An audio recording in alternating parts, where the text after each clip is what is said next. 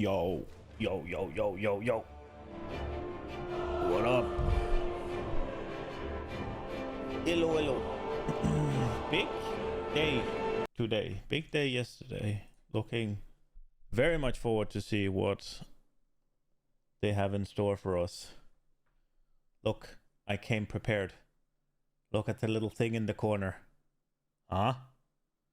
I thought I fixed the fucking camera as well, but it seems like I didn't.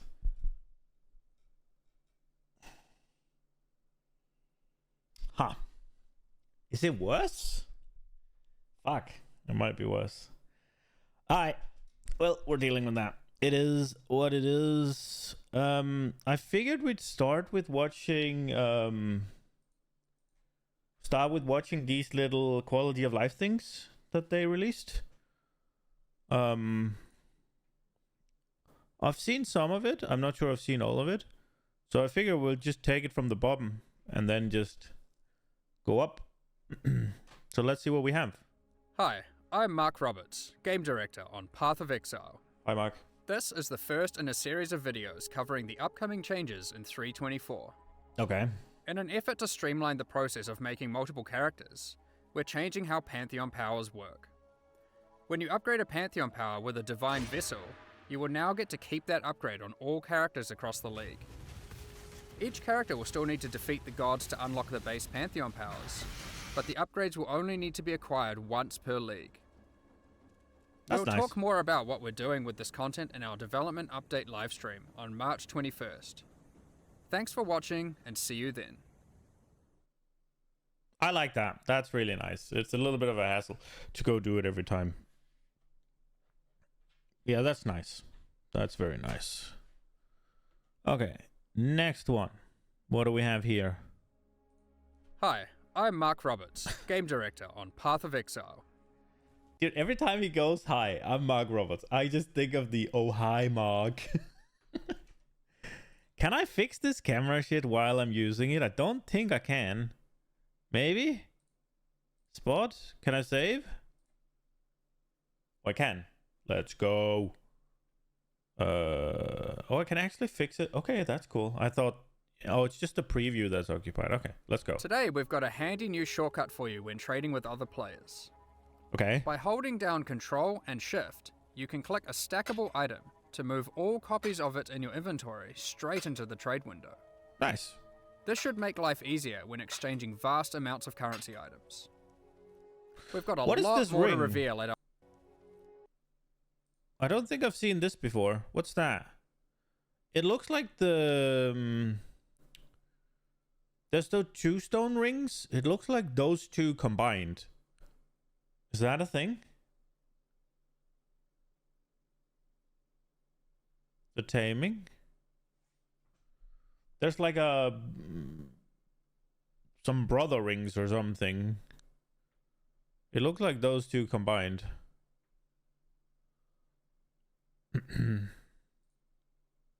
What is the taming, you said?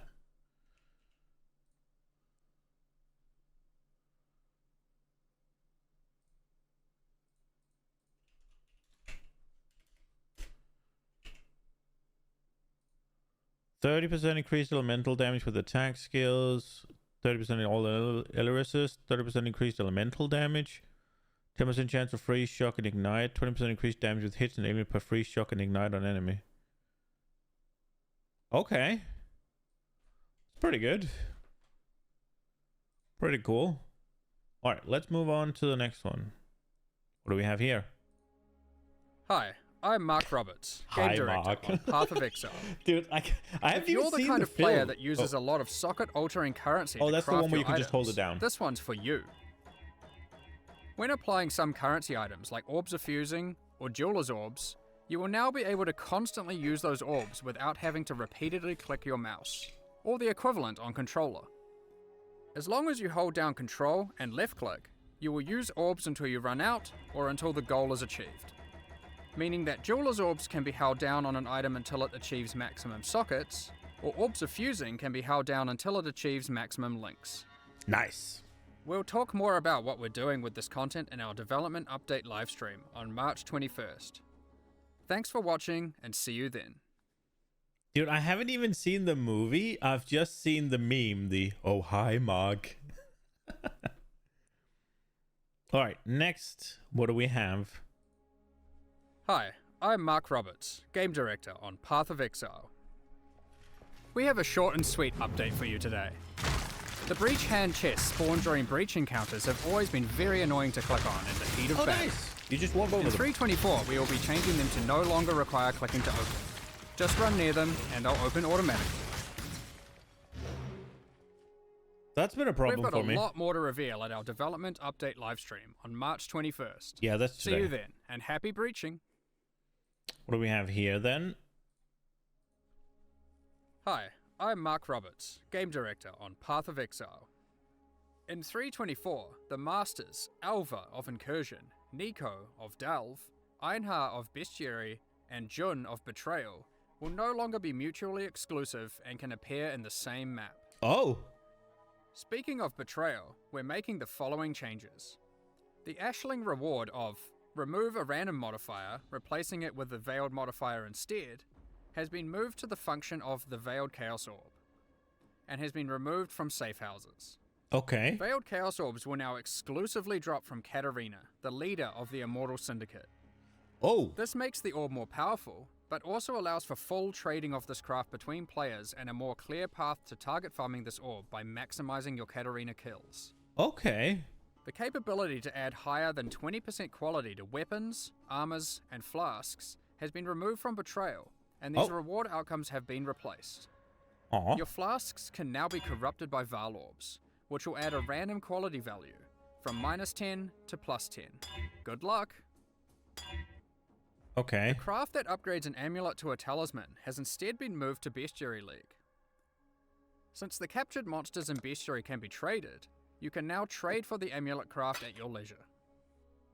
We'll Wait. talk more about what we're doing with this content, full trading of this craft between players and a more clear path to target farming this orb by maximizing your Katarina kills. The capability to add higher than 20% quality to weapons, armors, and flasks has been removed from Betrayal, and Can you then no longer do it, or is it only? There's another way to do it, right? Is it Einha or is it Delve? There's another way to do more quality, isn't there? Or is it gone? Question mark. Like, how do you do it? I see that you do it on Flask now with the orb, the Val orb. and these reward outcomes have been replaced. Your flasks can now be corrupted by Val Orbs, which will add a random. Oh, they changed the fly. I don't like this. I don't think this is cool. I like the 20% fire DR more than the +5 to maximum fire res.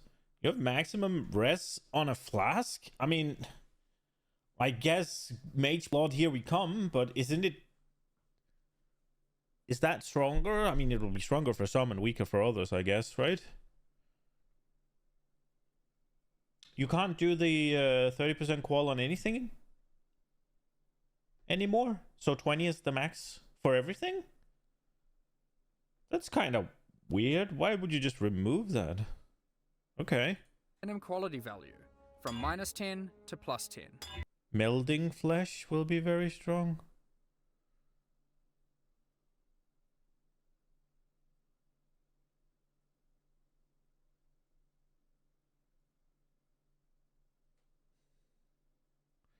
But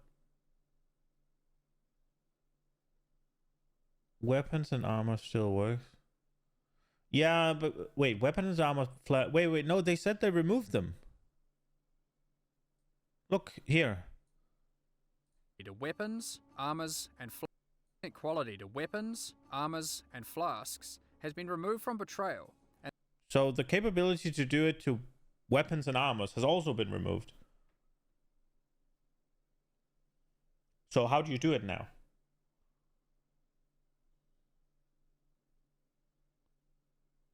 I did listen. higher than 20% quality to weapons, armors, and flasks has been removed from Betrayal, and these reward outcomes have been replaced. Your flasks can now be corrupted by Val Orbs, which will add a random quality value from -10 to +10. Good luck!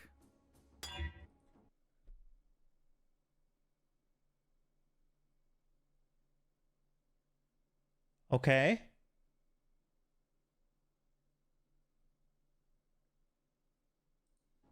The craft that upgrades an amulet to a talisman has instead been moved to Bestiary League. Since the captured monsters in Bestiary can be traded, you can now trade for the amulet craft at your leisure. We'll talk more about what we're doing with this content in our development update livestream on March 21st. Thanks for watching. What am I listening to here? How do I do it to weapons and armor? It's been removed from Betrayal, and it didn't say if it's been added anywhere else or if it's already somewhere. But why would Melding of the Flesh be that much stronger now, Captain Noob? Just because it's easier to get max rests? Because you can get it on a flask? So instead of doing all that... I mean, I guess it's really good for me, right? Because I was looking to do the Melding of the Flesh with the Nebula build, and there was a lot of hoops to go through to get enough cold rests. Now I can just slap on a...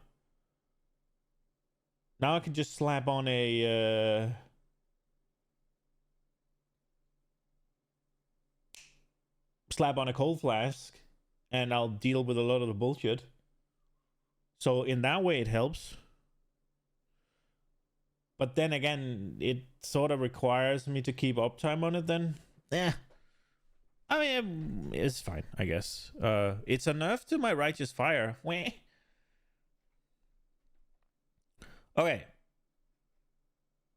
I'm not sure I'm that big of a fan of the whole corrupting your flask and get a random quality. It just sounds like extra steps to get the flask you want, rather than before it was deterministic, where you could just, okay, I got my flask, let me go get 30 quality. Now it's like, yeah, I rolled the perfect flask, let me corrupt it. Yeah, you got 21 quality, let's go. You have to go again, get the perfect stuff again, roll, spend all your alterations. That sounds a tad bit if I'm honest. Okay, let's see what they have to do with Harvest here. Hi, I'm Mark Roberts, Game Director on Path of Exile. Notice something different about this Harvest UI? In 3.24, we're changing the screen to have the item hover always visible as you craft. This prevents the frustration of mousing back and forth hundreds of times as you refine your items.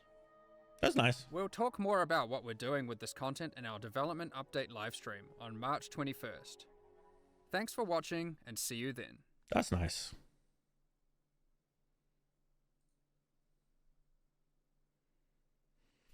Perfect fossils maybe before you start. Can you do that on uniques, or are uniques just fucked then? I don't understand why they removed that from I mean, maybe they'll add a new way to do it. Maybe they're removing it from Betrayal because they're adding it to Necropolis or something. I don't know. We'll see. What do we have here? Hi, I'm Mark Roberts, Game Director on Path of Exile. Let's talk about corrupting maps. Oh. When you use a Vaal Orb on a map, the map no longer has a chance to become unidentified. Instead, we've created a set of implicits that affect the area in strange and potentially profitable ways. Some are simple, like increasing item quantity or monster pack size. Others might increase the effect of your Atlas tree on the area. You could even roll a mod that removes soul gain prevention from the player, allowing you to absolutely spam Vaal skills in the map.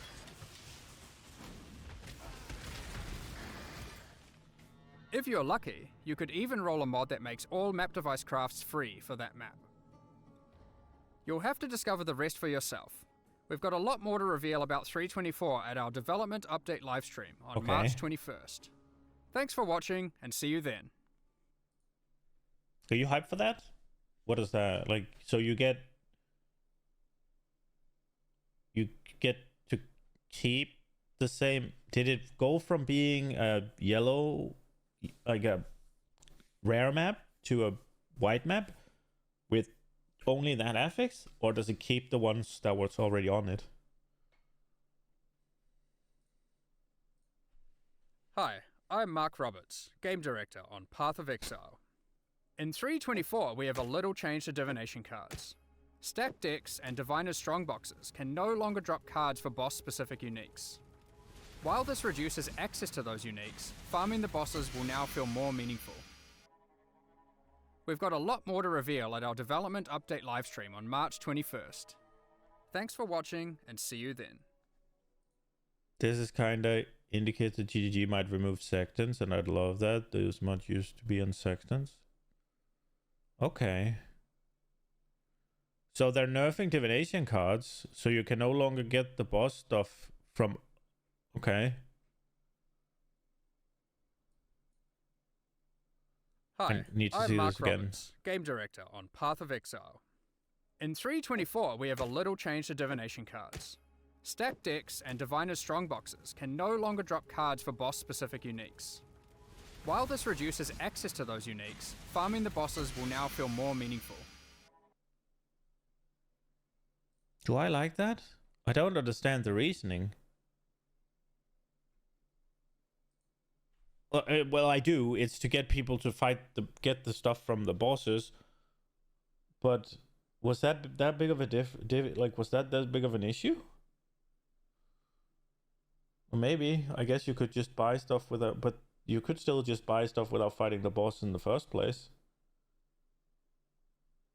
Was that really that big of a deal that you could get lucky and yoink it out of a stacked deck? That just seems like such a weird... I guess it makes them more valuable because there's less of them. So in that sense, if you are just gonna buy them, they'll be more expensive. This seems weird, but okay. Let's do the next one. What is this? Automation. Hi, I'm Mark Roberts, Game Director on Path of Exile. We're adding 2 new skill gems in 3.24. Oh. Automation and Call to Arms. These skill gems can be toggled on to auto-cast linked instant skills the moment they're off cooldown. We've removed the capacity to bind any instant skill to left-click as a result. Oh. This not only allows you to retain the same behavior as before, but it will now auto-cast the skills while you are stationary. Players who use a gamepad will appreciate this one. Why would you remove... We've got a lot more to reveal at our development update livestream. But why would you remove the functionality of it? Like...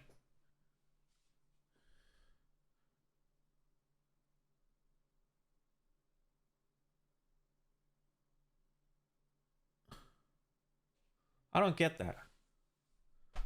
Why would you take it off? Oh, there it was. Why would you take it off left click just because you added a gem? Like, if people wanted one and just have it on left click, now you're forcing them to use 2 gems instead of just having the one. What?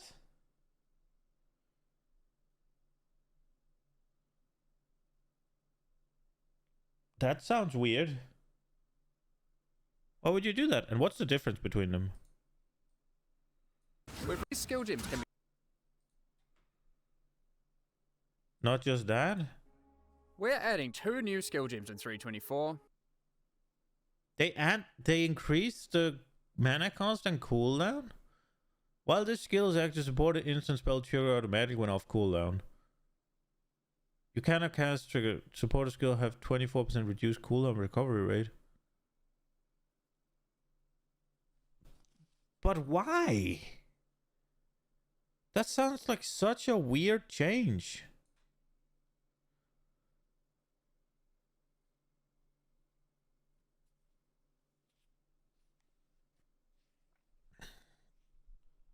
Huh. Okay. I guess I don't get that. I don't understand the reasoning. Okay. Hi, I'm Mark Roberts, Game Director on Path of Exile. We are making some quality of life improvements to systems in the endgame. Okay. We have 2 for you today. Firstly, we have added the capability to exchange between fragments of knowledge and fragments of shape. Yes. And also between fragments of terror and fragments of emptiness.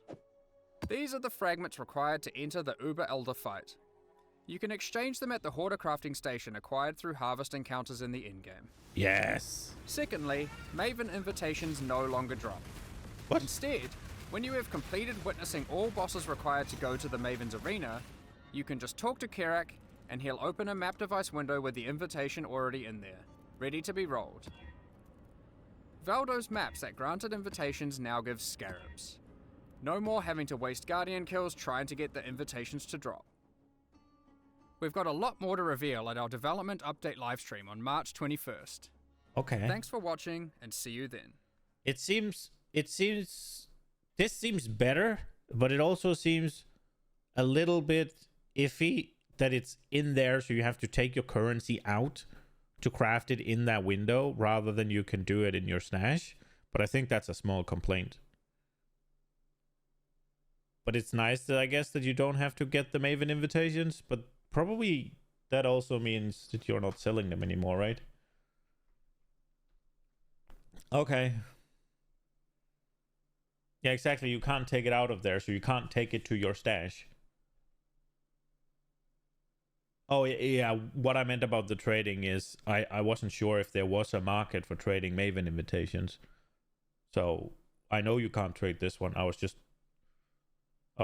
not sure if you were trading Maven invitations in the first place.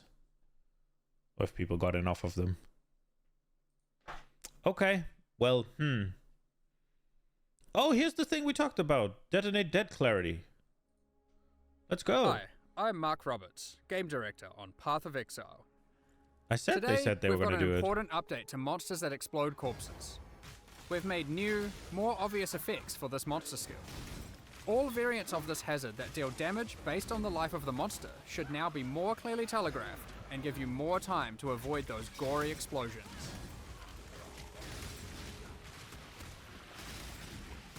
Nice. He's still dying though. We've got a lot more to reveal at our development update livestream on March 21st. Thanks for watching, and see you then. Okay. So this is the last one. Hi, I'm Mark Roberts, game director on Path of Exile. Another short and sweet improvement for you today. In Path of Exile Necropolis, strongboxes will now appear on the minimap. Okay. We'll talk more about what we're doing with this content in our development update livestream on March 21st. Thanks for watching. Okay. Well, this was a bit quicker than I'd expected. There's still 20 minutes until the live stream.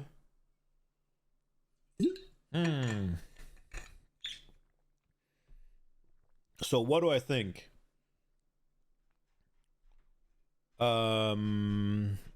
Oh, this is annoying that it just has YouTube recommendations everywhere.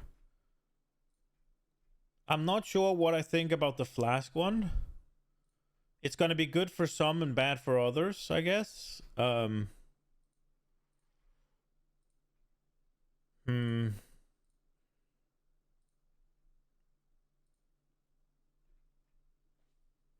If you're capping out res and you don't have, like, it's a net loss for Chieftain, right?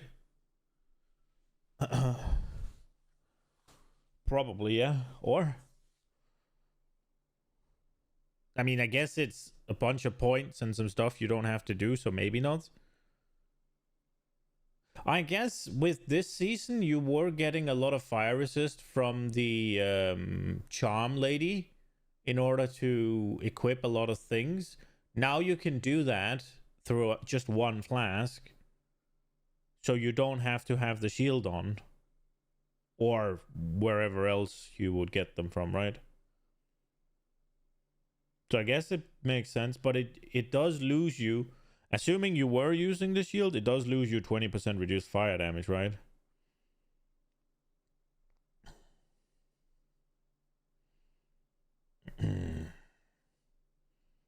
But I guess it'll let you craft a shield, or it'll let you, like, get you the mana reservation or whatever else you can get on shields, maybe a power increased shield, right? Like, of some sort.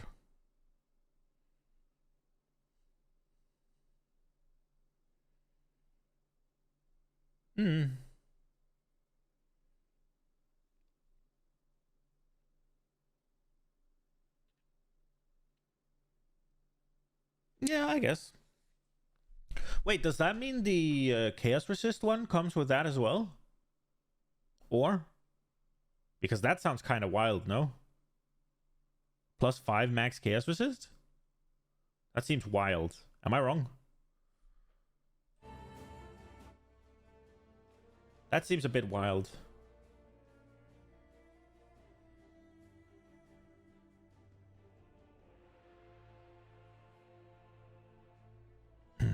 I like the Pantheon power change.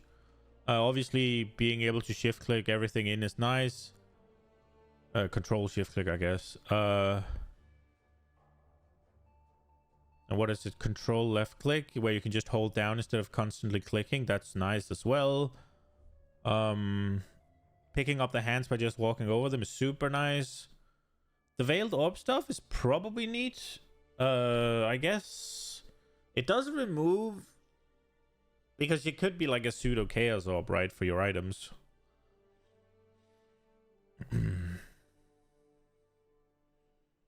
Amethyst Flash just have a plus 35 Chaos Res implicit. Oh, so they don't get the plus 5 max res. Oh, that sucks. That would be insane though, wouldn't it? Wouldn't you pretty much run that flask on everything if that was the case? Like, or on hardcore at least, I guess. Maybe Chaos Res isn't as big a deal as I make it out to be. The Veiled Orb stuff seems like it's gonna make it less of a hassle. That's how it currently is. Might change it. I wonder if it's I wonder if it's in here. No, they didn't show it.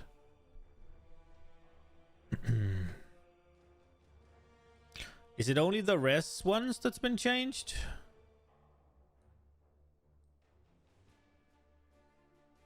This one's still... Which will add a random quality value from -10 to +10. Good luck. This one's the same. The Oh, they didn't craft show that that. Okay. Okay, I mean, that's interesting. It does help me specifically with what I was thinking about doing for next season, so I guess I shouldn't complain. Always... Oh, shit. Oh, my lord. The mother of all yawns just came over me. It always hovering is nice, I guess. Necropolis expand use available on a map can no longer cause it to become unidentified. There's now a new set of corrupt implicit for maps. Okay. I don't know about what... I mean, it not being unidentified, I guess, is fine. Because I'm guessing people weren't running unidentified maps in some scenarios. So I guess it's better that you can see what it is. I don't know what I think about this. No longer drop for boss exclusive unique items. It's just, I mean, I guess it just keeps it more tied to the bosses. I guess that's whatever. The un-ID'd map would inherit the mods it had before. Oh, so it just wouldn't show you? It didn't do anything, essentially, other than hide what it was before, so you had to play Remember a game. It just gained 20 item quant. Okay. Fair.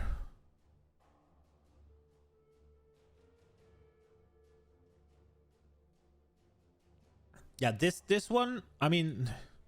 The skill jumps are fine. The taking away the left click and forcing you to use 2 skills and also an increased cooldown reduction and increased mana cost, it's kind of dog. Like, I don't think that's the way to solve it, because this is just like, who's gonna use this? Why would you do this? This is just, yeah, I'm gonna make my build worse because I'm lazy. It's like, you're actively taking your stuff and making it worse, because it's an instant cast spell, so you might as well just fucking press it. You don't have to stand still and cast or anything. You can just press it while you're running. The whole, like, with those skill gems, it is just making your build worse for the sake of not pressing a button, because pressing that button feels unrewarding. I think they should rather address the fact that they have buttons in there that's just like, why do I need to fucking press this?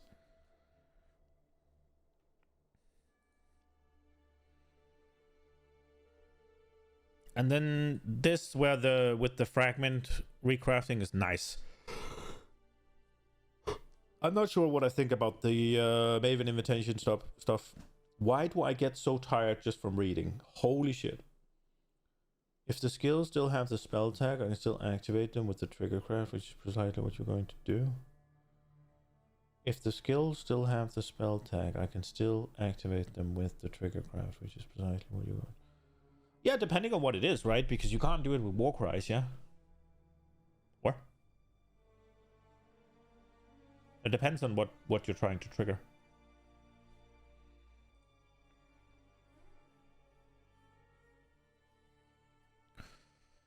And then, yeah, more visual clarity on DD. That's good. And minimap icon, I don't know what to make of, but I guess it's there. Okay. So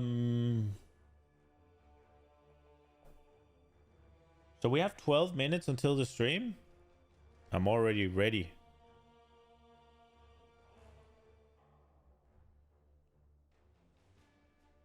Should we just... I guess it's above for people wanting to play slam skill. Is it though? I guess you don't have to take the button that makes them... It's just a talent point you save, right? Because all it really does is... It saves you...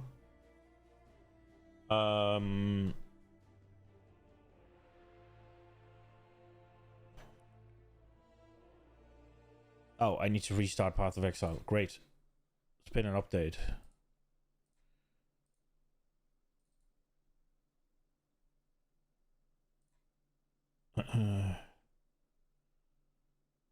You could link all... No, because they share... No. They share a cooldown.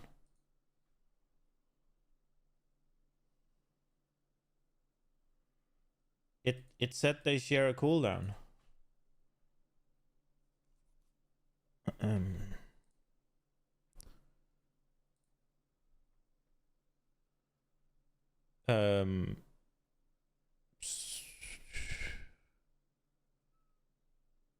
Also causes all war cries to share their cooldown, so you can only use one at a time.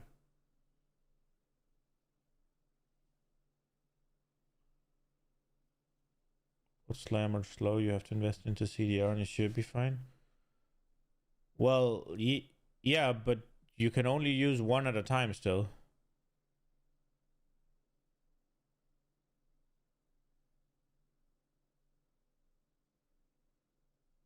Unless I guess it'll just... Unless the duration is longer than the cooldown. I guess. So what you're saying is if it has like a 2-second cooldown and a 5-second duration, it'll just be like a war cry train.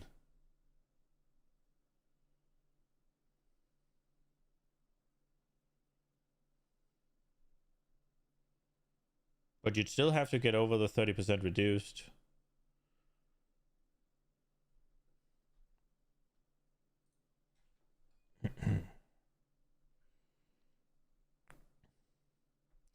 This MTX stuff looks cool.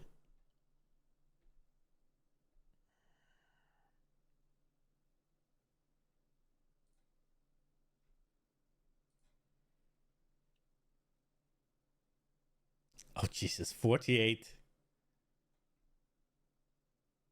Is it going? Oh, here we go. Let's fucking go. Can remove this timer then. There we go.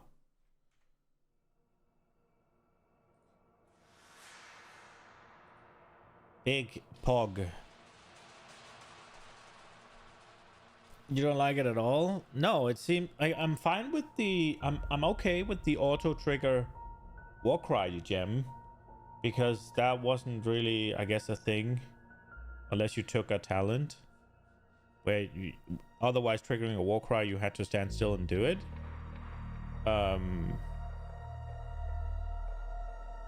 But I'm not happy with the change they made to the left click. That just seems dumb.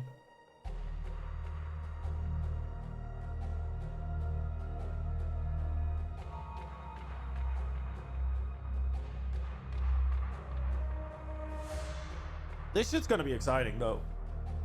It's my first fucking PoE reveal stuff. I've never seen any of these before, so I'm pretty excited. I think I want to stand up though, so you're gonna have to excuse me for a bit.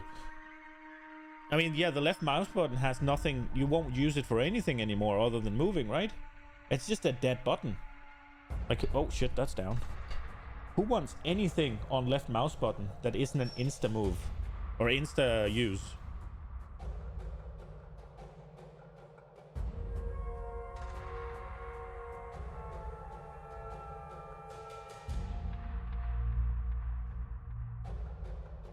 Because that's one of the things I always have issues with in ARPGs is I would want to put my main... I do it in Diablo actually successfully. I put my main attack on left mouse button, and then rather than clicking left mouse button to use it, I just always hold it down to move.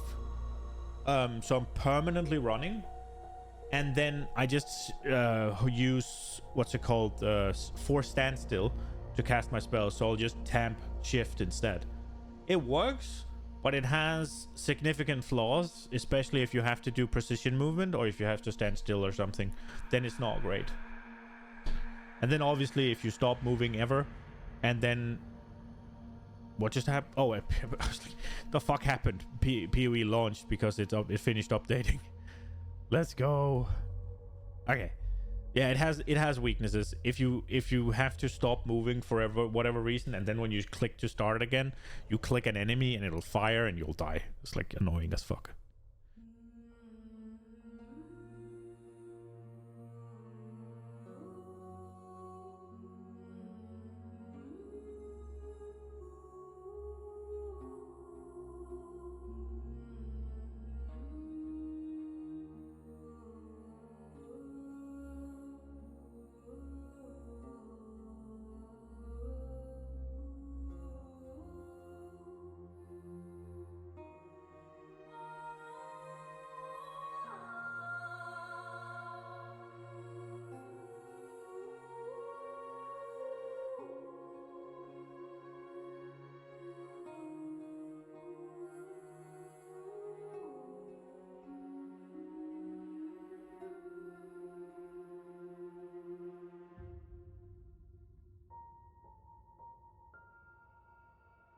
So you're saying it's not gonna be Mark? There's not gonna be a high Mark.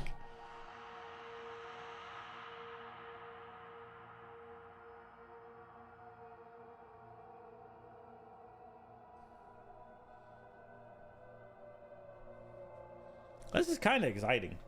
I'm looking forward to this. I am looking forward to this.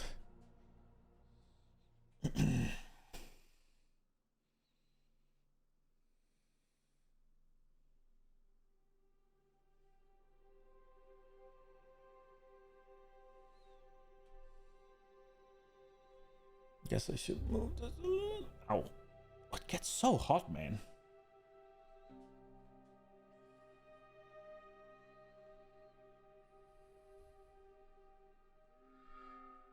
Oh.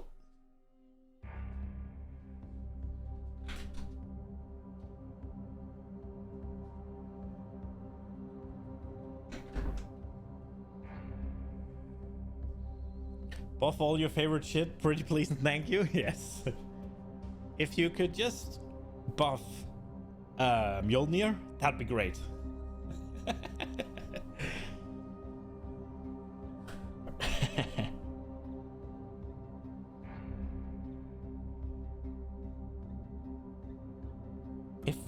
if we buff Mjolnir, Lightning Strike, and Arc, then we'll be popping.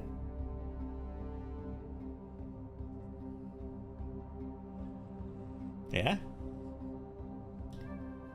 I think it would be cool if you made Mjolnir scale better off slow attacks without taking away the scaling it has for fast attacks.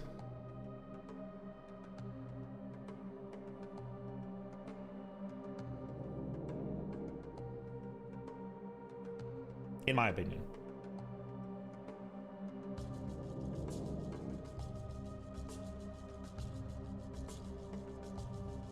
So if we say it can trigger... If we say that it does... What's it called? It triggers every second. Or 4 times every second, right? And we keep that. So that Cyclone still has the same functionality. Then, if you only trigger it twice every second, then those triggers should do double damage.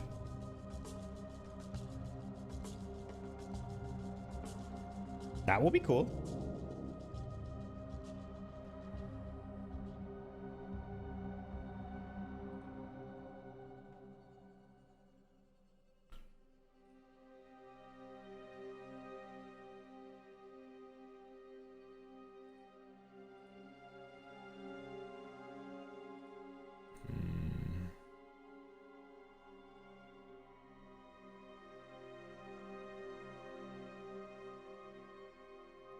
Might as well play a good build. But it's so cool. It's so cool. Fucking... What's it called? Lightning strike? That triggers chain lightning? It's cool as fuck.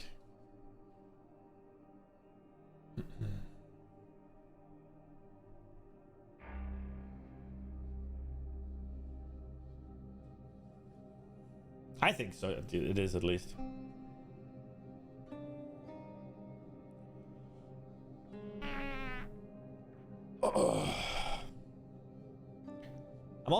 I'm less excited about good and more excited about what looks cool, if I'm honest.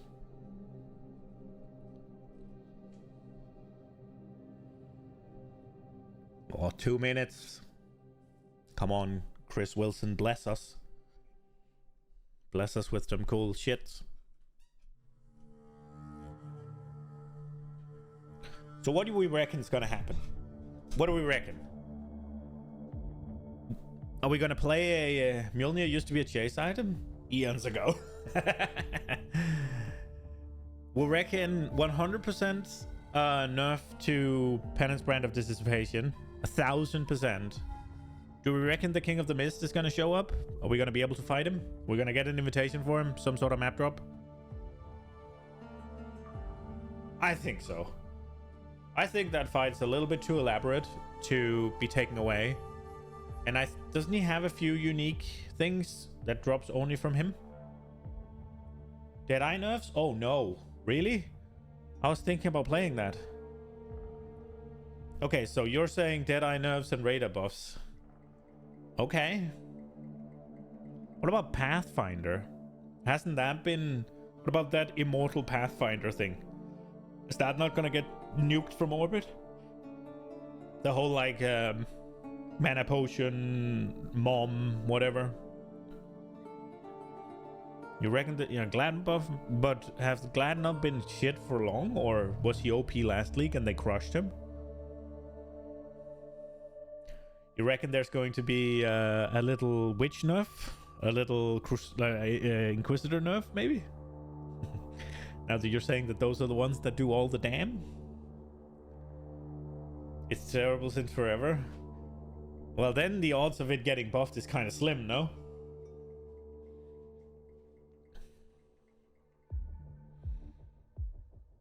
Is there going to be any talent tree changes?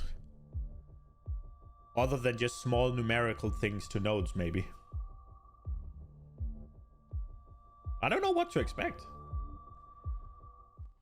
Hi, I'm Chris Wilson from Grinding Gear Games. Welcome to our live stream. We have a busy lineup today with announcements for Path of Exile 2, as well as the exclusive reveal of Path of Exile Necropolis, which launches on March 29th. For the first time ever, we'll be releasing this expansion simultaneously on all platforms, PC, Mac, and console. Twitch drops are enabled on today's livestream, so make sure you follow the instructions below in order to claim your suffering back attachment. Ooh. Today's stream will start with Path of Exile 2, where Jonathan will show you our latest announcements. Mark will then take you on a deep dive into the new Path of Exile Necropolis Challenge League, which launches in 1 week. He'll cover the league mechanics, its deep crafting system, large endgame changes, some improvements to the core Path of Exile campaign, and finally some quality of life features. We'll then show you our new supporter packs, and we'll head into a live Q&A session where Ziggy D will ask us your questions from Twitch chat. After the live stream, we'll drop the full patch notes. Triple the damage of DD. Oh, Hey guys, it's time to chat about PoE 2 again. It's only been a few months since we talked about the Mercenary, and yet even since then a huge amount has changed. When we announced the Mercenary, we also showed off a lot of the new capabilities that our engine has around animation and character control. Moving while shooting was a huge deal in that class, but there were a lot of other more subtle things going on to make it feel good too. Well, in recent times we've only been showing off new character classes, but one thing I've been really excited about is to go back and apply all the new ideas and capabilities that we have to our old classes too. oh shit. Today I'd like to show off the Ranger, and I hope that you guys like what you see. Oh, I've seen a teaser trailer that looked really cool. What happened to my forest? Something. I've lived in this forest all my life. And if there's one thing I've learned, it's This that is a not what I ranger saw. must never miss.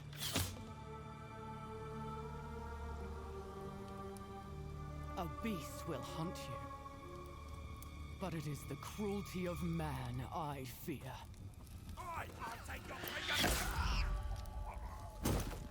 There is no truly escaping the Count's justice.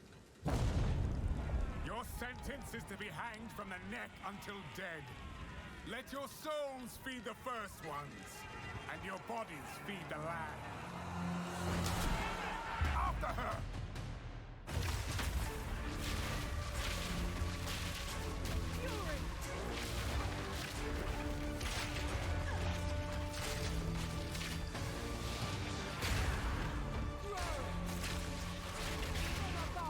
It has a very old school vibe to it. This exile has changed me. No more running. No more fear. You won't get away this time.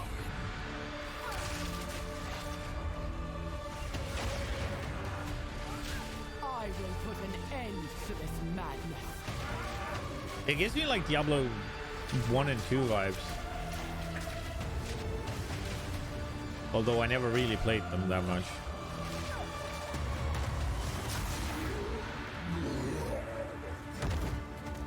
Let this be a warning, Gianor. I'm coming for you next.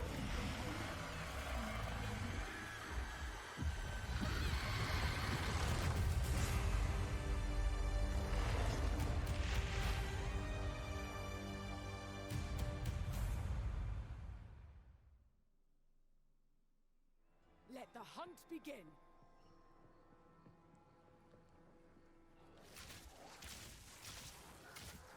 When we started to work on the Ranger, we knew we had to make a class with high agility. The dream of fast bow gameplay is Legolas, so that's what we wanted to deliver. New minions and The starting specters. point is moving while shooting a bow. Any kind of basic arrow skill can be fired while moving, with a movement penalty. This immediately gives you a lot more freedom on the battlefield. Here, I'm starting each battle with a poison burst arrow to poison groups of enemies, then using a lightning arrow to arc lightning around larger packs. For even more mobility, we also have a variety of skills that involve vaulting around the battlefield too. This is Frost Escape. Using it jumps backwards and shoots a freezing arrow at the ground. Really useful if monsters close on you and you need to get away. What's a fucking Once you've flashbang? landed, if monsters were frozen, it'd be nice to have some way to take advantage of that extra time. This is where Snipe comes in. Snipe is a skill shot that you need to charge up and release at exactly the right time. If you land the right timing, Snipe is guaranteed to produce a critical strike, and does a small AoE as well, so it's a great finisher. You can also move while shooting arrow rain skills too. This skill is Lightning Rod. It shoots an arrow into the air that sticks into the ground, and does a small AoE. Once the rods are in the ground though, they attract any arcs of lightning that are nearby, causing them to explode again. This means you can stack up a bunch of lightning rods on the ground, and bounce lightning between them, doing way more damage. Now this takes care of packs pretty well, but for bigger enemies I'd like to have something that's going to enhance my damage output too. This skill is Stormcaller Arrow. Using it sticks an arrow into an enemy. After a short period of time, a lightning bolt comes from the sky and strikes them. This has a high chance to shock them, and shocked enemies take 30% more damage from all sources. If something big walks along, it's a good idea to throw one of these at them first to enhance your damage before following up with the other combo. Now, if I really want to enhance this combo, there are a couple of things I could do using our support gem system. Skills in Path of Exile are granted by items called skill gems. Each skill gem has coloured sockets in it, and these sockets are for other items called support gems. Support gems modify your skills, and it's where a huge amount of the customization of your character comes from. First, I'm going to take this multiple projectile support gem. I could add it to my lightning arrow, and it would fire multiple arrows. This would increase the number of targets I can hit, but that isn't the effect that I'm after. If I add it to my lightning rod skill instead, then when I fire it, I get a nice group of rods. This means that I don't have to spend as much time setting up before I can use it with my lightning arrow combo.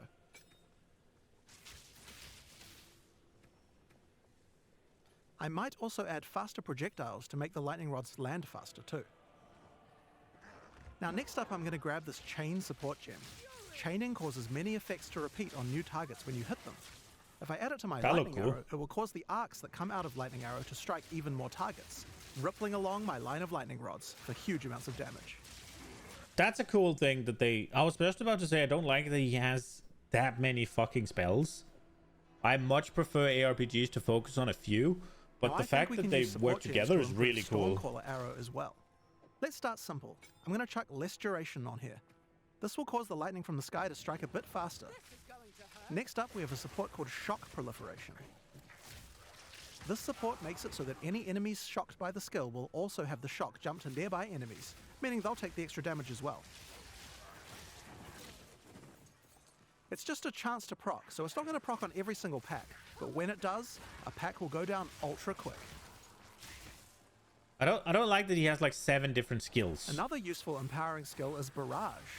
Barrage is one of the rare cooldown skills in PoE 2. It enhances whatever your next attack is to fire 3 times. With what we have here, I think it might be a good idea to use it with Lightning Arrow. It'll generate 3 times as many lightning explosions. You could also use it at just the right moment with Snipe, or any number of other skills depending on what effect you need more of right now. It's very versatile and can be used in a range of situations. Now, even as mobile as the Ranger is, it's still very useful to slow monsters down, and a Ranger certainly has quite a few tools to do this. If you're prepared to get up close and personal, we have a skill called Electrocuting Rod. First, jump over the enemy and shoot it into them. Once the rod's in place, any lightning damage they take will build up a special electrocute gauge. Once the gauge is full, the monster is totally suppressed, allowing you to kill them easily. Now sometimes when you use Electrocuting Rod, the enemy dies before you get a chance to electrocute them. I think there's another support gem I could add to my lightning arrow to fix this problem. Neural Overload will make it easier to electrocute enemies. If the skill it's attached to puts them over 50% of their electrocute bar, it will trigger instantly.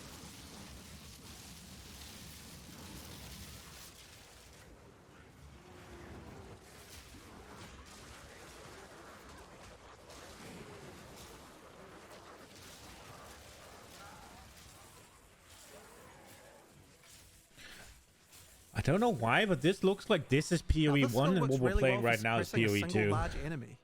But it might just be because it's not polished. For groups as well. I'm going to add a support gem called Frozen Nexus to my Frost Escape. This makes an area of chilled ground around frozen enemies. I'll also add Deep Freeze to it as well, which will make the freezes last a bit longer. Now when I use my Frost Escape on that front enemy, others nearby are slowed down. It would also be good if I had a way to slow enemies down when they're farther away from me as well. So this would be a great time to start getting into the Ranger's poison and plant-based skill set. To start with, let's have a look at Vine Arrow. This skill fires an arrow into the air that creates a small plant where it lands. The plant sends out tendrils to nearby enemies, slowing them down and poisoning them. But it does have another function too. If the plant gets further poisoned, it transfers that poison to the monsters it's attached to. Normally you would only be able to get 1 stack of poison on a monster at a time, but you can put as much poison as you want on this plant. You could just use the plant to slow monsters down and not worry about the poison part, but if you want to go all in on poison, this is the way to do it. Now if you do want to focus on poisons more, another useful skill is Poison Bloom Arrow. This skill creates these plant pustules on the ground. If you wait a little while, they'll explode. Just like any other plant skill, these plants respond well to poison. Shoot the poison burst arrow at enemies nearby and watch your plants grow more and more powerful. Poisoning the pustules causes them to do much more damage and makes them explode much faster as well. I can also add the Pierce support to Poison Burst Arrow. Doing this will mean I get multiple poison bursts as it goes through each monster.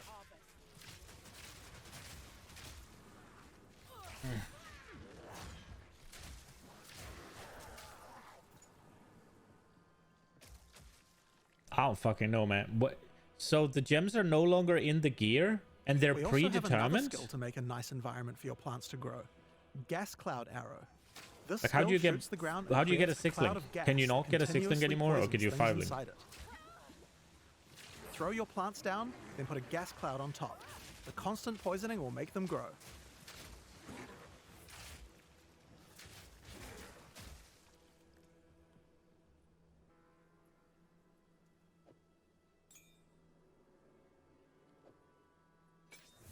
Another poison-related skill we have on the Ranger is called Plague Bearer. This is a reservation skill, meaning it uses Spirit. When I enable it, I get this counter that counts up whenever I apply poison to a monster. You can see the counter on the skill increasing as each new monster is poisoned. Now I'm going to fight these monsters and make sure to poison them as much as I can to build up the counter.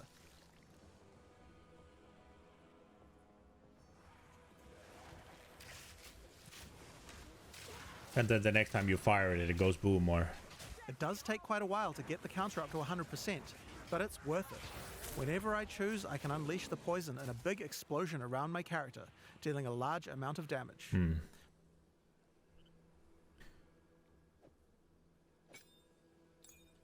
Now next up we have a classic, Rain of Arrows. It's simple. Shoot a bunch of arrows in the sky, and they rain down for a short time. Jewelers at It's sockets. decent AoE and damage Jeweler at now long range. have tears. Okay, so there's no linking Now, anymore. this skill doesn't last too long, but we can change that. It's time to introduce frenzy charges. Frenzy charges are used for a variety of skills on the Ranger, but with Rain of Arrows they can be used to extend the duration. You're mine. How do we get some though? Here we have a skill called Sniper's Mark. Put it on an enemy and it will grant you a frenzy charge when you crit them. Now remember that snipe skill from earlier? That skill guarantees a critical hit. So first we Sniper's Marked an enemy, then we sniped them. And after that, the next Rain of Arrows will last a really, really long time. We still have some weaknesses though. While Rain of Arrows hits enemies with a ton of arrows, each one doesn't do much damage individually. It would be nice if we had a way to break the armor on enemies so that Rain of Arrows dealt more damage. Thankfully, we have this Corrode Armor support gem, and we can put it on our Gas Cloud arrow. Corrode Armor causes poison to erode the armor on targets until it's all gone.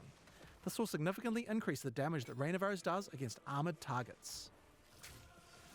Oh yeah, and one more thing about gas clouds. They can be detonated with explosions. I have an explosive arrow here. Let's check it out. Still.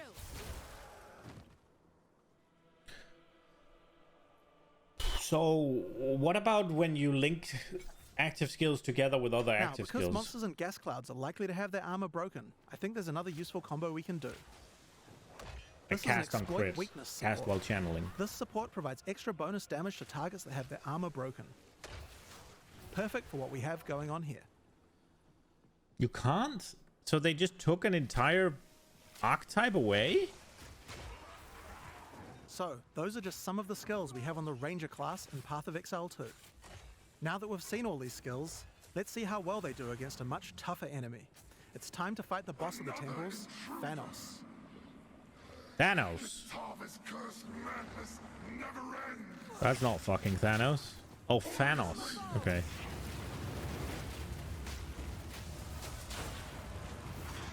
You missed.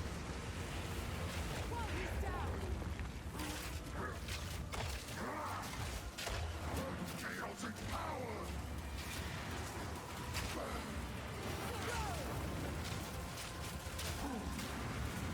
Exalted are the worthy. Stand still.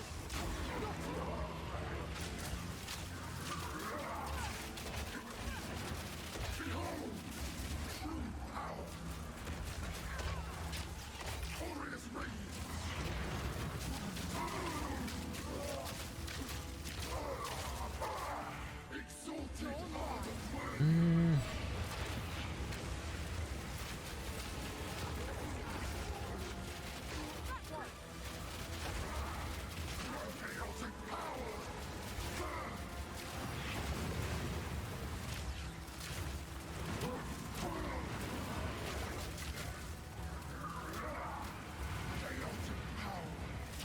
You're really zoomed out, huh?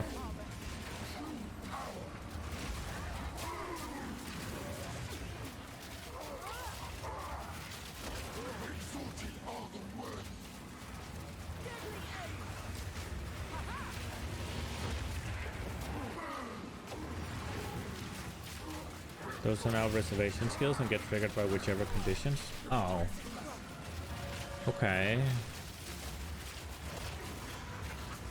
So you can still do that, I guess.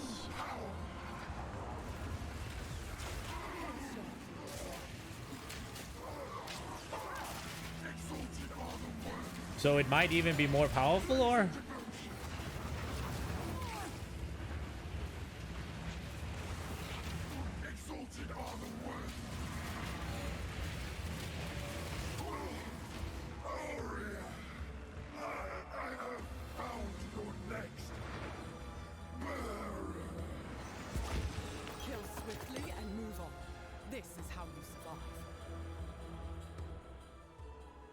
That's the Ranger. But oh yeah, there was one more thing. The mount. Check this out. Yes, you can ride a rower. While riding the rower, you can shoot arrows with no movement penalty. It's pretty overpowered. You can also use your vaulting skills to jump right off the rower's back. Once the rower doesn't have a rider, it starts attacking monsters, so he's nice to have around, even if you're not riding him. That said, if you are riding, don't get hit. If you take a heavy stun while on a rower, you'll fall off, and it takes a while to get up, so be careful. So that's what we wanted to show you today. Now there is just one more rather unfortunate bit of news.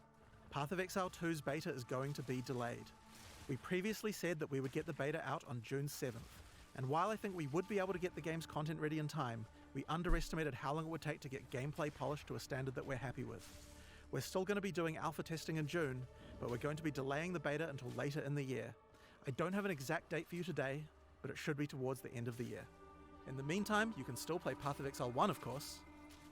Now, speaking of PoE 1, we also have the 324 expansion. Towards the end of the year? I thought they said they released the game towards the end of the year. Is that pushed back as well? Or have I misunderstood something? We had a lot of fun making this one, so let's just get straight into it with the trailer for Path of Exile Necropolis. Yeah, he's at the end of the year. I thought it was releasing towards the end of the year. Now the beta is the end of the year. Maybe I've misunderstood something. Cold flesh, dirt, maggots, and ghosts.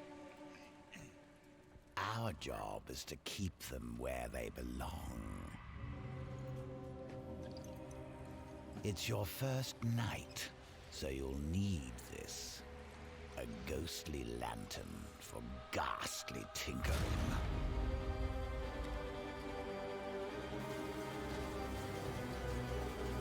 So it is like a dungeon delve experience, like I said.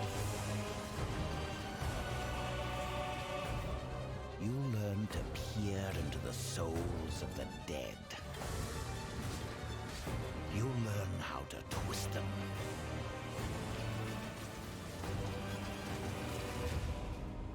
Meet me in the Necropolis.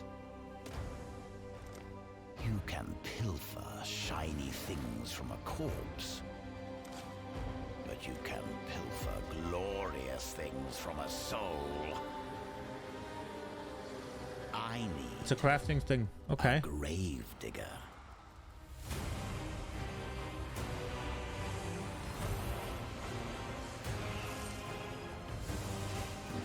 So you can decide exactly what you want on your item? Oh, you can have multiple Atlas trees. Let's go.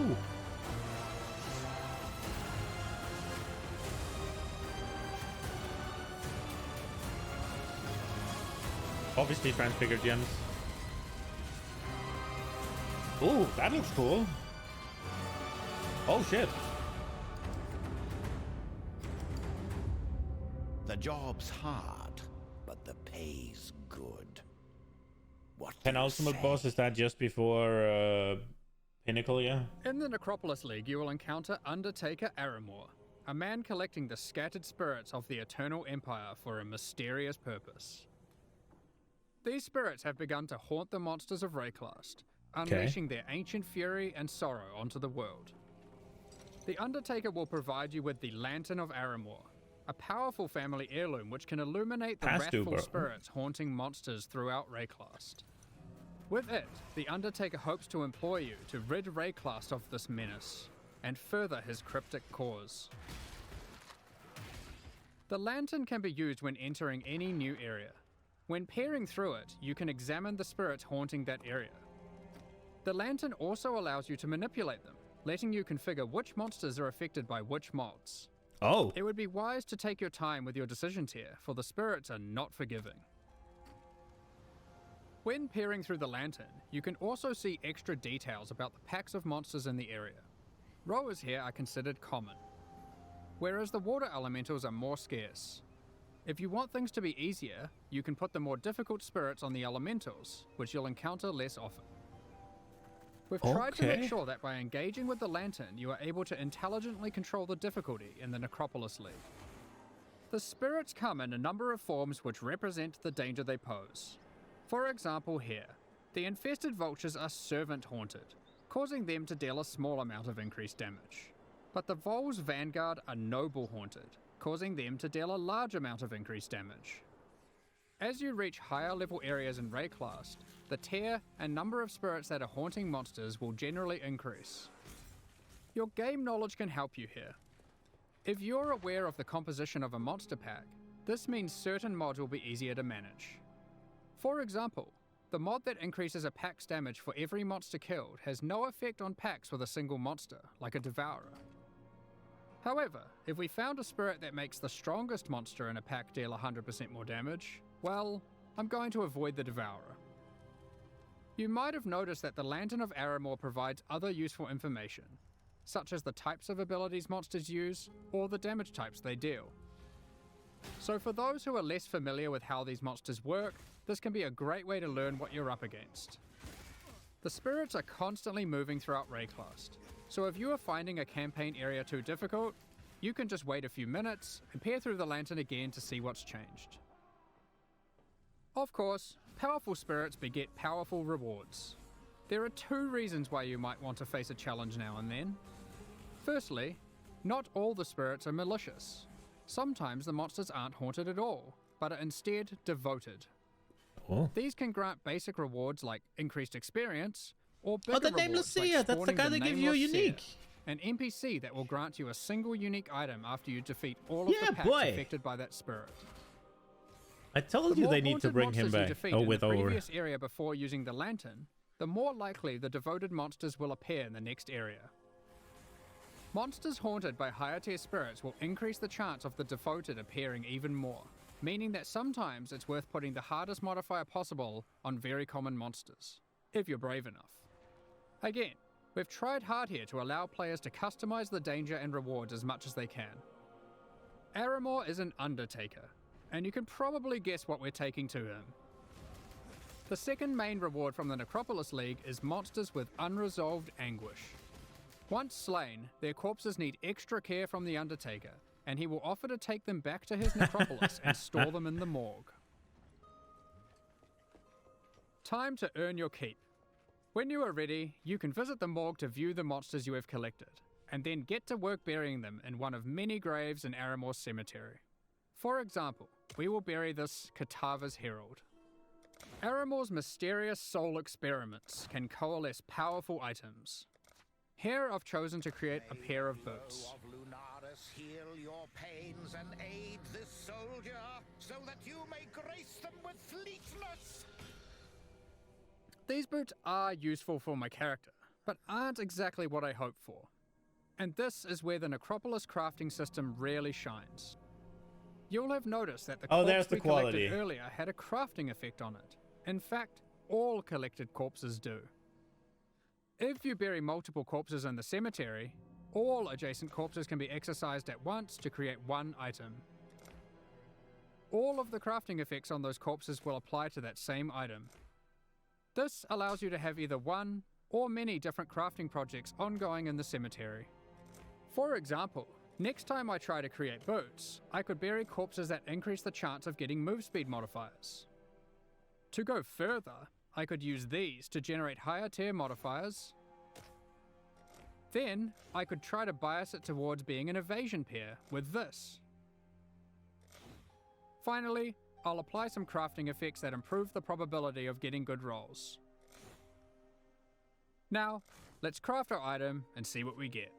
May the ferocity of Thuldana free you of your anguish and aid this soldier, so that you may grace them with fleetness. As you can see now, we have a much better pair of boots, forged from the souls of our enemies. What the fuck? You could even use the entire cemetery to craft one item. There is always something you can do to try and ensure The your item will be as entire best as it shit. can be. So you can essentially fucking... We hope to see Okay. some really crazy grave crafts. If you are lucky, you might find corpses with meta crafting modifiers. Oh, These can be buried to manipulate your crafting projects in more drastic ways. This one increases the potency of all crafting effects of adjacent undead corpses. oh shit. Another meta crafting modifier gives a chance to drop an extra item from your craft, with all the same crafting outcomes applied. All you have to do is bury a lot of undead monsters.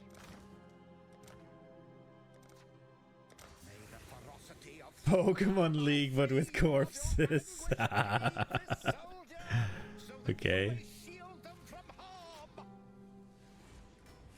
You can also craft new unique items exclusive to the Necropolis League using this system. As you Oh. explore Rayclast, you might find the corpses of famous Eternal Empire families. And when you bury an entire family together and exorcise them, they will thank you with a unique specific to their lineage. Oh, really? That's cool. For example, the Navalius Inheritance Belt. I'll give you a moment to check that out.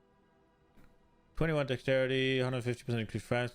You can use other Okay. corpses alongside them to grant implicit mods, manipulate the values of explicit mods, and more. In this case, with the Parandus Pact, you can even change the modifiers it generates. This unique is a jewel which adds extra stats to passive skills in a radius when socketed into the passive skill tree.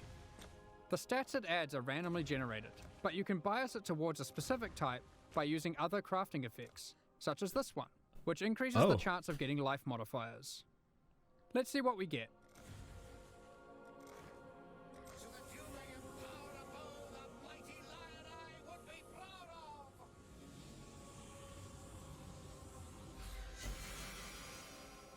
Damn, we didn't get it this time. I guess we're gonna have to go and collect more corpses. Of course, you can trade the corpses away to other players. All you need to do is purchase empty coffins from the Undertaker and use them on your corpses in the morgue, which will itemize them. Okay. Another item in the Necropolis League that you can find are Embers of the All-Flame. These are monster spirits that remain living in the All-Flame, a powerful ancient artifact of Rayclast. And you can set them free by placing them in the Lantern of Aramor and defeating them. These embers drop throughout Rayclast as itemized packs of monsters. You are able to use these packs to replace the packs in areas. For example, we have found this All-Flame Ember of Tarfoa. We can now go to enter the next area and replace one of the monster packs in here. You can see we have also gotten one of the devoted modifiers to appear. We can pair up the Karui ancestors with this modifier, making them even more rewarding. Let's go ahead and replace the tentacle miscreations. However, when replacing packs, you want to double check their density, as the new pack will inherit the density of the replaced pack. Oh shit. The Karui ancestors we have now added to our area can even drop basic variations of tattoos. If you aren't aware, this is an item type from the Trial of the Ancestors League, which can be used on passive skills to change what they do. There are many different types of itemized packs. You can find Breach and Legion monsters that drop splinters, untainted packs that provide insane amounts of experience, and even simple frogs, which can be used to replace difficult monsters to make life easier. And of course, these Ember monsters can be raised as specters too. There's your minions. Finally, let's discuss how this league works in in-game maps.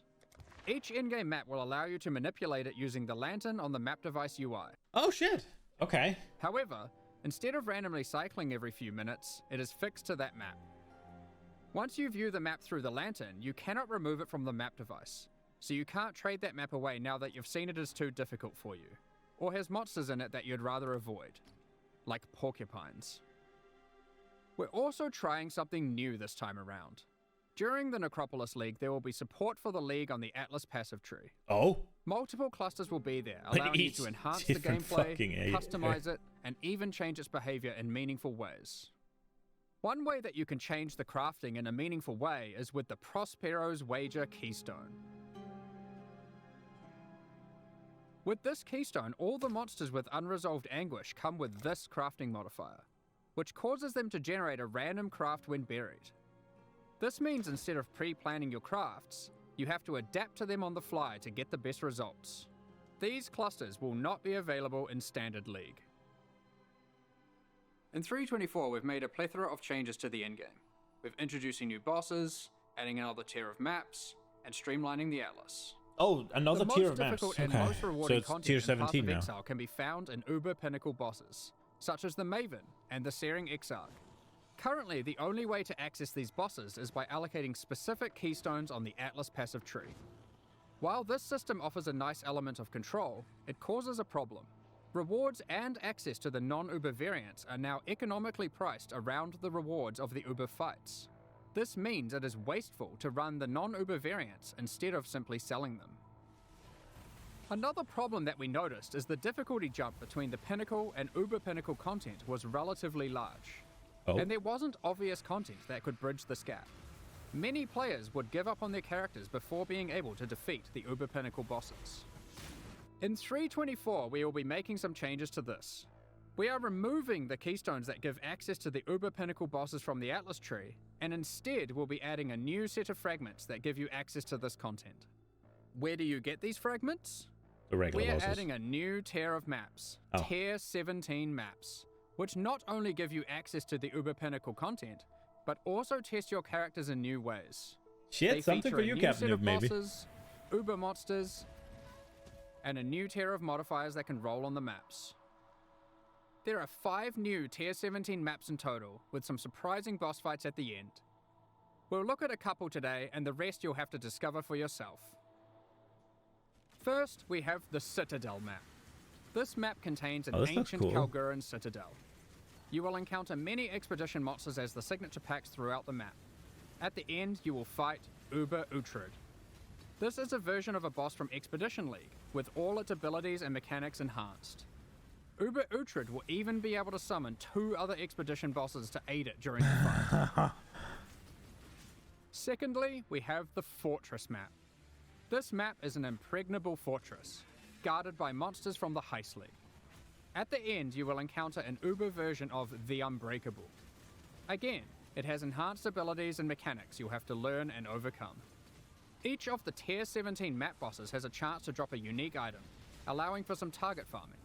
However, these aren't entirely new unique items. Instead, we've taken other unique items, removing them from the core drop pool, and rebalancing them to fit here. Oh, One example is this reworked version of Wraith Lord. It has 4 Abyss sockets, and allows you to summon an additional Spectre for each Ghastly Eye Jewel socketed into it. Another example is Mana Storm.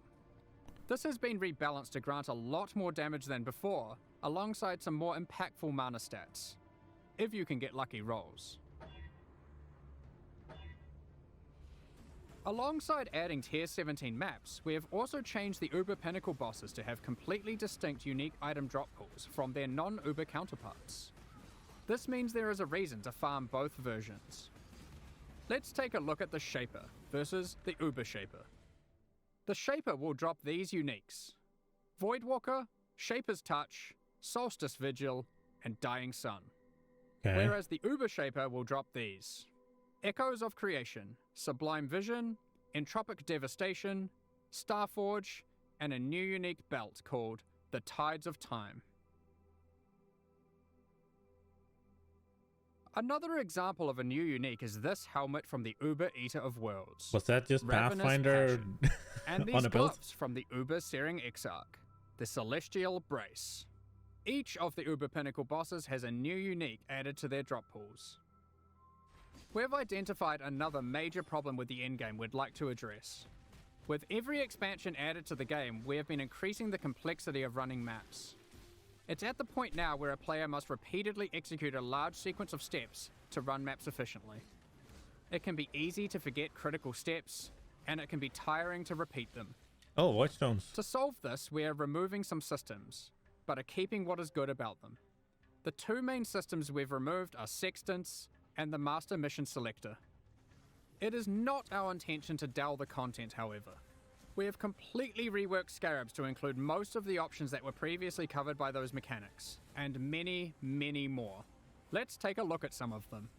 Commonly, you might find Scarabs that simply grant access to different content. Here, we have a Scarab that causes Beyond Demons to spawn when killing monsters in your maps. And here, we have one that adds a Delirium Mirror. Each type of Scarab now has multiple versions, so if you want to fully invest in a type of content, you can do so. Here's a suite of Ultimatum Scarabs. This Ultimatum Scarab adds an Ultimatum encounter to a map. This Ultimatum Scarab of Bribing then causes that Ultimatum encounter to grant better rewards and its monsters to yield more experience. This Ultimatum Scarab of Dueling will cause that Ultimatum encounter to always guarantee the Trial Master boss fight at the end, assuming you can survive through all the rounds. This Ultimatum Scarab of Catalyzing will cause all rewards from that ultimatum to be catalysts, instead of other rewards. And finally, this Ultimatum Scarab of Inscription will cause all catalyst rewards from that ultimatum to be inscribed ultimatums instead. I don't know what that is. There are plenty of others. If you enjoy divination card farming, you might want to use these. This Divination Scarab of Curation causes more divination cards to drop for each different favored map you have selected.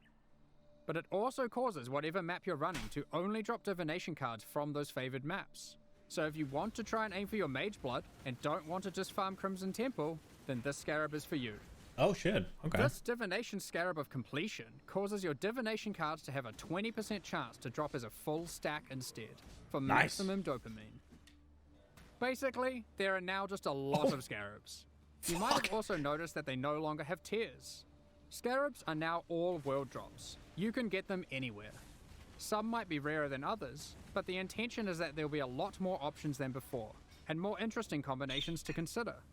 If you want to target specific Scarabs, Betrayal has been updated to include most of them, and you will need to relearn which ones come from where.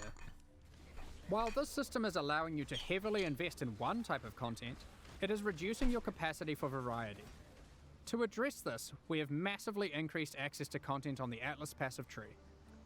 You are now able to reliably get different leagues like Breach or Legion from just your Atlas passives. Regarding Master Missions, content such as Incursion, Delve, Betrayal, and Bestiary, these too are now accessible with Scarabs, and have more reliable investment options on the tree. Not only this, you can now get Jun, Einhar, Alva, and Nico to appear together in the same map. We have also removed some keystones such as Wandering Path, Grand Design, and Growing Hordes, but have added some new ones too.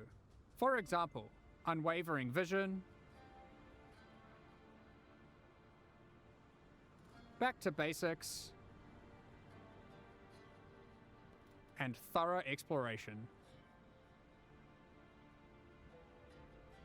And we have added some new notables such as Remarkable Relics, which allows you to try find better variants of Scarabs. Mounting Modifiers, which increases the values of modifiers on your maps by 2% for each explicit modifier. And Tainted Carapaces, which is just one in a set of many that allow you to target farm specific types of Scarabs. These are just a few of the many new notables that can be found on the Atlas passive skill tree. Lastly, we are giving you more flexibility in what content you want to run in the endgame. In 3.24, you can now have multiple copies of the Atlas tree, which can be swapped between maps at your leisure. You can unlock up to 2 extra trees for a total of 3 by progressing through the endgame and completing core content. Fuck yes. When you open a map, you can select which tree you would like to use. For a given league, you'll never feel constrained to playing your endgame a single way. You can also label your trees to easily identify which one has which content. That's With so all fucking this good. combined, we're hoping to see new endgame strategies shine through. While playing through the campaign in 3.24, you'll notice a myriad of small improvements and surprises. The fundamentals of the campaign are still intact, but we've scattered fun encounters and secrets throughout Rayclast. The Dweller of the Deep has been trapped. Uh-oh. What are these ritual shrines doing in the northern forest? And why are they giving me omens? Okay. This device looks safe. I should definitely use this on my items.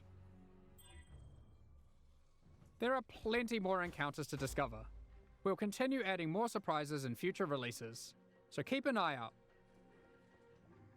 In the previous expansion, 323, we released a large number of transfigured skill gems. Fuck yeah. These are alternate versions of existing skill gems that function in very different ways, allowing for more build and gameplay variety. At the time, our aspirations were higher than we could achieve. We planned more gems than we could make. So, in 324, we're adding another set of transfigured gems that we have now finished. Ice Shot, Incinerate, Artillery Ballista, Tornado, Elemental Hit, Kinetic Blast, Poisonous Concoction, and lastly, Summon Holy Relic. Hopefully those of you who missed your favorite skill having a transfigured variant will get that here. We will certainly be adding more of these in the future, especially for skills that are missing them still. Of I like course, that Ice we'll Shot. also be doing a balance pass on the existing transfigured gems. One of the main ones we're looking at is Kinetic Bolt of Fragmentation. As a result of this change, it is clear that the endgame potential of the Wander archetype really starts to suffer, mostly in the single target damage department. Due to this, we've added the new support gem, Sacred Wisps. This support gem causes supported skills to create 2 attached wisps for a duration. With these wisps, whenever you attack, they have a chance to also use the same skill, if you have enemies in your presence. And if there are any rare or unique enemies, they will always use the skill. That leads us into all the other quality of life features we're introducing in 320, and there's a shitload of them. Many of these have been revealed in teasers already, but here's a quick summary. We've added the automation and call to arms skill What the gems fuck? for being able to That trigger looked instant cool as skills fuck. and war cries without having to bind them to left click.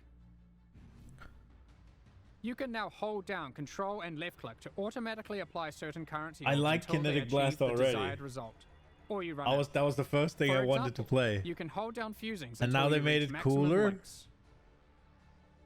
You will be able to control, Wonders shift, the- click currency into a trade window to automatically move all of that currency at once from your inventory.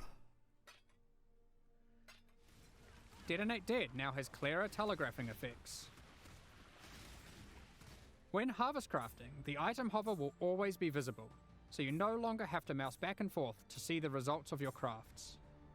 When you use a Val Orb on a map, the map no longer has a chance to become unidentified.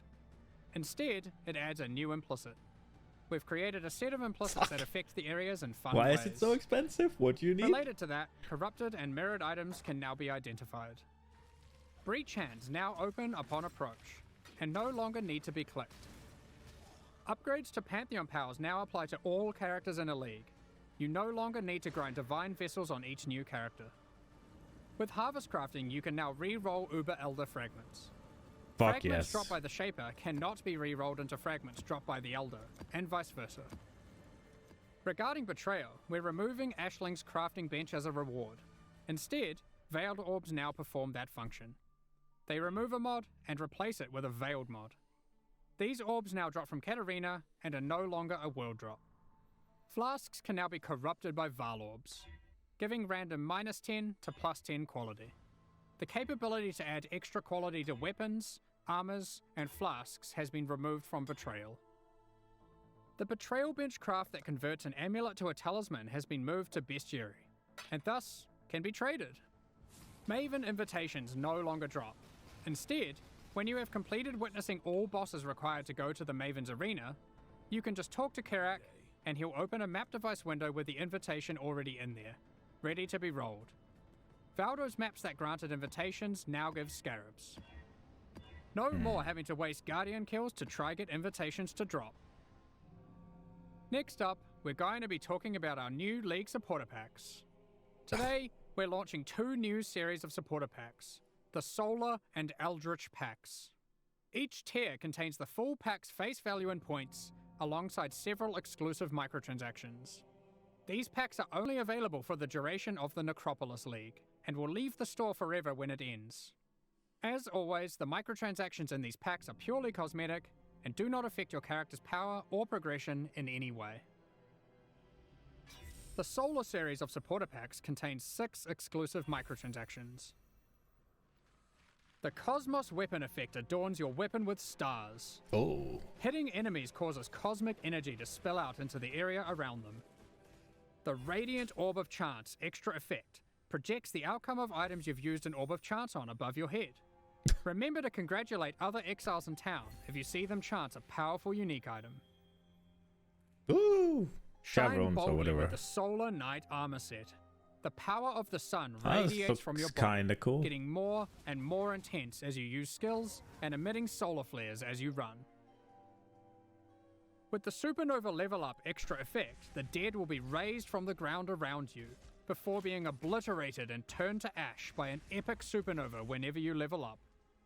That's gonna This confuse one the is shit my out of me. personal favorite. The Cosmic Turtle Hideout lets you travel the infinite expanse of the cosmos atop the back of a colossal turtle. Oh crap! I like the Carry turtle. the weight of the sun No. on your back with the Solar Guardian back attachment.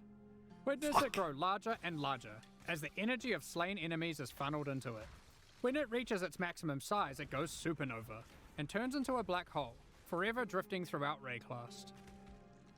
The Eldritch Pack series also has 6 exclusive microtransactions. Are you wondering if we moved the stash in the latest patch? Don't be fooled, because with the Mimic Stash Pet, players can transform into an image of a stash when in a town or hideout and scare unsuspecting exiles. This pet follows behind you with its terrifying hand-walking the rest of the time.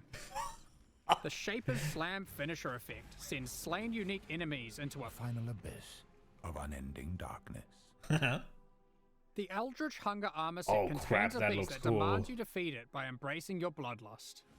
Watch it grow in power the more you kill until it bursts from the shell of the helmet. Are you able to satiate its hunger?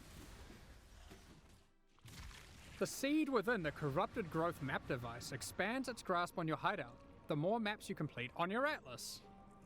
Equipping the Headhunter character effect causes skulls of slain rare enemies to whirl around you like trophies. They become enraged when you are near a rare enemy you are yet to kill, wishing for them to join your collection. Witness a reality where the struggle didn't exist, allowing the Eldritch Horrors to settle their own conflicts with the Eldritch Horror Apparition effect. Which of the Eater of Worlds or Searing Exarch do you think will win? These packs are now available for purchase on both PC and console, and will remain so during Path of Exile Necropolis. Fuck. Meanwhile, the Shade and Disciple packs leave the store forever at the launch of Necropolis League, so now's your last chance to purchase them. Thank you so much for your ongoing support. I like the We're turtle. just about to start a Q&A with Ziggy D. Afterwards, we'll post Path of Exile Necropolis' full patch notes. With release at the end of next week, our community team will be posting crucial information you'll need for Necropolis' release. Keep an eye on the news. On release weekend, we expect to launch the new Mystery Box and this season's Kerax Vault Pass. Thank you for joining us today and checking out our latest developments. What was We're this? looking forward to doing some awesome gravecrafts and conquering the new in-game bosses with you next week. We'll begin the Q&A shortly, so please get your questions ready. What do we have here? Oh, I got the thing. Neat.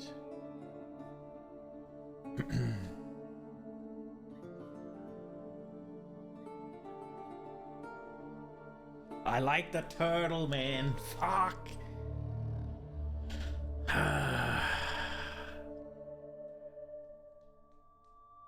Oh, the little stash pet is also kind of funny. Was that like a Uber Boss Pokemon kind of game as well? Hi, I'm Chris Wilson from Grinding Gear Games. Good morning, Exiles, and welcome 50 bucks to our go Q&A poof. portion for today. I'm joined by Jonathan and Mark, and first thing, we're going to be talking about Path of Exile 1 questions, as I know that's the content that you'll be getting your hands on soon and want to hear all about.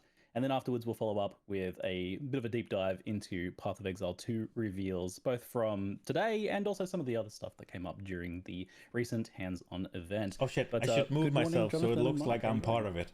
Hey, really nice to be here again. Yeah, good morning. Thanks for having Just to us. fit myself into Always this a little pleasure. box. I love talking to you folks about Path of Exile, right? So let's kick things off with the new league, Necropolis. And I just want to ask, should I ask about Lycia and Katarina? and what it means for them to be involved, especially since they're like characters that are actively present elsewhere in the game in another mechanic right now. Like, what does that mean?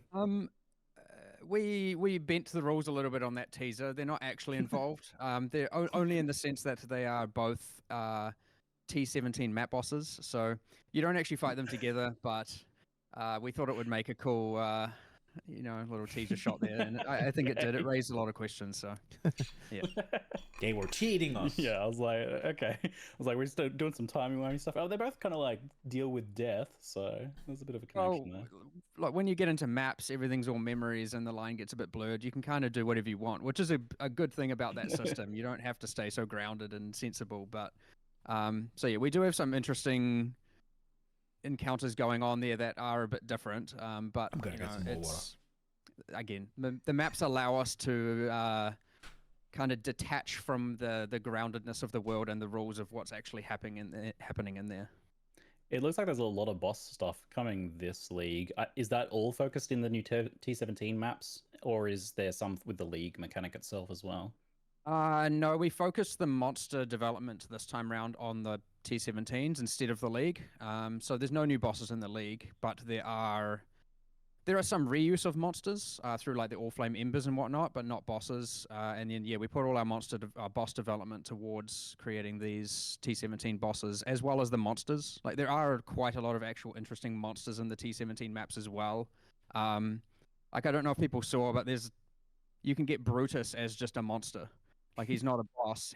There are packs of Brutuses and, various other monsters throughout the non-notable ones, which will be quite interesting to see. You'll probably find a rare hasted Brutus as a whole different level to even the Brutus map boss and whatnot. So. Yes, we experienced that last league in Affliction at launch, for those of us there who empowered that boss. That was an experience, to be sure. So we'll kind of change my order of the day then with the tier 17 maps. So there's 4 of these, was there? 5? We've got 5 of them. You're really excited? Map, yeah, same. Sanctuary it map, looks cool. Fortress map, Abomination map, and Citadel map being the 5. And these are like effectively Uber maps, but we kind of also had Uber maps last league in a different way with the community made maps as well, but this is a whole different system, right? Yeah, this is different. Obviously the Valdo's maps come with a little bit more craziness going on. There are custom mod pools on these. And there is a little bit of overlap, but nowhere near as crazy. Like you're not going to roll the like mod that sends you to the Void League or anything like that. That's it looks exclusive cool, for those player-made really ones. cool. But yes, this is a new tier of difficulty. It is expected that they are hard, for sure, but I'm sure some of your questions get into some of that, so yeah, sure. Explain them as it so comes. how much harder than tier 16 are they going to be? These are the primary vehicle now for getting like the Uber fight keys. What led to the decision to make them come from a tier 17? I like the turtle, man. I kind of want the turtle. The boss, which I guess was the more expected. Like part of me wants the turtle. Maven key well, Maven. Like okay, like let's say it was from Shaper, and to get Uber Shaper, you got 3 projections, and you kill your Shaper. Yeah, you had the Atlas tree rework. You had the removal of, and now you kill your Uber Shaper. Or let's say you fail, that's fine. But eventually you conquer it, you can kill it. You had? It's not now fun to go back and do regular Shaper where clearly you can do the Uber version. Why are you bothering with the non-Uber version? So unless you want a specific drop from him, it's not fun to go back and just do like a clearly lower grade quality. So we instead went with it going a different way where we have something that is ideally in between those 2 points of difficulty and has random variance. Like you'll find that some of the tier 17 map bosses with certain mod combinations are probably even harder than the Uber Pinnacles. What? Depending on your character and all of those variables there. I wouldn't say that's going to happen entirely consistently. Like it'll be occasionally the case, but it certainly isn't fun to just be like, in order to do Uber Shaper, I have to do this content that I have clearly proven capable of doing and just repeating that over and over. I see, yeah. So it's for the people who want to farm their own ones. They're doing content that is up to their challenge level, basically, because the regular boss wouldn't be. With respect to new monsters? Yes, correct. Yeah. Right on. How do you get the tier 17 maps, though? So the tier 17 maps, when you get more Void Stones, it has a chance to convert T16 maps that drop. The more void stones you get, it becomes multiplicatively higher. But there is a kind of diminishing returns on that. So it is quite probable to convert T16 maps like the first one, and then as you get more T17s, it becomes less and less and less. And the reason we did that is obviously the discrepancy between just running regular T16s and obviously top tier juicing. You end up with like, you know, the multiplier difference of the amount of T16s dropping is substantial to say the least. And we didn't want it to be that we have to balance around the juicing with respect to getting T17s. We wanted to be that more accessible across the board. And so, yes, we added a kind of diminishing return. So like your first one might be quite probable, the next one's less, and the next one less, and then you're not going to get like, you know, 20 T17s in one map kind of thing going on. Oh, like that. It is also worth noting so T17s cannot drop T17s. They are not self-sustaining. The intention is that you are still kind of doing T16s and occasionally diving into T17s, unless you want to trade, of course, in which case, you know, the world's your oyster. So I saw they have their own new mod pool, and we saw things. One of the mods I saw was Ray Monsters remove 10% life, mana, and ES on hit. The mana removed on hit seems to break a lot of builds in particular whenever that sort of thing comes up, as mana is generally a pretty finely tuned system in Path of Exile. And it gets me thinking in general about mods like 80% reduced recovery and things that disable auras and stuff like that. And it feels just a bit not too dissimilar to monsters just being immune to your build, right? So what's the intention behind those sorts of modifiers in maps? It certainly was the ideal dream back when, that there are a lot of modifiers that can't be done by every build and you'd re-roll them and whatnot. Now, obviously, in the context of T17s, you can't re-roll them. So this really is...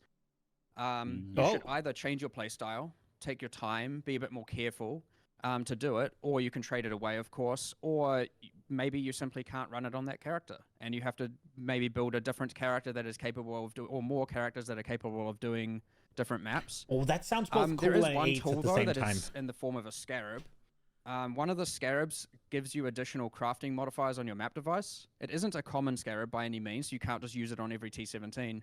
But two of the extra crafting mods that get applied to the map device is that prefixes are disabled and suffixes are disabled. So you can pick one of those. So if you do get one of these T17s, I do expect sometimes and you're like, I can't run it because of this modifier, you can at least use that scarab to turn that off occasionally. So it is like one of the tools that you can use to get around certain mods that it might be too hard or you can't quite get through. But the general idea is that you do have to actually think about these modifiers, play around them, change your characters. It's not just a kind of like, well, you don't have to alch them, they drop rolled, but it shouldn't just be a T17 is mindless, go in there and do it. Unless, of course, your build is so strong and so diverse that it can do that, which that's fine. If you want to build your character that way, then, you know, that's what the game allows you to do, and that's what we like. Who wouldn't want to build their character like that? What? Right on, right on. We'll that's jump like back to the league a little bit build, no? before we move on to some of the other endgame questions that I have. Am I wrong? But what you're doing with the difficulty control for Necropolis, where you can select which monsters get buffed in which ways, seems like a lot of what people have been asking for, especially with Afflictions launch, where we didn't have as precise control over the difficulty of content we were facing. That said, how do you weigh up giving this level of control against things like adding to the time it takes to jump into the gameplay? I saw that this is going to take a bit of time to like read through those things and shuffle the menu each zone. So Cast on death, obviously we build like T17 farmer. But yes, in this league you cannot skip the difficulty. Yeah, I've seen that. Having the control is a way to make it easier. One of my friends played harder a cast on death. Cast but on death. You oh cannot no, skip not it. cast If you on death. just enter the area and you don't interact taken. with the lantern, you'll get whatever randomly generates. So you don't have to. I'd say throughout the campaign, like it is going to be harder by not engaging with it. You have 6 but portals. You don't have Let's to go. engage with the league in the sense of interacting with that UI. But you will have to deal with the fact that some monsters are harder. So this is a rare league where in this case, you can't really skip it, which isn't something we do a lot. But, you can't skip it at all. You have to deal with it. Out. Now, that being said, yes, obviously we like difficulty, being able to manipulate the difficulty. And I think it is, and obviously the rewards as well. Now, it just needs to be the case that it is worth your time from a reward standpoint, engaging with that. If that isn't the case, we have failed. Like, it obviously should be worth your time from a reward point to go, oh, awesome, I got this thing, I need to put it on some XP, I need to put it on this pack, or you get, like, you know, the pack spawns Torment Spirits on death, I need to make sure it's on this pack. Like, there are certainly lots of positive mods that or like spawning lesser shrines, right? If you put that on a very rare pack, you're not going to get very many of them. If you put it on a common pack, all of a sudden you're going to have a whole bunch of shrine buffs throughout the area, which in turn also makes it easier. So not only does this league make it harder, it also makes it easier in some ways. Now, one thing you said talking about the time, like obviously when you get to end game, which like for every map you do get presented with that UI, but because we have added the nodes on the Atlas tree for Necropolis, we have added a keystone that allows you to, well, effectively what it says is the mods are applied randomly and there are more mods, so it is harder and it is more rewarding in some senses, but you then don't get to customize it. But if someone is like, oh, I don't want to have to deal with interacting with that between my maps, you can just run the map and it will randomly do it. And like that isn't necessarily to say that that's better or worse. It's just one of the ways someone can customize their experience here. But yeah, so through the campaign, you don't have to use the UI, but it will probably be harder and less rewarding. So you should be wanting to do it, unless of course you just want to get to end game, go for it. And at end game, if you want to invest in the keystone, you can skip doing it on the maps themselves if you, again, don't want to have to deal with it. So ideally, we've given, you know, the choice here to do both versions and play the way you want to play. I think that's really clever using the Atlas passive tree as like a would it not have been better if they just added an Atlas passive to the point that I'm surprised it didn't happen before, right? For people who didn't want to deal with it?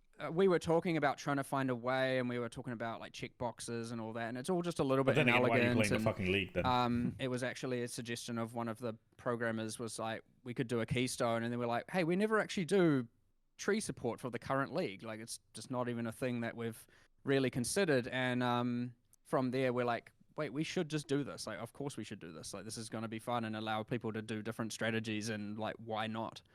So I think it is a good addition. We'll see how it actually plays, because it's the first time we're doing it, and then we may continue doing it for future leagues, or maybe it was just, it's terrible. We'll see, and we'll not do it again. Well, who knows? I mean, we think it's cool here, but, you know, we're not always right. All right. So in the campaign, the monsters you kill in one zone affect what happens in the next zone, like the amount of devoted monsters, modifiers that show up. And this is the first time I recall seeing a league like this where what you do in one affects like kind of the next zone like that. That's kind of cool.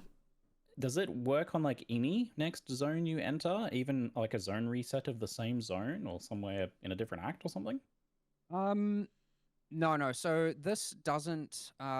The league actually isn't customizable when accessing through Waypoint through the world map. Oh. Which is bit different. I mean, you might think, oh, but my Blood Aqueduct farming, and yeah, sure, you can still do it technically by farming from town, but we're also like, you know, not that I know how many people even still do that outside of like, you know, SSF tabular farming, which I still don't even know if necessarily is a strategy. But either way, yes, farming the same zone over and over is not really embraced in this league. The difficulty will still be there, but you won't be able to customize the mods, and you won't get devoted mods either. So it's more for like, you know, the linear playthrough when you're going through. So Soul's the way it works, the way it works effectively is like the more haunted monsters you kill, the more likely you will get devoted modifiers. It's a campaign-only feature. It doesn't happen in maps. Maps are completely randomly generated per item. So it's an interesting way where it works a little bit differently. There's no bonuses in maps? Which I think is interesting. I kind of like having subtle differences there. And yeah, the more haunted monsters you kill, the more likely you are to get devoted. That's kind of weird, no? And this is actually a reward for why you want to make it hard. Because if, let's just using Mudflats as the example, if you put all the hard if you have, say, 2 out of 4 of the packs, or however many packs there are, have haunted mods, you might want to say, I'm going to make that easier and put them on the zombies and water elementals. But those are the least common monsters in that area, and thus you are less likely to now get devoted modifiers to appear when transitioning into either Fetid Pool or Submerged Passage. So you actually have an incentive to put them on the rowers and the other pack of rowers, because they are like the dominant monster in that area. Which is kind of interesting. So again, like there are many pros and cons to controlling the difficulty and rewards. And then when you click the next, when you next peer through the lantern, it will like show which mods you got. And yeah, I feel like they're spending a lot of time on a leveling system that takes the most people like 7 to 10 hours, right? Not even more, if it doesn't work in maps. In some sense, There's so Am many I wrong? axes here that it's more like you want as many monsters as possible haunted by as many high tier things as possible. Is that the haunted monsters are the ones that can turn into the ones that you collect for crafting. So again, if you want to maximize your crafting output, you want to be putting the haunted modifiers of the highest tiers on the other packs that have the highest density and pack size. So again, going into mudflats as the example, you want to have the rowers do that if you want to maximize your crafting output. So there are 2 axes and rewards for why you want to be making things harder. But often what I would say people are probably going to be like, I'm going to make things a bit easier to start with as they get more comfortable with their character. As their character gets more powerful, they start to take a little bit more risks in that regard. And of course, if it becomes too hard and they over make it too hard for themselves, the mods rotate pretty frequently, like to the point if you're like running through an area, the next time if you then had to recreate that area, because you're like, nah, I've made it too hard. The mods will have rotated, and you can adapt your decisions and be like, yeah, this is easier for me now. I'll wait a few more areas or some more levels until I then raise the difficulty again.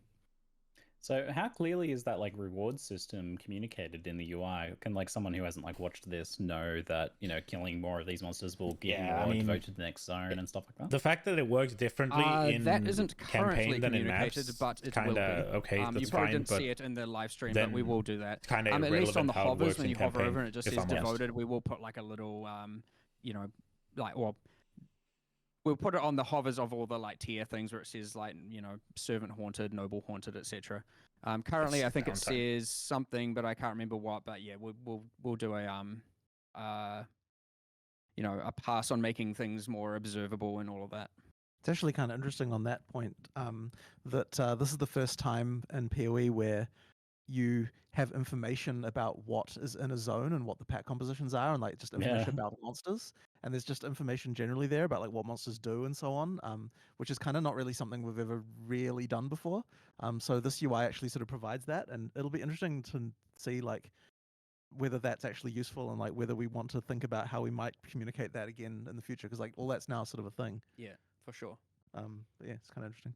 Yeah, I got really excited actually when I saw that. I was like, oh, we can actually see what their abilities are and damage types and stuff like that. I was like, along that note, there's quite an interesting feature in maps that because maps have uniform density distribution of packs. So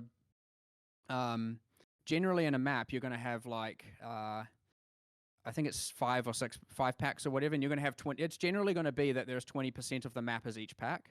So in maps, there are these extra little symbols, which I don't think were in the live stream that we've kind of added in more recently, which are variants. So sometimes a certain pack is going to have higher like pack size or mod effect or density, and there'll be these kind of up and down arrows to kind of show like this pack's going to be more common and this one's going to be less common and stuff like that, just to add that variance so that those variables can still play a role in when interacting with the modifiers. Otherwise, it would just be like, you know, here's porcupines, I'll do X, and then 90% of packs you probably wouldn't care too much about. So we've added extra variables to make it that the packs and maps, are a bit, have more influence on your decisions.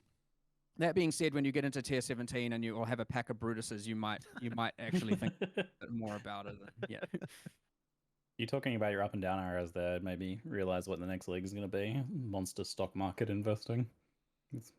It's there. It's ready for you. Yeah, let's do it. Yeah. All right. So I'm going to go off topic a little bit here and answer a chanted question in chat so that we can get back on track. So one sec. There we go. So you've been flooding us with a lot of great quality of life updates in the lead up to this release. It's like some spring cleaning is going on right now, which I love to see.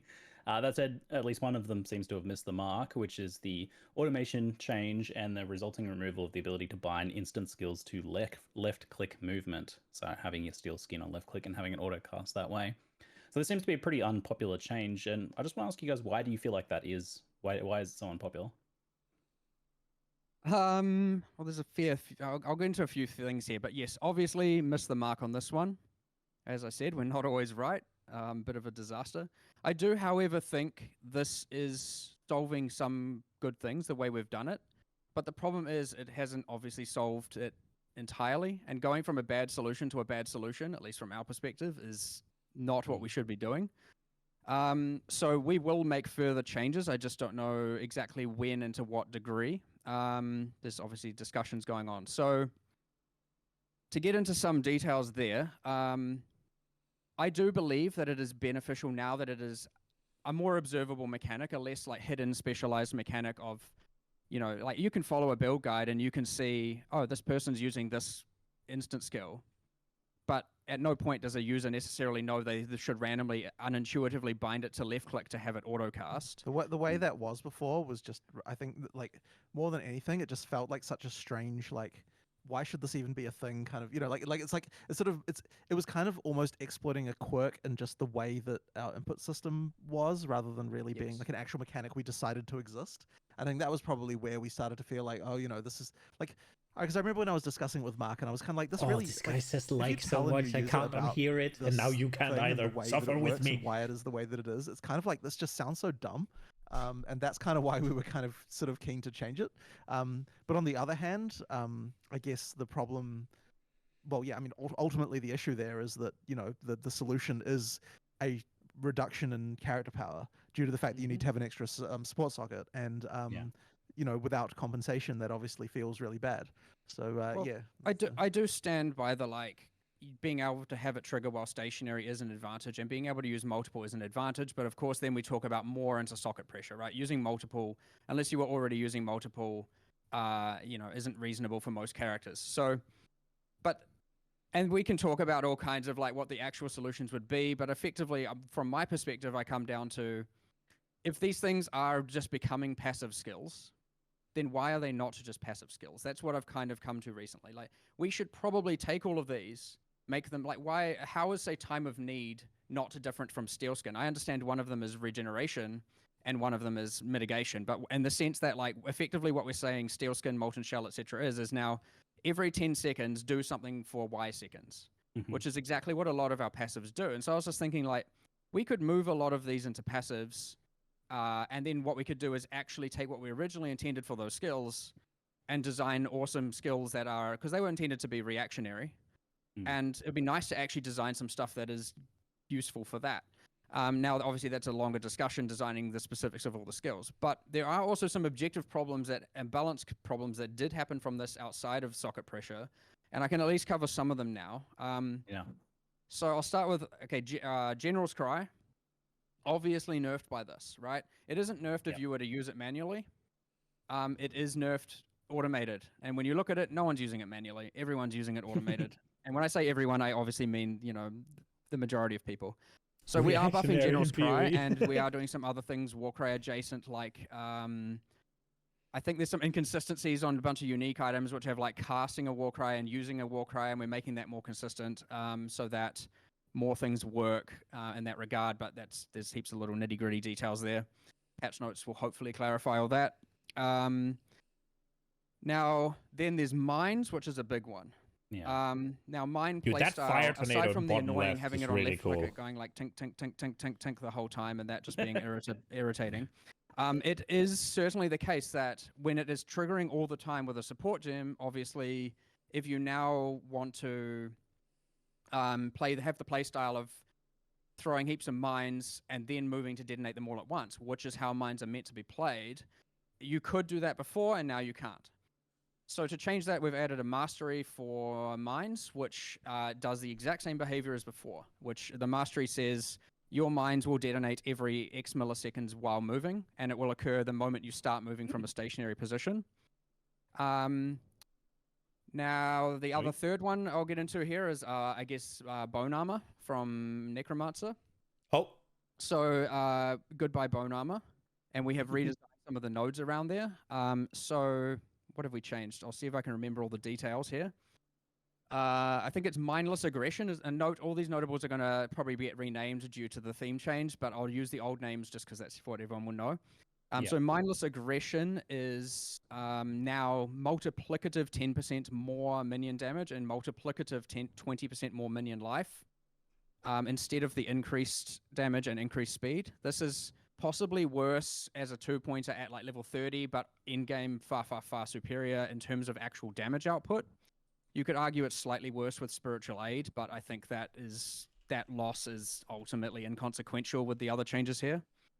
Then there's the 4-pointer bone barrier, which we are going to keep the PDR stat and the what we're doing is we're removing bone armor and we're adding a large amount of minion life is added as extra energy shield, which will increase the minion survivability for the amount lost by bone armor. So that should provide a good mitigation against, like, well, obviously with the mechanic of energy shield recharging, it'll help a lot towards your minions. Like, they take a bit of hit of damage and then they have some time to get it back, and it's not foolproof, but that's fine. What you have lost is obviously the bleed removal from them. Deal with it is my answer on that one. What we actually did find, by the way, is a lot of necromancers weren't actually using bone armor, and a lot were just using molten shell anyway. So I don't know how much of that is actually lost. And I know this is a bit of a rant, but I'll just keep going because, again, people want to know about these changes. What else did we change there? Well, one more thing. Did you change the leech thing, or is that... Yeah, so there is a... Oh, I don't want to misremember exactly. I'll go into the Unholy Might thing first. So Unholy Might, we're actually changing what Unholy Might does, which is better for summoners in some regards, but more so poison summoners, and better for everyone else in many regards. So Unholy Might now is 100% of physical converted to chaos, as well as I think it's 25% chance to apply Wither on hit. So hopefully that is enabling a lot more different unique items, and obviously Sin's Rebirth. No, so you don't get the extra damage anymore? But also poison summoners, in theory, don't also now have to use a Wither setup, and so they get some gems there, I suppose. But that's not exactly necessarily going to be a meta build. But we have changed Extractor Mentis because that gave permanent Unholy Might to monsters, and that means that with CI now you will have a physical and chaos immunity against monsters, and that was a little bit busted with Worm Flask shenanigans. So anyway, that's been adjusted, and I can't remember. We were experimenting with some leech. I can't remember if we stuck with it, but I think we had a 1% of damage dealt by minions is leached to you as life, replacing the recovery on Bone Barrier as well, which should account for a lot more incoming life recovery. I will double check that and I will post that afterwards just in case, because we went through like 50 iterations here and we're at somewhere. So that leaves one major problem, which is the socket pressure, especially on summoners. And we are actively discussing solutions to that one. I think where we are currently landing is that we want to have corruption implicits possibly on all the different minion base types. So Bone Ring, the Bone Shields, and the minion weapons, which grant various different skills like Convocation, the Offerings, Desecrate. I know a lot of people end up just auto-casting Desecrate and Offerings with the wand, but for people who don't have that's good. And at the very least, generally Convocation is unlinked. We might even do the Golem skills as corruptions too. I'm a bit iffy on that one, so I know generally I shouldn't say things that we're not definitely doing, but I'm just speaking freely on that one. So hopefully that is at least a temporary solution to alleviate some socket pressure, but we probably do need to do more. But doing more in the next week is, probably kind of hard. So I would look forward to hopefully seeing more of that in the future. But that's where we're at with that pretty much. Big rant. It's like this automation change kind of revealed just how much of a very potent band-aid the left-click automation was, because it's opened up this whole can of worms of being like, well, it's exposed how these skills designs are all a bit problematic. These ones that encourage you to have them just up all the time, cast off cooldown. These are things that potentially need to be readdressed, right? For sure. This does happen a lot. Even if you look at the Pantheon change, which was one of the first quality of life things we announced, it's like, well, we're going to change this Pantheon thing. Like, surely that's good for everyone, not having to redo. And then all of a sudden it's like, but now I don't want to always have chill effect on and all this. And we're just looking at these things going, Pantheons equals positive buffs. But then there are all these niche builds and Johnny builds that end up with taking these upsides and turning them into, they become downsides, and so now we have to adapt another thing. Like often what happens is we change a system that we entirely think is positive, and yes, either because we've not given it enough time internally, or because again it's very hard for even 100 people to find things as quickly and as actively as the many hundreds of thousands of people. And so, yeah, we find that Oh, you're saying there are things we 100,000 then need people to can do find it afterwards faster? to fix. So obviously, we address the Pantheon thing by allowing you on a character-by-character basis to then disable and enable the Pantheon upgrades to fix a bunch of niche builds. But yeah, with a game as like expansive as Path of Exile, with all the millions of different builds, it is pretty hard to change anything without affecting something. And in this case, it was just we made a change that affected a lot more than we had originally thought about. And yeah, we're doing a lot of solutions here, but there is certainly need for a much grander solution when it comes to that left click thing. But I think where we're at right now is probably pretty good. I am never ever going to be happy with the fact anyone feels like they need to do some sort of numlock shenanigans, or whatever the crazy strategies are. That is not okay, and as such, we need to. If that is still happening, we need to still fix more. Yeah, yeah. When there's like one of these things where you change something and it's like, this will be good once we get these other things implemented down the line, do you feel compelled to maybe like hold off on the change until you can get it all done at once? Well, I think sometimes, but I think in this case, I think the lesser evil has been met, and Yeah. I think that it is worth sticking to this one, especially with us fixing all those actual objective problems with the balance and actual nerfs that occurred as a result of it. Sure, not every single use case is covered, but I think the other ones are nowhere near as consequential. And I do think it will actually play relatively well. But yeah, in some cases, yeah, I'm sitting there like, okay, do we revert that, or do we, aim to get all the fixes in? We're generally pretty fast with reacting to things like this. We generally can make changes pretty quickly. But yeah, it is a hard decision to make for sure. Like you definitely lose sleep over that one. But like that's what we do. And often as like, it's actually, responding to this one has actually been fun in at least a development sense, because it is promoting a bunch of these other changes that have been like honestly needed for a while. This is a lot of shit I don't like care especially about. when it comes to the socket pressure thing, like it is honestly unacceptable that we have not really addressed that in quite some time. So yeah, I mean, ideally, I can't promise by the end of next week we have the right answer, and I can't promise we're necessarily going to do something, but it is certainly something we are actively going to we have been actively discussing and will continue actively discussing the moment this live stream is finished. Yeah, like I said, it was such an effective band-aid that like ripping it off now has like allowed you to kind of get to the meat of some of these problems, which I'm excited to see what you do with these like skills that are all have this design where they were just chucked on left click, because hopefully we get some much more interesting skills out of it down the line as a result. Yeah, I agree. Already I have a lot of cool ideas. It's just a matter of now finding the resources to get them all in and whatnot. Good luck. So since we're on the quality of life topic, something that bugged me quite a bit lately is getting attacked while talking to NPCs, especially in Affliction. I didn't end up getting through all the lore because I'm constantly getting attacked. But in the preview footage, chaos conversion, got to think about that one for a second. But the player had the issue of if you had no seer and getting attacked by a mob. Have you No, guys because considered poison can using scale pause off tech to physical as pause the well, game right? during NPC conversations when you're otherwise defenseless, or maybe other solutions like making you untargetable during But it seems like dialogue? it's just a nerf, no? I would say yes, at least in the especially in the context of PoE 2, which does have pausing. Is there any actual reason we can't add pausing to PoE 1? Oh, he's doing it again. Probably not. Like, I know it's kind of been one of those things that we've, sorry. It's one of those things that like we kind of did, and then we're like, well, I don't know. I'd have to talk to Reese and find out what limitations there were. We certainly were scared by it when we first added it. It was like, this is going to break so much shit, but then it didn't really in PoE 2, so maybe it will. Yeah, I'm pretty sure.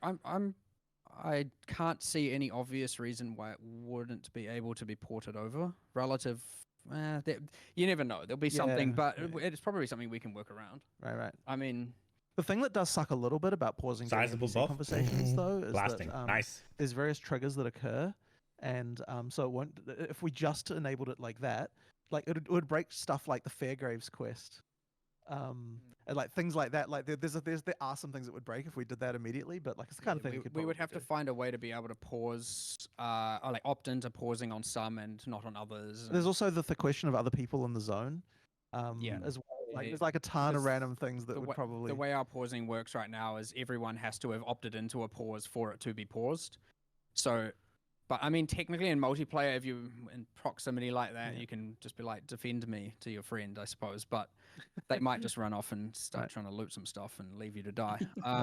But yeah, I guess the counter argument is like, what about things like having safe zones around NPCs? And I would say that I have yet to find many games that don't end up just having exploitative cases around that. And that would be a lot more actual work, What about the untargetable buff on the player while they're talking to the NPC? But it's the whole like I'm in a map and Alva's there and like, oh no, I'm gonna die or something, or like I just want to reprieve and I just go and like click Alva and then I'm like, oh phew, I'm safe now, and then I get in a world where people can log out, how is that like problematic? I mean, you're not wrong, but it feels like, well, at least logging out has a cost to the portal, right? Like I mean, it isn't quite the same.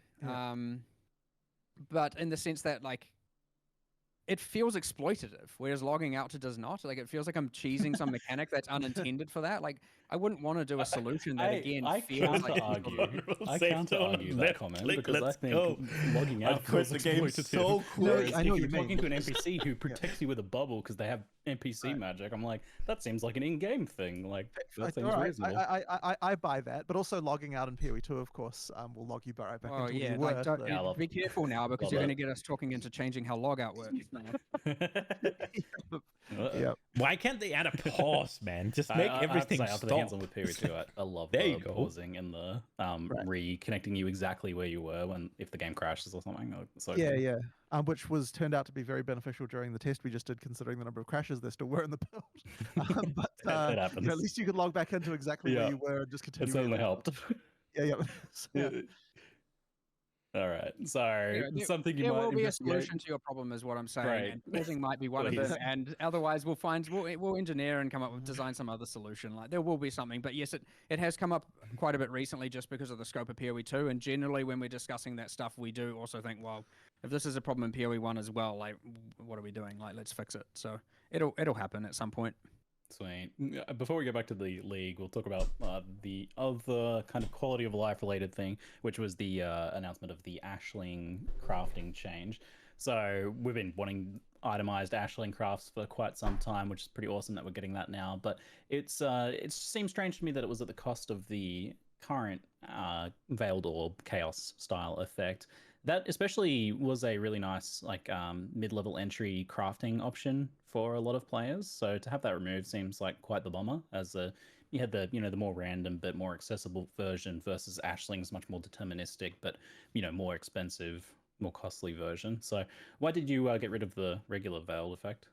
I mean, I wouldn't say the intention's to just get rid of things, but I also kind of don't see it as a loss to be able to kind of where possible, not retain every single little crafting thing. I would say that the crafting is, at this point, like quite bloated in a sense of like, it is quite hard for someone who isn't reading into and studying profusely to figure out exactly how to craft the best item. And that's not necessarily a problem, but taking the opportunities to remove something that is honestly just bloat at some points is a win, especially if we can find a way to bring it back into the game a different way that feels a bit more core and fundamental. And maybe you'll find that with, say, the Necropolis crafting system. Like that is, in theory, a start to end game meant to be crafting. You can do crazy stuff at the end. You can do really simple stuff mid game, early game. And then obviously when we then go to say, is this coming core? Like, how do we want to do it? If we want to do it, maybe it's absolutely busted in so many ways that we don't want to, we'll see. But there's always more crafting things we're adding. Like you don't have a shortage of different crafting things in the game. Like it's certainly a little bit out of control in a good way and in sometimes a bad way. And more are going to come. So I wouldn't worry about losing something like that in the short term, especially when, you only need to wait a league or two for things like that to come back. And there are always just so many other ways to craft your items. I don't think losing that is ultimately fundamental. And the win of having, obviously, it be tradable is huge. I am very much trying my best to get around as many of the like, you know, services as opposed to trades. We're doing a lot 100%. as much as possible. Like I eventually want to make sure we add a thing where for even mirroring items, even though that's like the nichest of the niche in the game, you know, we're talking about, you know, the select few. I do want it to be that, you know, there is a way that you can do that without having to trade your items to someone. So there are a few designs there even, and, you know, like well, hopefully we will eventually get rid of as much of that as possible, especially when it comes to trusting someone with your item. I don't like that at all. So yeah, we'll hopefully work around. But, you know, obviously like services like boss kills and all of that, there's not really a lot you can do about that. That's completely fine. Why but, the fuck can't you just mirror an item in the trade when window? it comes to actually like loaning What? someone your item, I'm certainly not kind of in favor of that, That thing. doesn't sound like it would be very So hard. yeah, hopefully we can see the removal of the rest of those in due time. But yeah. Yeah, I'm super keen on those changes. The so if the thinking is to kind of like slim down on some blow, I thought that was how you did it. I didn't think you had to give somebody the fucking item. Why don't you just do it from the trade window? I think in this particular instance, the reason why you've seen this They reaction put to the it is item this in there, you're allowed to particular use the one mirror little on it. It's aspect the of only blow. currency you're allowed to use on it. It was actually Click, kind of like copy. used in almost every mid-level craft. And then if they don't So accept the trade, it you feels don't. a little bit jarring. It just turns back into the Yeah, mirror. see There it we go. removed, I guess.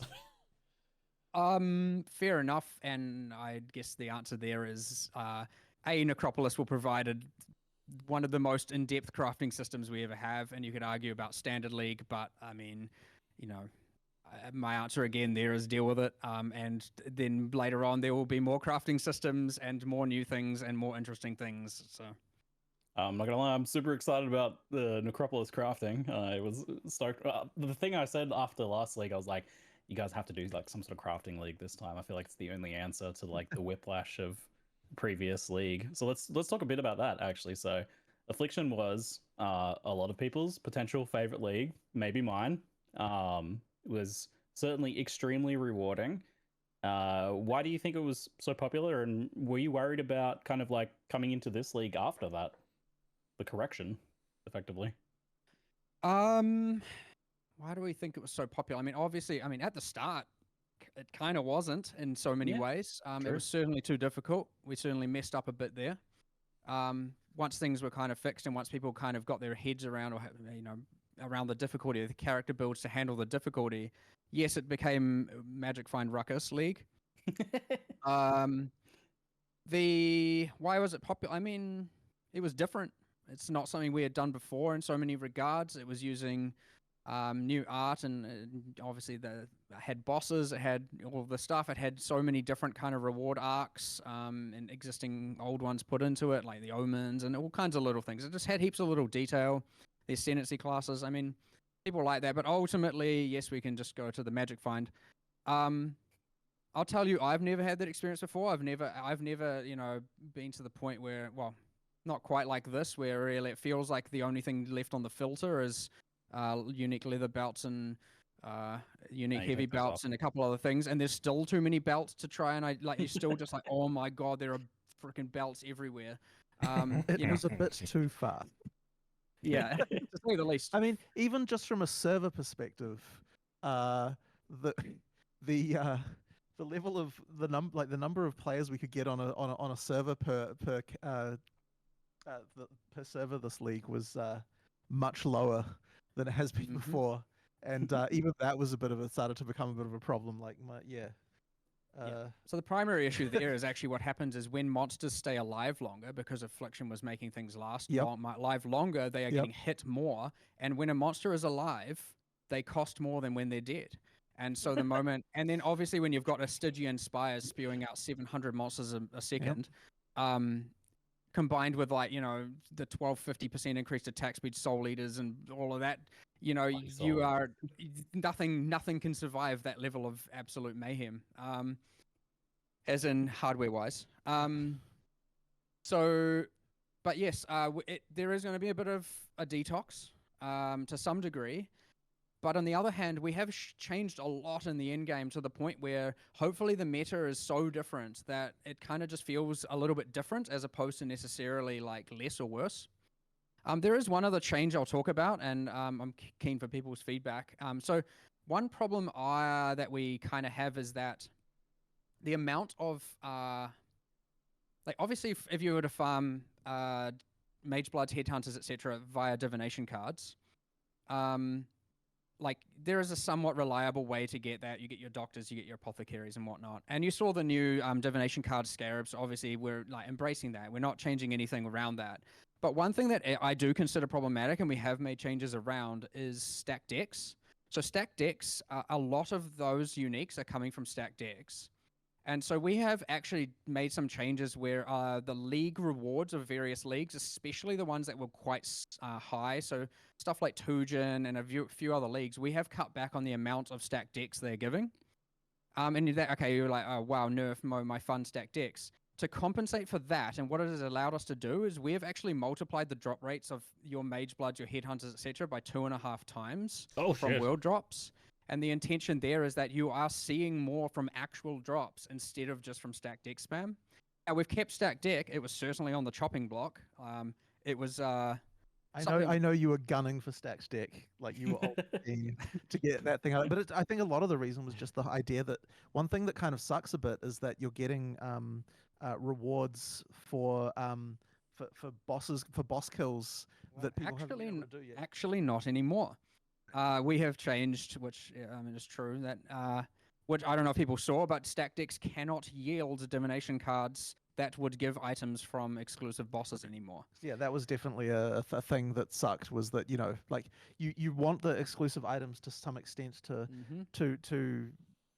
feel like, okay, you proved that you killed this guy by having that item. So you know. Yeah, I don't get that. In a World of Trade League, I mean, the Gambler and the Void, you that just we're buy doing some it. specific handling around. Or are they but, soulbound? Is that a in thing? general, I don't you should be think it seeing is, a right? lot less like random stuff. Like then you should make them untradeable as well. Even killed Uber Shaper kind of thing. Like, and also, obviously, you've still got the Void am I one missing keys something? that will yield it. You've got Valdo's maps, which will yield whatever. If you can just buy to give there, which the is fuck's the probably difference just a bunch of between buying it and getting it from a stacked deck? But yes, ultimately, yeah, Well, we want to see somebody a had lot to kill more it. of those drops come from actually killing monsters and from farming divination cards the way we intended, which is by actually farming the counter, as opposed to just mass stack deck farming on a mass level from specific leagues. I hope that is received positively, of course, because I genuinely believe it is better. But let us know. We have a little bit of time to make some changes there if needed. I just don't understand the point of it. I'll let people share their opinions on that one. I mean, to me, it's I like the idea of boss drops coming from the bosses and not just from random. Yeah, but you could just buy them. Anyway, it might be controversial. We'll see. Chat says W, so a lot of wins in chat, so it seems like mostly positive. Maybe I'm Positively dumb. received. You can feel a sigh of relief, perhaps. It's like if they're so I think tradable, everyone agrees that Affliction was like probably a bit crazy. You don't care, you never like stack. I think they're kind of fun, but I mean, it doesn't matter. I'm never getting anything out of them anyways. I'm not farming the most them, I've ever played, so it doesn't matter. But it's just I was getting to the point like in that 2 months phase where I was like, the boss drops needs to come from the bosses. Well, then you shouldn't be able to buy them that I just hadn't done because then before, you're saying you should kill the boss to get the thing. You shouldn't be able to buy the thing. The overall economy, I expected with how crazy the league was for things if you to can be just ruined, buy them, why the fuck does it matter if they came from the boss or the stacked decks? That term gets thrown around a lot when an economy is different, but the like end result felt really positive for most people. Where like, sure, some things like if you were trying to compete with the Giga Juicers for the items that they were trying to buy, like their bows or whatever, then yeah, you were having a hard time. But for the most part, a lot of stuff was really accessible, and it felt like a really fun league in that regard. And that was actually the biggest, I think, contributor to why it was such a fun league for myself and I think many others. Do you have any thoughts on that and like that economic shift and other ways that could be captured? I mean, I love it. I love how the economy goes wild based on the content we add. It's always interesting to watch and whatnot. I wouldn't say I have any strong feelings one way or another, but I wouldn't say it's like I just want to note, it's not like our intention to, get away from that specifically or do anything one way or another. Like, we liked these things happening organically. We like the community figuring out how to get around that and utilize it. And yeah, I agree. It ended up being completely fine and honestly completely fun.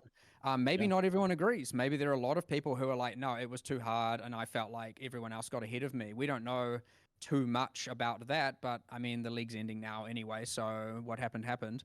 But yeah, I mean, I do agree. At least I played a lot. My friends played a lot. Like we certainly played got into 500 it. hours. A bunch of people here were playing a lot, and I've heard mostly only positivity coming from like, you know, outside of the very early in the league where we had some misbalance. Like the positivity for Affliction was very high.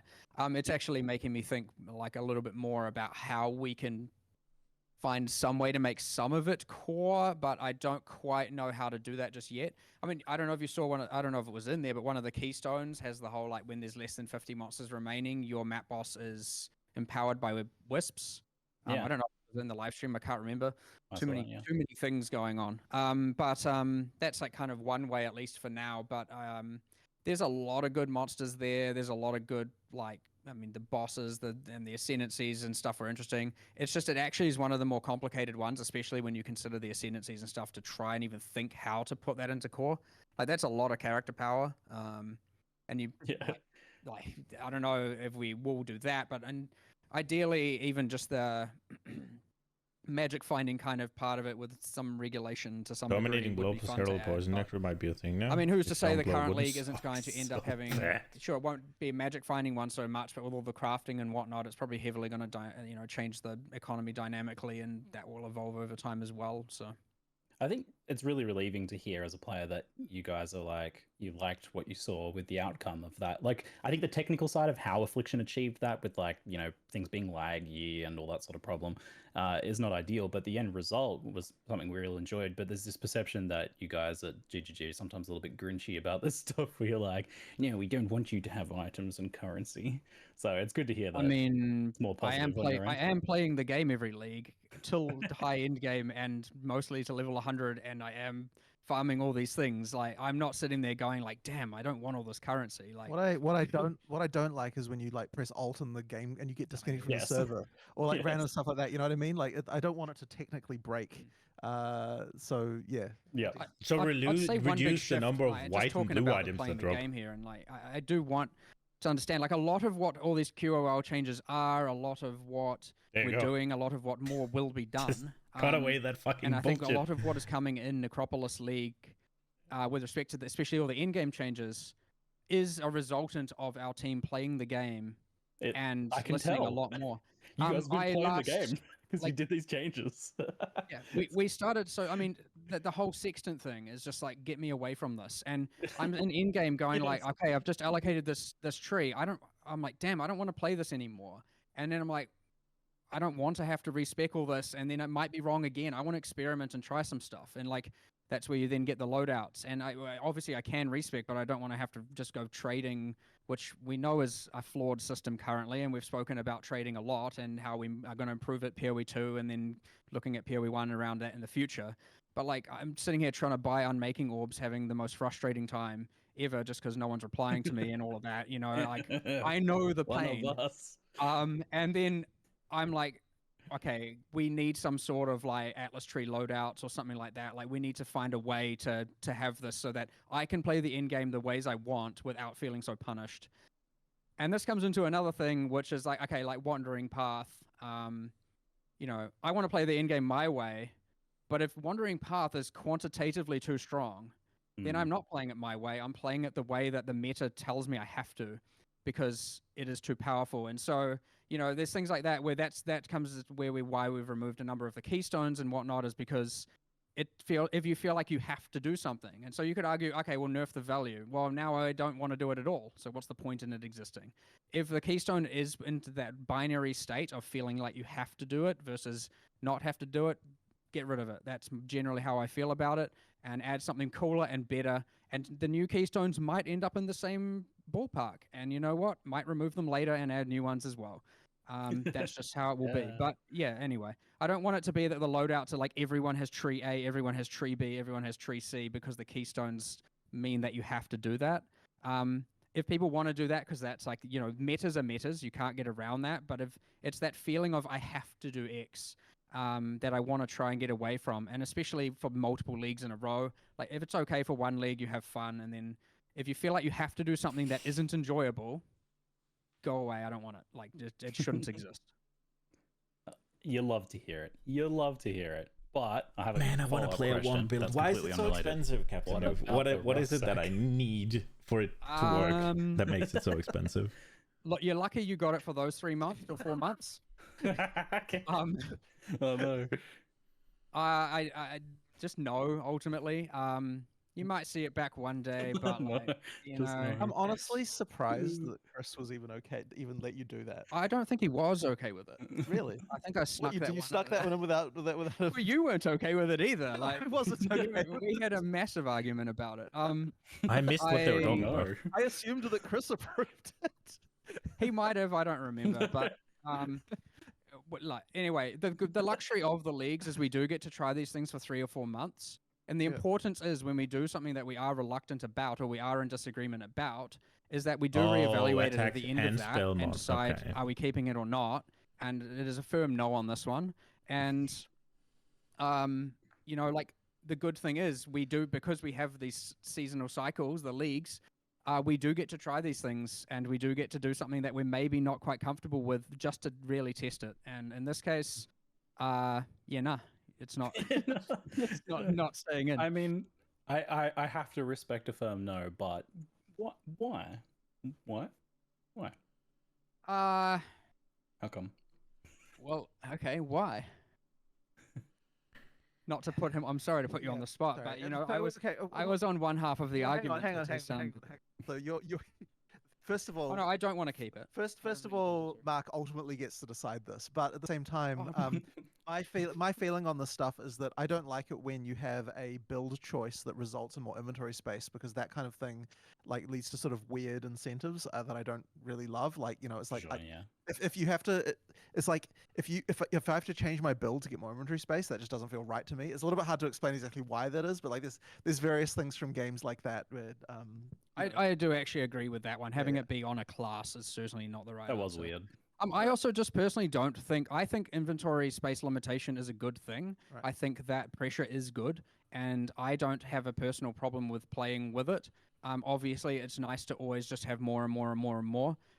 But I do think that pressure is interesting, and I do think it is important to have pressure on how much you can pick up and leave a map with. Especially after Affliction, I was leaving every map with a full inventory going like, holy, there's more things I want to take and I can't, and literally there's stacks and stacks of currency on the ground I can't pick up. But I think that is healthy and good, and it makes you make the good decisions. I don't disagree with that, but I don't think this was actually about the space. The reason why everyone loved the rucksack was that it was a separate space that allowed it to be much easier to manage things like your map rolling currency and your scrolls and just that random shit that fills up and clutters your inventory that you constantly have to deal with when you're shifting stuff over to back and forth your stash. There's a real problem there, a quality of life problem that the rucksack inadvertently addressed, and that's why people loved it, I think. Fair enough. There are some... Well, at least, okay, so if that is say the problem of rolling maps, for example, like, there are better solutions to that, I would say, which is, like, again, I hate talking about this because now everyone's going to want it, and it, like, makes it sound like it's certainly going to happen, and it isn't necessarily. But, like, surely a, like, inventory attached to your map device that you can open that, like, contains your fragments and whatnot. I guess you can't put stuff in it and like from the map when you pick it up, I guess. Like, I guess from the map, sure, but if they're just talking about, like, you know, the whole bringing a bunch in to roll all your maps and, like, I don't know, there's more to discuss. But I saw this one on the old quality of life bingo sheet that was there, and I have been thinking about trying to find ways to solve that one, and so I'm hoping that we can find some way to either mitigate or solve that one in the future. Again, no promises, but you know, we might come up with something. Yeah, I can see there being another solution, and I'd be fine with that, because like to me, it's not the fact about getting the more inventory space; it's about solving that quality of life issue. So if there's another solution, I'm here for it. There probably is. It's just whether or not we can do it, and whether or not we can come up with it in a reasonable time.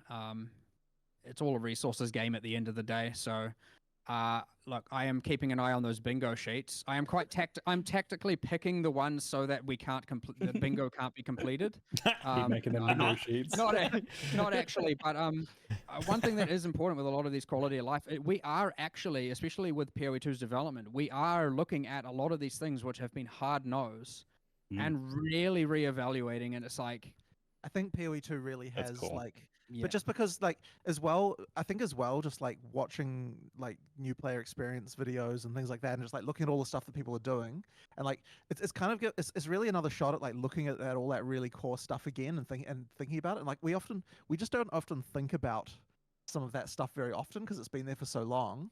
And then so yeah, just having a chance to like really reevaluate everything really then starts to make you think, well, why is PoE1 even like this? Mhm. You know, like and it makes Like- ends up making those changes. Like we on Path of Exile 2, obviously you have I maybe shouldn't spoil it, this is what I'm going to. We have on Path of Exile 2, we obviously have no more portal scrolls, and I'm not saying that we're doing that in PoE 1 just yet. However, well, I say just yet, maybe ever, but however, in PoE 1, what we are adding is, and it's come from the bingo sheet, is a bind key to just instantly open a portal that you can bind, and you don't now have to open your inventory to do it. I think having to open your inventory during a boss fight or something is not. Look, with pausing, that's kind of more acceptable because you can now pause, use the portal, and you don't risk danger. But messing around with that in the midst of combat is not something that you should really have to be doing. Please and the make changes it to PoE 2 so that it portals can is what use really the made us portals from the reevaluate stash that. then, so I don't yes, have in to fucking 324, carry them around. and we'll do the classic video probably after this or next week or some with us actually showing how it works. There will be a bind for instantly opening a portal, assuming you have a portal scroll in your inventory. Sick. Yeah, love to hear it. All right, that's fantastic. There's been another thing that's been mentioned a lot in chat, which is, do you have any brief comments on the state of some of the lesser used ascendancies, like Gladiator, for example? Any potential Gladiator reworks or improvements coming to them? I certainly want to. I always love doing that. And last time, obviously, with Chieftain, we missed the mark. But now during Affliction, with the League meta, obviously Chieftain grew into fit a little bit with the Fulcrum and whatnot. So, you know, it's kind of interesting that last live stream we discussed that one not really hitting where we want, and now it's got a lot more uses, and maybe this coming league it'll have a lot less uses. We'll see. It's quite fun how the league changes what people play. However, yes, ascendancy class balances are nice. Effectively, we just have to, again, look at what resources we have and decide how much we can do and where we want to target it. Generally, we have a big discussion towards the end of each league development and think, So what are we going to do next? no Gladiator look at the changes problems, look at what we saying. want to do. And we have a list that's bigger than we can do. And often those things are on that list, and we have to weigh, like, are we going to do option A or option B? And sometimes balancing an ascendancy class is overall less gain for the players than something else we want to do. Like, if you would rather multiple Atlas trees and or a Gladiator rebalance, I would hope to think the majority of people are going to be picking the Atlas tree feature. Maybe not everyone, but again, it's better for the mass, and thus, like, that is what we do. So, yeah, it is a resourcing issue at the end of the day. I'd rather like, you can have only the do so Gladiator much with what rework, you have. actually. Like, we do a lot. Like, don't get me wrong. But yes, we would get there eventually. It will come up in one of the things, and it is something that we will commit to. Well, not Gladiator All right, we're going to wrap specifically. up I think Path I of Exile prefer 1 Ascendancy Q&A now. Thanks for the very viability long, over discussion session. I feel like we could chat about all Atlas this stuff rework. all day. Although, another thing I could talk about all that day being said, is Path of Exile loadout 2. We'll now Atlases be talking is about definitely Path of Exile 2, over both the new Ascendancy reveals for from me. today and some broader questions also. So let's dive into it. The star of the show today was the Ranger, which I had the pleasure of playing at the for a few hours myself, and it really showcases how much the impact of the WASD changes that movement system has had on the overall design of the game and skills. And I imagine now you've just like gone back and had to look at a bunch of different skills and think, how do we change this now to move?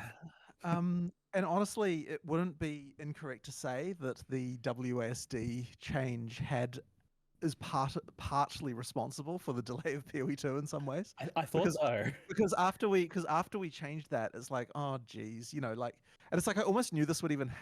It's like as soon as I was like playing it, I'm like, oh man, like there's gonna be so many things people are gonna want from this. And it's like, yeah, like you do something like that, and then now every class has to change a lot. And we haven't, I think, even yet still fully explored all the implications of that around for some of the different classes. So like, yeah, it's just changed a huge amount. And the thing is, as we look at each class again, it's like, well, like so we at the demo we did in LA, we showed. He's cut didn't down show on here, the like and started saying stream, by the way, but there'll be footage of it coming out from the various streamers who were there. We also showed the fact that when we went back to the warrior again, which is a class we already showed, and then we were looking like we're playing around with WSD for melee, we kind of like immediately kind of had this like feeling of like, oh, now that we've got like facing is back. Direction being a thing. We'll be able to have active block now because, you know, you can choose your facing direction. You can have a button to raise your shield up, and that will mean that you know, that feels good with WSD too. So like that's another example of just like you add this, you go to another existing class, like, oh man, you know, now we could have this, and then, you know, you go to another class and, oh man, we could have this, and like it's just kind of turned into this giant mountain of repercussions for everything. So yeah, it's been a bit crazy. It seems like it's a really good option now for you to distinguish the classes and the skills further now too, because you can have like the slippery, elusive ranger where nearly all of its skills can be shot while moving, or you have the warrior where nearly everything is a bit more stationary, a bit more explosive in that regard. Have you found that? Well, I don't know that don't know that I'd say that the warrior is particularly stationary because every skill has movement in it. But what it does have is the fact that, and the other thing as well is you don't lose control of your character either, even while you're moving. It's just that you're more, but it certainly is dangerous when you've got a slower skill, even when it's moving a bit. Like, so that double, sorry, it's called rolling slam now. The rolling slam skill, like you have to choose when to use that. And that is definitely a feature of the warrior that for the ranger, you don't feel the same way, right? Like on the ranger, you can definitely just kind of like, you feel very free to move around all the time. So like that is a hugely different feel. But at the same time, we always want to make sure that there's that feeling of like I've still got control of my character. I can still do what I need to do. So even when you've got like this sort of slower attacks, this is kind of long, class, isn't it? There's still there's still like a feeling of control, or at least ideally there should be. Yeah, like that's I guess that's sort of ultimately really important to me. You just never feel like you're losing control of your character. How does the fact that like you'll have these differences in movement between different skills and potentially builds affect things like boss and monster design, and how do you like balance against classes that do have to stop a bit more? This is the other big thing, is that like I tell Mark, hey, we're adding this now, and he's like, oh my god, we have to go through all the monsters again. Yep. You know, it was like it was dodge roll, and then it's like, oh no, like we have to go through and make sure like every monster, every skill, everything we have to go, can you be dodge rolled or can you not be dodge rolled? Right. And we have to make that decision.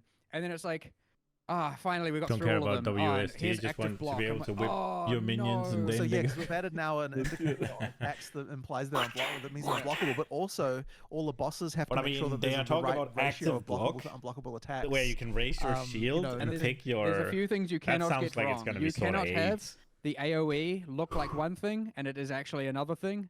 Very bad. If you have a telegraph or anything and it looks like it's going to do a 20 radius and it does 30 radius in damage, people will immediately, and even on one boss, people will be like, this game has bad hitboxes and blah, blah, blah. And then the other thing is if you all of a sudden are using active block and a skill that you think should be blockable isn't blockable, and we don't like telegraph that properly, again, you'll have the same problem where you now don't trust that feature throughout the whole game. So it's like, not only do you have to get it right, you have to be ultra meticulous with it and just be like, you know, should this be blockable? Should this not be blockable? You have to ask several people like what they feel, because sometimes it's in a gray area, and generally if it's in a gray area, you have to say yes, it is blockable, because 50% of people will think it is. So, and so yeah, holy, the amount of times you have to go through all those monsters and change everything is not low. But then even with like moving while shooting on the ranger, like because then once again you need to make sure the monster composition of each area has monsters that can catch up to you and hurt you even while you're moving, which is actually a little bit more complicated than initially seems, because just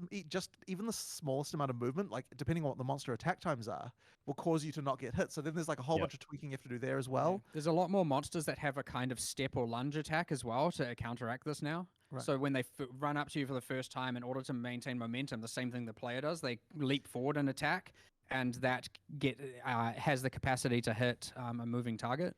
But even projectiles on bosses, it's like, if you are moving just a tiny bit, like a projectile is going to miss. And so now you have to think, okay, should it have predictive firing? And Do, we've or do added- we we've just added- have to increase the speed enough? Like We've what- added tracking to way more Yeah, boss it's- abilities. That the- like so the tracking has to be way tighter.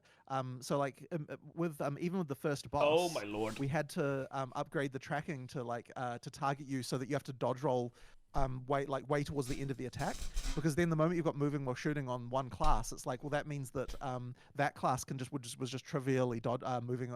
Oh yeah, away from moving while those- shooting that classes ability. are gonna be better. So suddenly the boss tracking has to just- get an upgrade, and what like the fuck do you everyone think? kind of has this thing, but the repercussions have just Obviously. been immense. But I think it is worth it. It feels so much It's cooler so and much so cooler, much yeah. better when we get that right. Yeah. Like 100%. Yeah. That was going to be my response. Like with the hands-on, like the boss fights, they feel incredible. And I noticed what you said, where you have to like, you really have to get good at skilling the dodge, because it needs to be right before it goes Yeah, yeah. off, not like the early dodge, which is like something I'm much more used to doing. And in Path of Exile 1, you know, you only get hit when you stop moving, so I can Right. see how that was like an Yeah, issue yeah. Well, here. We are certainly getting away from the just run in circles for 99% safety. And I think that is an absolutely amazing thing. You still kind of run in circles just because you do dodge generally in one direction over another, but like it's not just the like I am 100% safe while doing orbits around monsters or a boss. There's a lot less of that, which again makes everything just feel way more engaging, and you can't just. I mean, if you want to pause, you don't need to run in circles now. You can just pause and you know, take a breather. I know this is like blown out the beta dates for you, and it's been a lot of work, but the net result here should be far, far better. Well, I gameplay. certainly think so. Like it's just like I felt really bad about missing that deadline, but like it's like at the end of the day, like if we have found a game that is better than the one we were making before, then we have to make that game instead of what we were making before, like regardless of if it pushes the date out. So yeah, like that's ultimately I think, and like to be fair, it wasn't just that. Like Jeez, there's the certainly game anymore. More certainly dips. when we came to do More polish, and it's interesting. I must actually have going more back into- dippers and it's been more so long more AoE since so we that I really can polished annihilate the 4 start of a screens game. away rather than just 2. Like, and it's weird bringing back all the memories of what we actually did back in the early days of PoE. They will now need to never see me. Like all the little details about actually doing that again. It's like it's actually kind of really interesting going back again and doing it. But I had forgotten what it takes to get the start of a game to feel good, and like it took longer to get Act 1 to a right state than we expected. The annoying part about it, especially, is that we kind of only really realized this as we had kind of, as you know, like I would say probably like a month and probably a month and a half ago, that this wasn't going to happen in time. And we had already like booked in everything for the event that you went to, and then now we were like in this like ultra crunch scramble of like we have to get this to be good enough for all of these influencers who are going to be playing, you know, like the game and recording it and so on, and ready for that. And I think that even what we delivered there, like even though I think like it was great if you like played in a similar way to what we have been, or things like that, like there were actually some balance holes you could fall into that meant you had a really bad time. And I do worry that some people kind of fell into those holes and like just didn't end up having a good time with it because like of that. And so that's kind of like probably one of the more eye-opening things to me is like there was way more variance in the experience than I was hoping for. You know, like some, as I said, just some people just like ended up with the like not finding good items, like not find, like, you know, or just like the skills they happened to pick, the combinations that were like ones that just didn't like work as well as others and things like that. And so, you know, that's a bit unfortunate. But if you did have the good experience, I think that like there were certainly people there who got the experience we wanted to show them. And it's really good to see that anyway. So hopefully you were one of the people who sort of, you know, found that you had some good stuff going on. But I'm obviously very interested to hear more about your feedback in particular. I think, yeah, that's the interesting question I kind of have from this, is that like there's no doubt this is a bit drawn out. Path of Exile 2 is very challenging, but myself and a lot of the other creators I talked to really like enjoyed the way that the difficulty was done, and especially the boss fights I felt were incredible. I really enjoyed them, but it was very easy to see people who didn't have such a good time. And like, where do you want to try and get this game? Like, and how do you balance these two things? It is very hard, and I think that it's especially hard due to the fact that because the bosses have learnable mechanics, like it's hard for me to go and have an objective like play session on another you know it. class because Yeah. I already know the boss, and so like that means that to actually find out, I have to watch people play who haven't played before, like play again, and that makes it really really hard. So like even like I will if the mechanics of the boss gets changed, I will then I will be dying, and like I think that's great. But once I'm no longer dying anymore, that doesn't necessarily mean there aren't still things that other people are gonna have trouble like learning or doing. But I think the worst one is that and that I think people ran into here as well, is that there's something about the item system in PoE 2 now that's leading to too much variance. And we're actually, I was discussing with Mark before this what's going on there, because it's not obvious to me yet even why that is. Like the things like the amount of IPD you can get in a weapon and stuff like that, these are basically the same as what they were in PoE 1. We haven't really changed the mod pool very significantly. So like there's not a lot of changes there, and yet the experience that people are getting with regard to whether their items are good or not seems like the variance seems to be higher. So I need to like find out what's going on with that and like see if I can address it. But I think that what it might end up being is that we have to try it. Like it can be subtle stuff like to do with quest rewards or like what's going on with the shop and things like that. We can give people tools to be able to fix their own itemization problems, so they don't fall into the whole like, oh, I just didn't find a weapon, like that kind of problem. Like it really sucks. There's I think it's the issue of small sample size, right? Not in terms of the number of players, but in terms of the number of items you're getting. Like there's a scarcity to the items in PoE 2, which overall felt really good, but it does mean that when there's like generally a lower number of items dropping, right. There's a bit more chance that one player will have a rare bow and the other one will have a white bow. There's definitely that element, but the hope is that gold would help with that. Yeah. So that you can use gold to effectively well, you get to choose your own drop. I don't know how much you engaged with the shop in particular. I did, but, yeah. Like knowing to go to the like, 'cause that's the thing. Like in PoE 2, the shops matter a lot more because they actually have good items in them. Like there's like it's like majority blues and above in the shop. Like that sort of helps.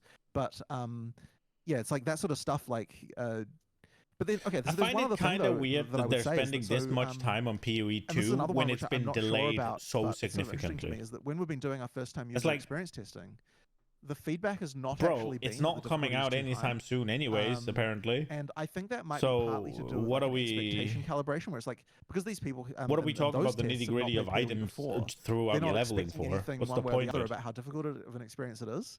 They, I guess, might be kind of like more fine with the difficulty actually, which seems kind of counterintuitive. This is just what it is. This is the game, game. Like a new player is actually like, oh, the difficulty's fine. Like this is just a difficult game. You know what I mean? Whereas like a PoE 1 player might be like, this is so much harder than PoE 1. Like this which just is seems kind of a weird situation that I did not expect. This just seems like useless.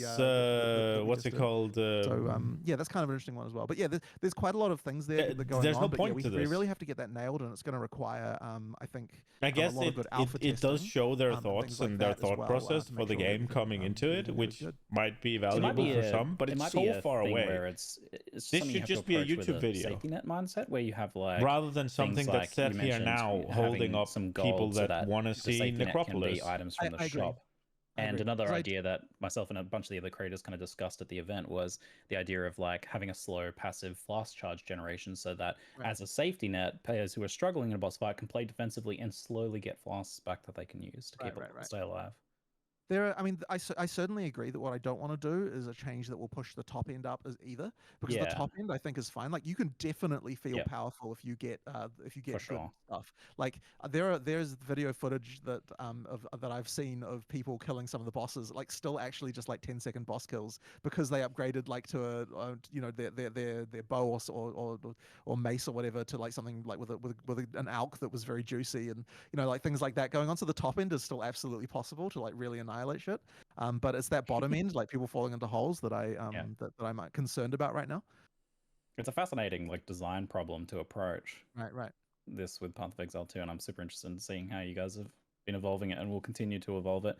Something I also noticed about like difficulty was, and it certainly came up at ExileCon, was the issue of stuns, getting stunned by monsters, just how brutal they can be.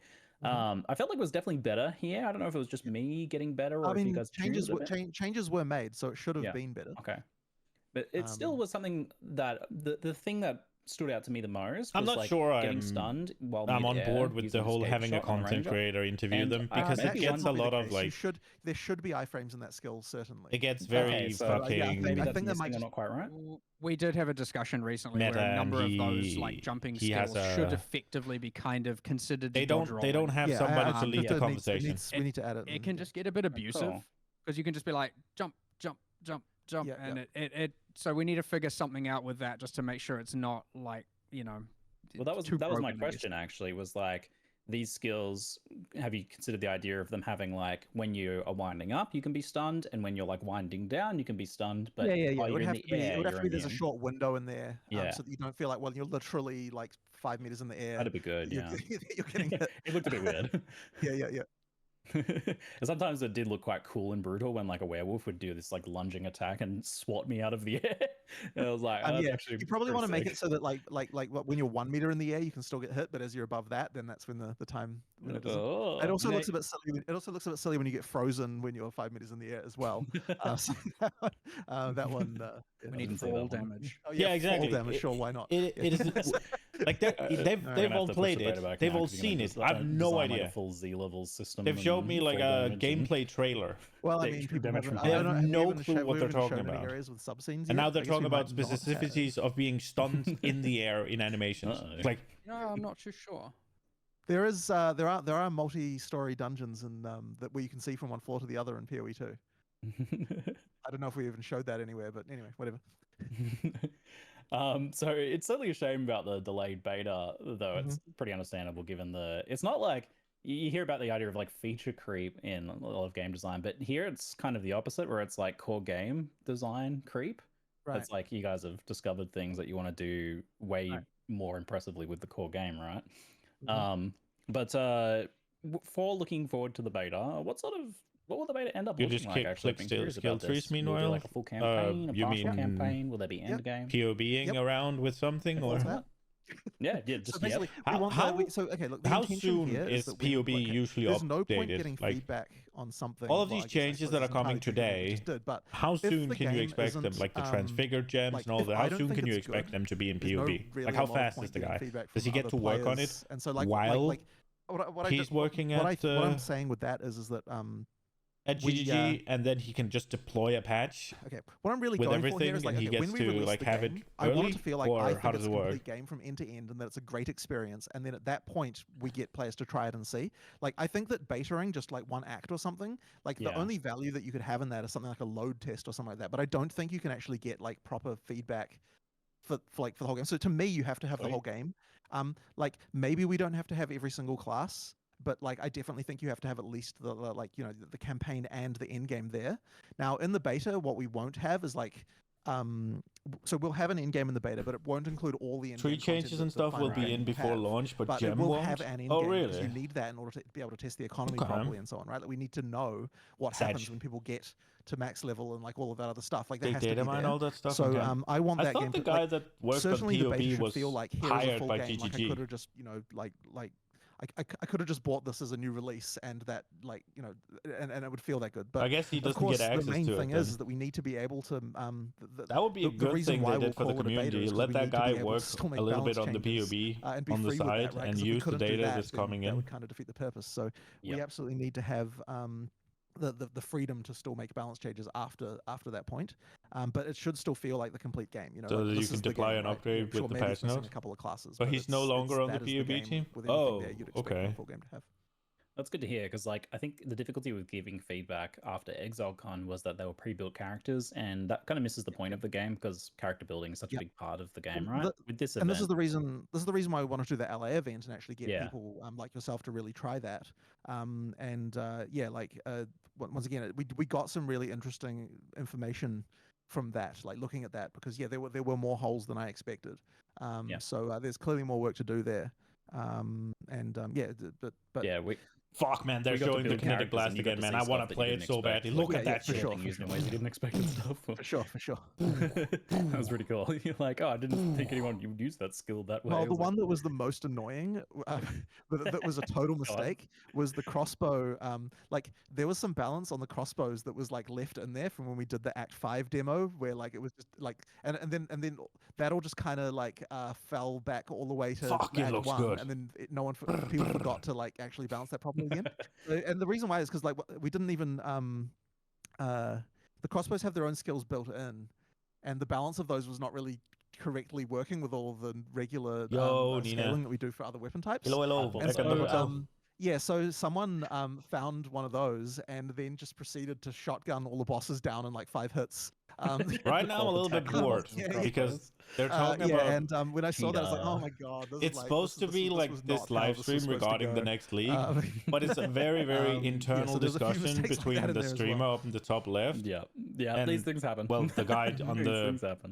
left So I side think of the people are couch for immensely us. curious about seeing They're talking Endgame. about We haven't PoE seen 2, which any nobody's real played Endgame yet for except this for yet. them. And it's What is it going to look like? What a character build's going to look like? and they're kind of shit How fast is at the gameplay going to be? making Is this it something you interesting. can speak on or show soon? I mean, we will definitely have to be showing it soon, but I think that a lot of it comes down to when we're finally able to really play through. It's the whole very game legit in-depth and like, descriptions and get there, and because you just need to make talking sure that points you're feeling regarding the power something progression as you go through the game, that, going up and up. like One thing where that we you haven't need really to been have showing played a it, lot need to have until had the hands on, Ranger need to demo have just seen now it. was actually About using, something that support nobody has tips. seen Like or we just haven't played really or been showing too anything. much of it. And in the Ranger there, It's we just- finally showed like a couple there, but that certainly was not Fundamentally, like full 6 they links have for no everything, idea which what is they're it's gonna doing. be Kind in-game. of. That's a bit harsh. Even but just with like in the Ranger demo there, when you started to add like multi-proj and chain to a couple of things, you start to see the kind of like crazy power that you expect to see from PoE. And so it will certainly go even crazier than that. I guess what's harder to say is, okay, like I don't want it to be just like the whole screen is covered to the point where you can you can see nothing about what is going on. Like it needs to still be like at a somewhat like just from a visibility perspective, it needs to look reasonable, even if you are like covering the screen in lightning explosions. There still needs to be some understanding of what the hell is actually happening. Yeah, like we want the feeling of power, like you want that fantasy of like I'm becoming a god, but we also need to try and make it so that there's still like some level of counterplay and interest in using different skills and like having a good time with a boss even while you're feeling that way. And so that is the challenge, and that's what we have to try and hit. I look forward to seeing how it plays out, because if I have any fear, it's actually that like you lose some of that impactful moment-to-moment gameplay that you're actually starting to capture with the earlier stages of the game. Yes. Well, that is a concern, and what I want to try and not have. Like, I do want the boss fights to still feel very engaging, and I still even want, like, even in maps, I still want it so that there are sometimes white monsters where you're like, I have to do a bit of counterplay against this. Like, that to happen just sometimes.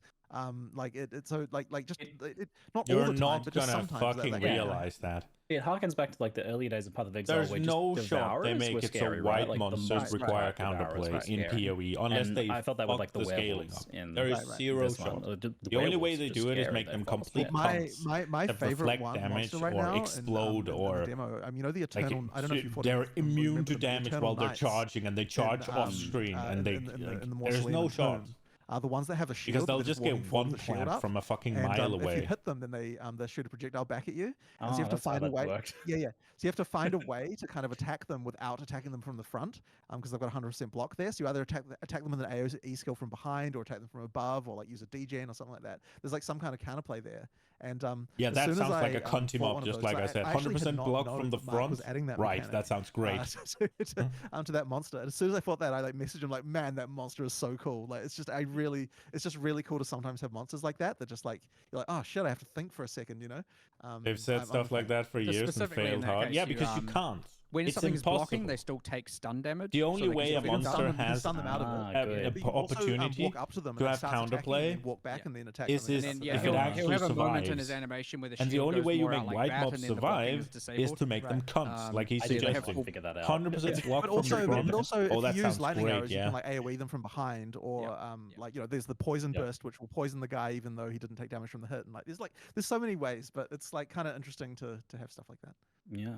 People noted the poison on the live globe. Is there other like display of these sorts of effects on characters? I do want to do more of those. That was added really recently, and it was weirdly cool. Like, I didn't expect that change to matter as much as it mattered. Yeah, exactly. But it On actually death- really does, and having Yeah. more visibility for those. But also, different, like, effects they is really reflect important. So I projectiles, definitely wanna apparently, do more. Like, I basically. think that, But if you hit there's them, definite they send the candidates for projectile shock and back in your ignite face, and, and you have stuff to like hit that, them and bleeding, from bleeding behind, being or you have to kill them with one of those not a ones hit. that, So would be basically, good to some have more builds, it's visibility just on. gonna Like fucking things like that. I suck. think absolutely. I mean, increasing visibility of those mechanics, I think, is super important. Yeah, like we'll definitely do more of that, and I don't think we've exploited like the UI to the degree that we could have before. So like, yeah, just that simple, just make the life orb green when you're poisoning something. Just, yeah, it's weird how much it matters. So I also it's noticed cool. enemy mobs had better signaling of Correct. their effects as well, like a shield if Correct. they were protected or whatever by certain Correct. things. And I want to So, do even better. yeah. Like, I noticed, I was just, like, I think there's more we can do around like feedback for when for when your hit's not working, and I think there's like other stuff like that. Like, there's just tons of stuff that we should do better there.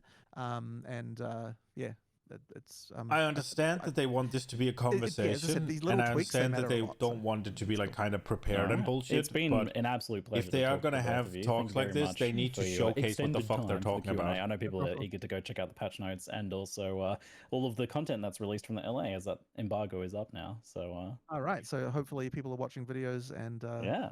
and seeing what's going on. So we will say see you later then, and thanks very much Excellent. for watching, folks. Thank you very Thanks much. very much, everyone. Yeah. See you later. See ya. All right.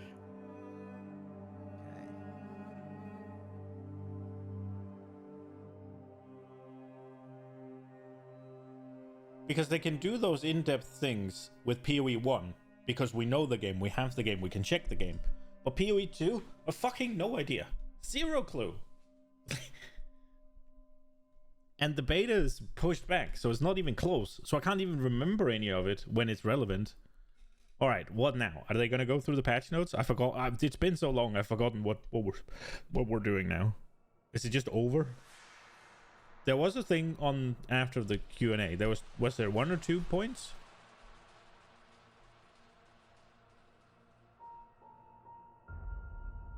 Is it just over and they release the patch notes, or what happens?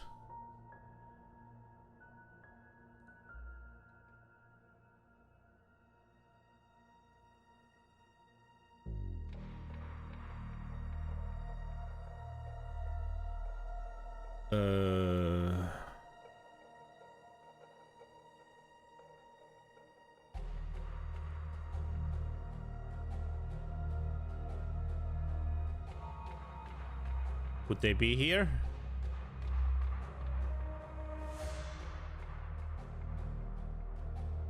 Nice. Okay, so it is done. There's nothing more coming here, I guess.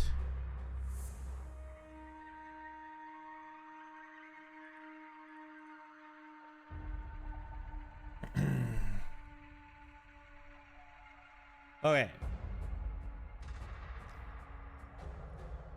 This is kind of meaty, huh? Jeez Louise. Okay. Let's see. Channel leagues are a great opportunity for a fresh start in the new economy. All of your old characters online were still present in standard and hardcore league, but you're encouraged to join the league. Is this just... You'll encounter Undertaker RMO, a man collecting the scattered spirits of the Eternal Empire for a mysterious purpose. Right, so is this just... He gives me the lantern. Okay. And I can examine the spirits. Then you configure which monsters they haunt. Okay. You undertake them to show colors, powerful items. Okay, well, that's fine. This is just what this is. The new challenge include a set of 40 new challenges and 8... Oh, I don't care. New content and features. Here we care. The following uniques have been added to the core drop pool. Storm's Gift. Okay. I don't know what that is.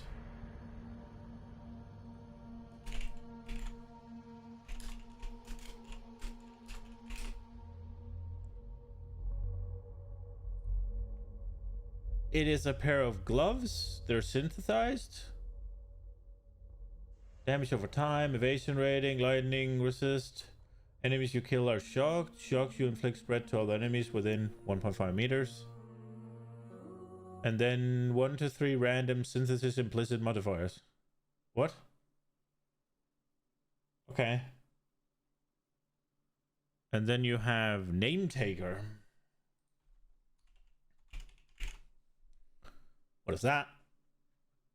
It's a sword. I have that. Critical strike, leeches life. Hits with this weapon have 10% increased paraded me power.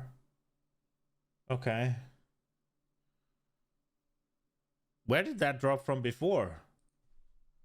Pragmatism.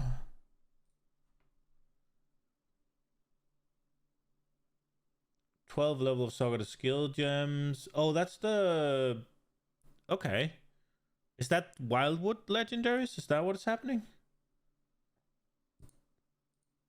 That's the one where you... That's the... What's it? Oh, I hit my fucking microphone again. That's the chest thing with the socket stuff. What else? The Burden of Shadows. Are all of them from the Wildwoods? Well, that looks cool. Socket gems supported by a level 1 life tab, 20 to 30% increased cast speed. Okay. Lose 500 life per second. Spell deal added chaos damage equal to 15 to 20% of your maximum life. Okay. The Burden of Shadows, the Flawed Refuge.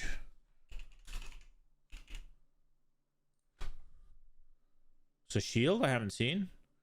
Armor evasion, chance to block. You take 100% of elemental damage from blocked hits.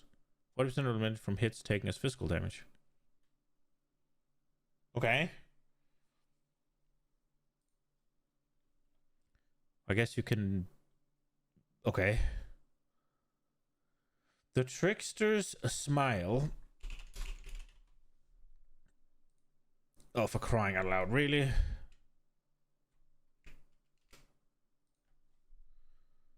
Oh, that one as well. Yeah, okay. What does that do? Cold damage reflect. It reflects elemental. Okay. When an enemy deals elemental damage to you, the resistance to those elements becomes 0. Is there a way for you to take the damage dealt to you and turn it back? The Untouched Soul.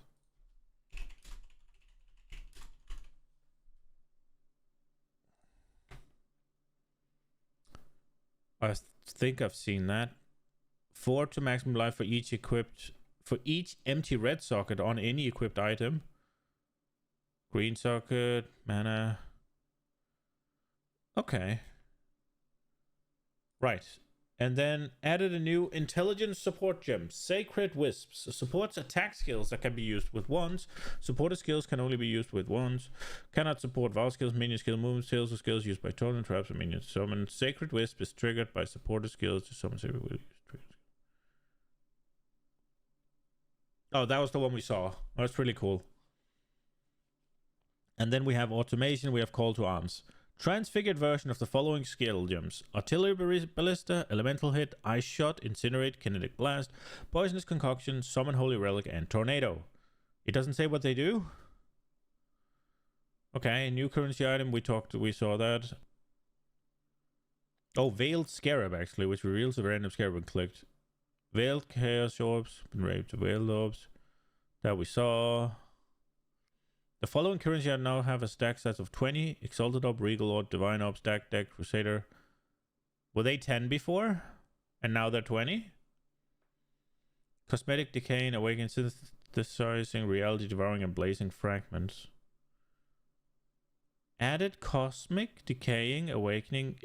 That's for Uber. 14 new unique items. Do we see them? Minimap item for strong boxes. This is the Pantheon shit. Add a myriad of small improvements surprise the campaign. They talked about that. Alternate art unique items can now be converted to account bound microtransaction. Wait. Alternate art unique items can now be converted to account-bound microtransaction using the new Convert Trace Reward chat command. The item will be destroyed and you will be granted an account-bound microtransaction that changes the appearance of an item of the same type to match that of the destroyed item. What does that mean?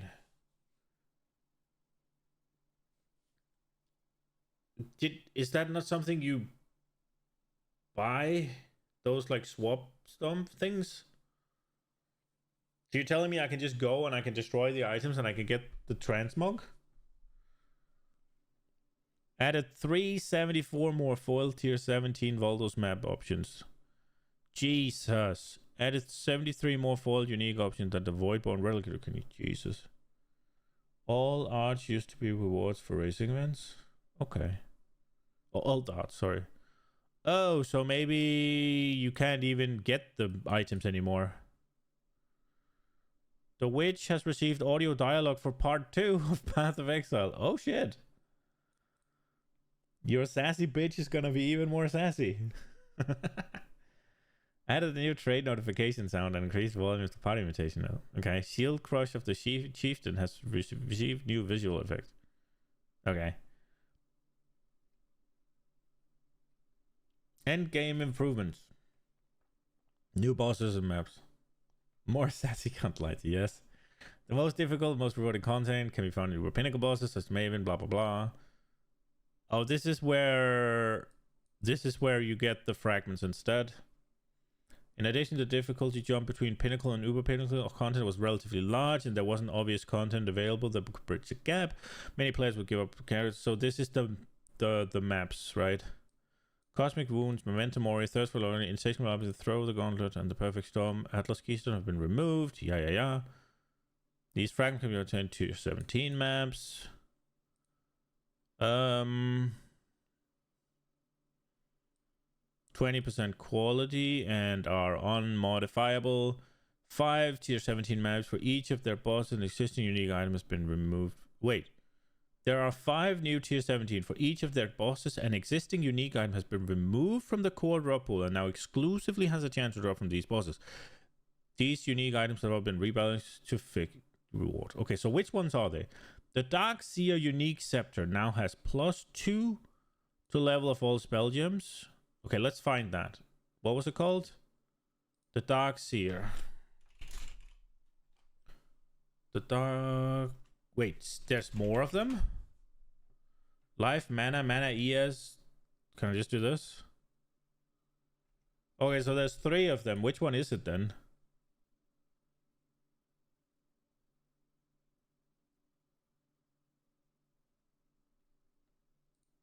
So, global damage, blind, unaffected. Malediction, all of them. Maximum energy shield. Oh, so it's just different. Okay, so it can have maximum energy shield, maximum life, maximum mana, maximum... Okay, so one of the 3. Okay, and now it's been changed to it has 2 level of all spell gems. So up to +2 max per... No longer has 46 increased global damage. Oh, okay. Huh. What? Was it too powerful with the global damage, I guess? So you just got the spell gem instead? So now it no longer you can use it for just whatever you want. Now it's a spell thing. Malachi's Endurance.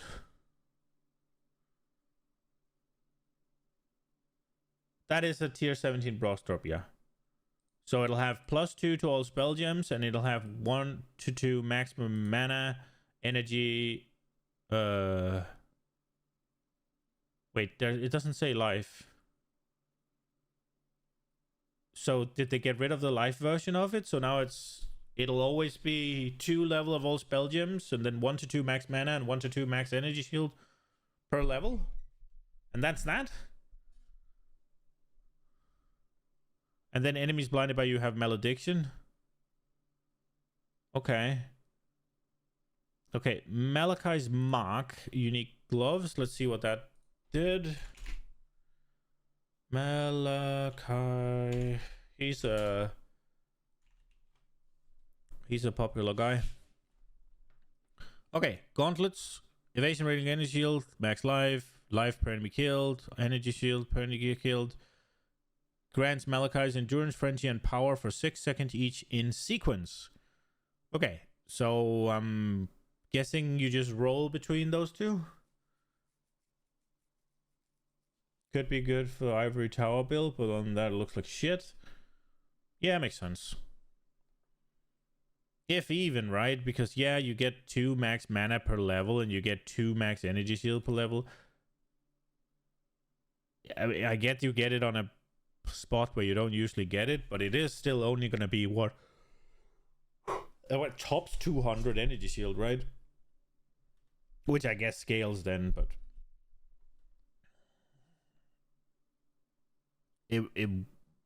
assuming that this is enough damage, I guess.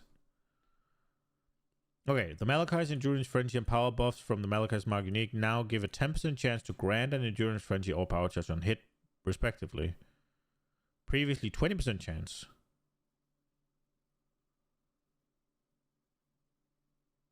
Wait, so they nerfed it?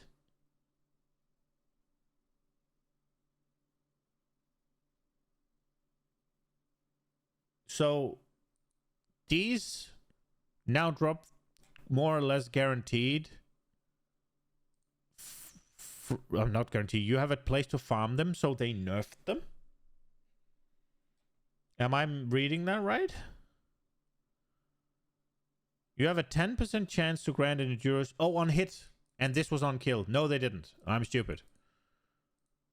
Okay, so you'll have much higher uptime. And they'll work on bosses. I mean, this might not be bad, right? Unless there are better places to get endurance, frenzy, and power. What do these buffs do? Oh, that's just what the buff is. Okay. Oh, no, I shouldn't have... PoE wiki. Right. I mean, these are somewhat interesting, I guess. Mana Storm Unique Shield. The Mana Storm. What am I... Is it just Mana Storm? Okay. Right.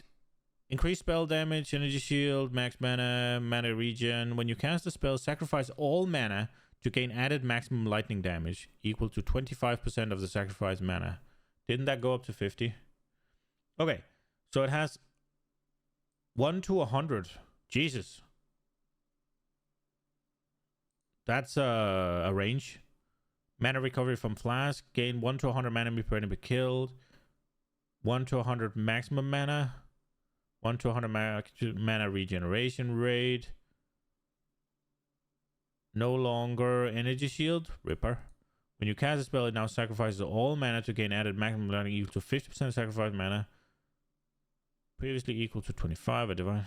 Good night, honey. Sleep tight. You coming home tomorrow?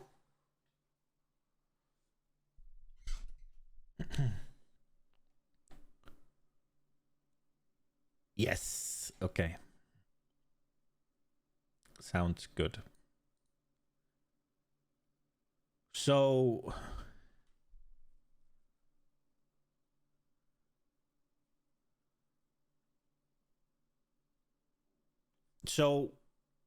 whenever you cast a spell, it'll sacrifice all your mana.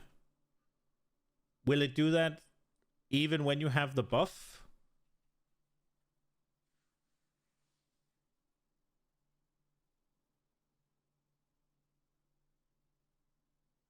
Yes, here, honey, sleep tight. It shouldn't, right? So you're sacrificing all your mana, and then you have 4 seconds of buff until you sacrifice again, right? Or does it sacrifice on every cast? Because I guess if it sacrifices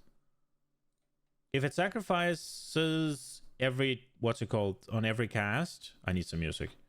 We just have the PoE background music, maybe.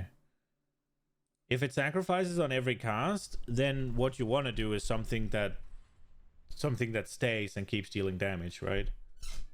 Exactly. So it does sacrifice on every cast. It's not you're immune to the sacrifice thing for 4 seconds, so it's not like you can use it with Arc, for instance, like you big dick mana dump Arc and then regen enough to just keep blasting out Arcs in those 4 seconds until you then big mana dump again. It'll be on all of them, so you want something that stays. Okay. I don't like that type of gameplay, so that's not for me. Wraith Lord.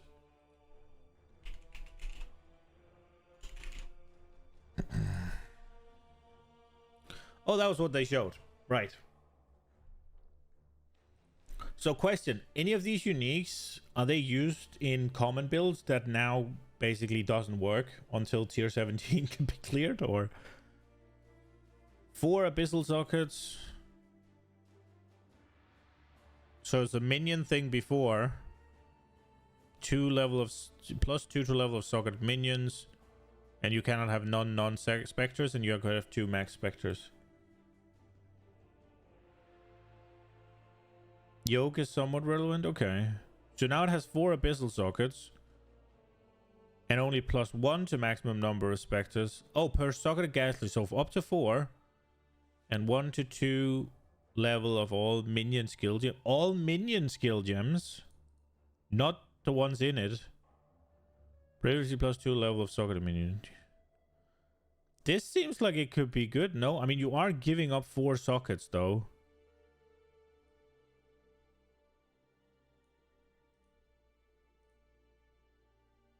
But you'd get 4 extra specters, and you'd get 2 to all minion skill gems. That doesn't seem complete this yet, no? I don't know how minion builds work, if they scale off levels like other spells.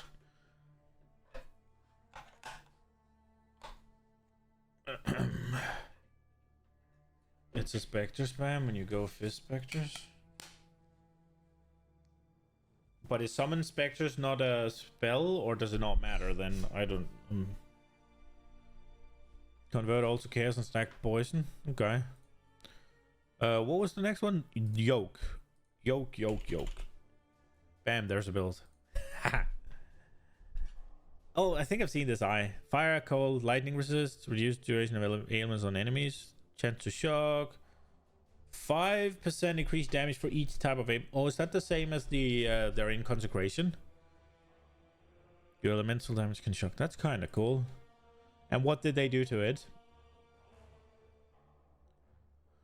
Has enemies take 5 to 10 increased damage for each type of ailment you have inflicted on them. Produce 5% exists. Okay, so that's it. That just got buffed. Okay, that's cool. And it doesn't seem hyper build enabling. It's just a lot of damage, I guess. Uber Pinnacle bosses now also have completely distinct unique item drop pools from their non-Uber counterparts, providing a reason to farm both versions. Oh, I hope the Maven boops drops from regular Maven. In order to challenge the Uber version of Pinnacle, you must now successfully defeat their non-Uber version. Okay.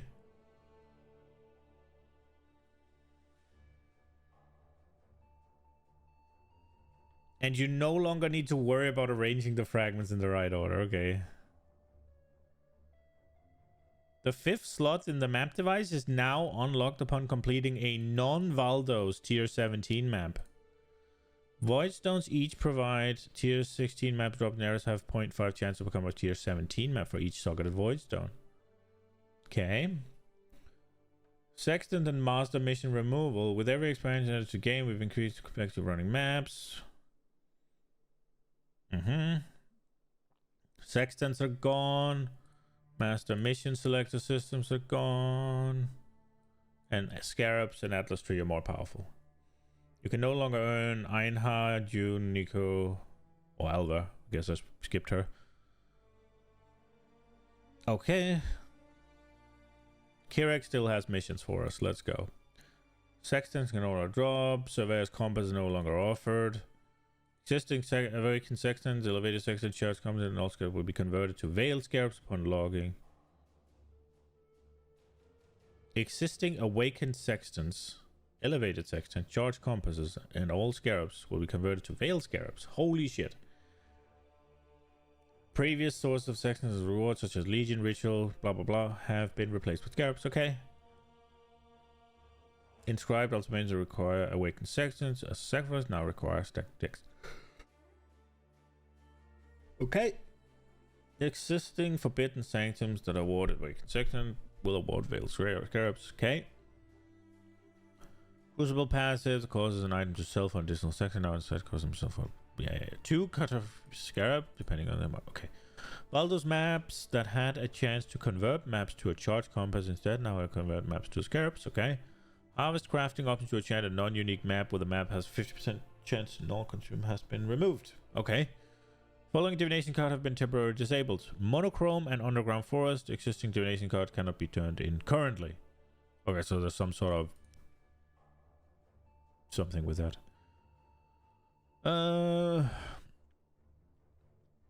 So this is just a Scarab rework, right? They can drop from everywhere. And there's a bunch of different ones. And there's 10 Atlas notice cause your map to have chance to transfer. Okay. Bigger stack size. Previous vendor recipes for Scarabs have been removed. Though we have added a new vendor recipe that can be used to trade 3 Scarabs for a single Scarab of type different from those vendors. Okay. Divination card has been temporarily disabled. More is never enough, and rebirth and renewal exist. Okay, so again, something with that, I guess. And this, the Maven invitation not dropping. Oh, so you had chance to convert maps into Maven invitations? Now converts them into Scarabs. Oh, that's kind of a bummer, I guess. Existing Maven invitations, excluding quest versions, will be deleted upon logging in. Ouchies. Atlas passive tree changes. Oh, that's gonna be difficult. With just reading. Holy shit. I'm used to seeing stuff like that. Okay. To provide more flexibility in what content you want to run in the endgame, we've added the ability to have multiple Atlas tree sets. That's nice. Which can be swapped between maps at your leisure. You can unlock up to 2 extra sets for a total of 3 by progressing through the endgame and completing core content. You can also label the sets easily identify which one. Okay, that's nice. So they're probably going to sell those in the store eventually. During the more than the 3, I guess. During the Necropolis League, there will be support for the League on the Atlas Passive 3. We've added 4 clusters that allow you to enhance the gameplay, customize, and change behavior in meaningful ways. These Necropolis clusters will not be available in Standard League. New Atlas Keystone passage to the Necropolis Atlas Tree, Prospero's Wager, which provides all corpses with unresolved anguish in your maps reveals a random craft when buried. Or just for the Atlas tool to upgrade and take a good look. You just wait for it to upgrade? Yeah, that makes sense. I'm kind of interested in what all the new ones are. Add a new Fear of the Light, which provide haunted modifiers are applied randomly to packs in your maps. That's the one they were talking about. Monster packs in your map have 25% chance to have an additional haunted modifier, and Embers of the All Flame cannot be found in your map. Oh, okay.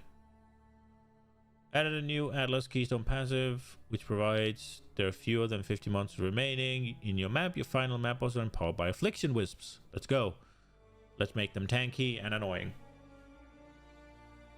Back to basics. Maps randomly have between 0 and 80% more modifier effect. Okay. Extra content cannot appear in your maps and cannot apply influence to your map. What? Extra content cannot appear in your maps? What does that mean? Does that mean you can't have any of the anything? Like Legion, Delirium, all that shit? Yikes. Add new keystone, Unwavering Vision. 20 Atlas passive skill points? But you can't find Scarabs. And you can't use fragments. Okay. I guess that's relevant to have early-ish. When you're just... I mean, maybe not. It depends. Maybe when you... If and when you don't need scarabs anymore. I don't know.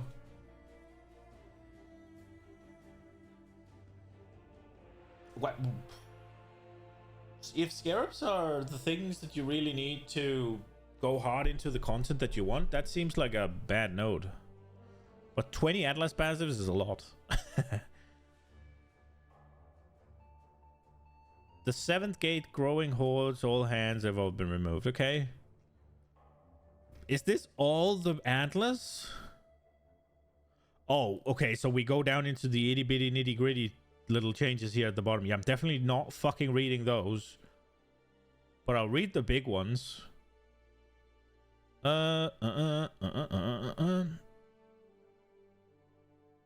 Classic triple nerf for penis brand. Oh no.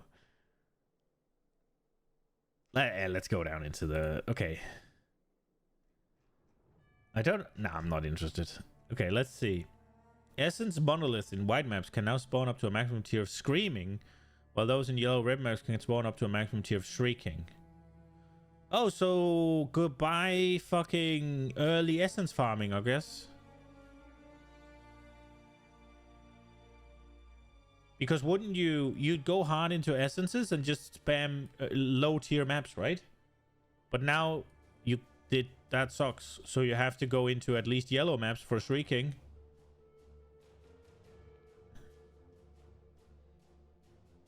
The best tier recipe for gaining one of each Atlas mission now instead causes you to gain 5 Keurig missions. Okay, that's nice. It's fine. Okay. The best tier recipe for transforming Gilder Scarab to Wing Scarab and place transforms an amulet to a talisman. Hillock transportation, safe house rewards now. Chest of essence scarabs. Harvest scarabs, anarchy scarabs, blah blah blah blah blah blah. Source of divination card drops from league content such as league blah blah blah. Now instead drop stack decks.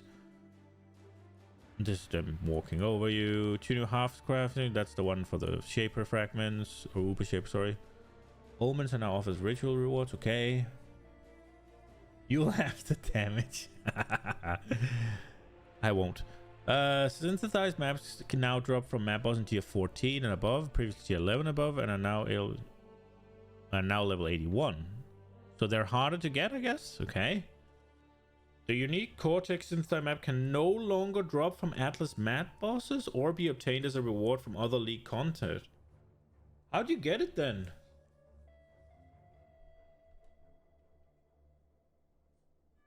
The unique Cortex synthesized map can no longer... How do you get it then?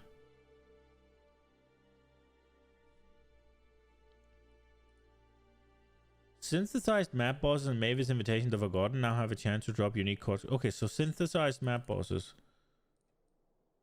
So you have to do... Okay, I don't know. So you have to do synthesized maps to get Cortex, I guess? Okay. Map sub-areas no longer have +1 to area level. Aww. Why? The following maps have been removed from the Atlas. I don't care. The following maps have been added. I don't care. If I had to guess, tier 17 drop for Cortex. It seems like there are other synthesized maps, right? Than just Cortex. Or... So you'd have to get those to drop, and then you'd have to go there and get him to drop there.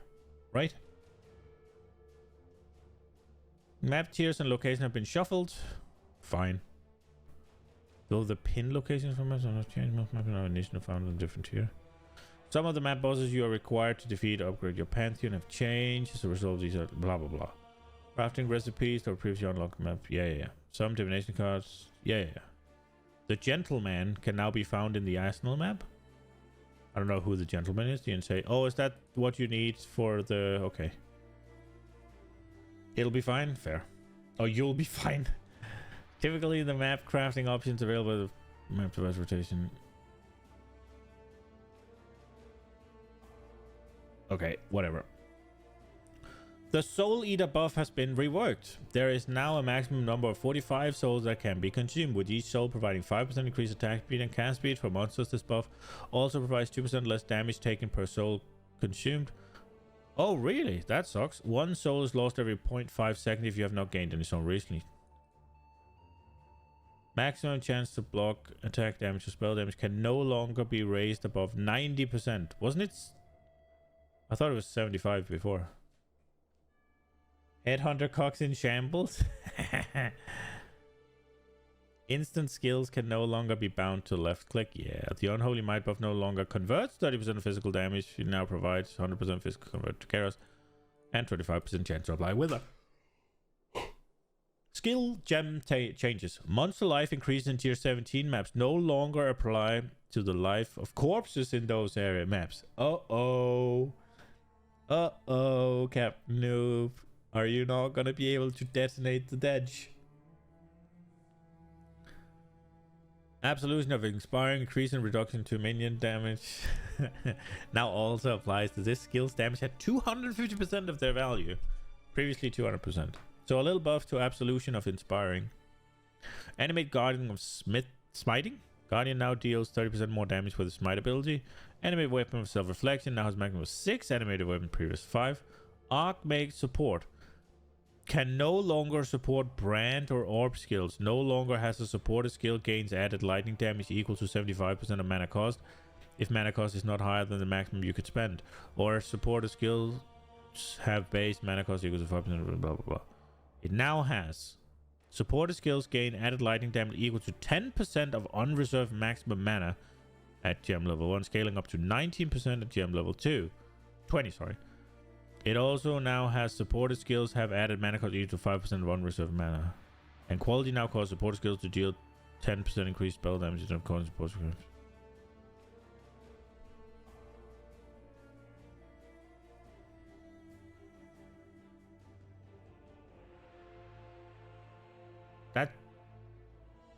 That seems like a big nerf, no?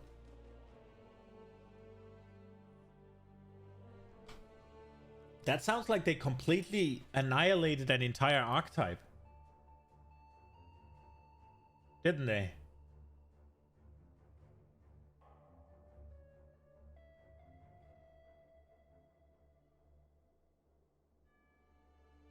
Like, that sounds like they completely destroyed an entire archetype. Archmage was already shit.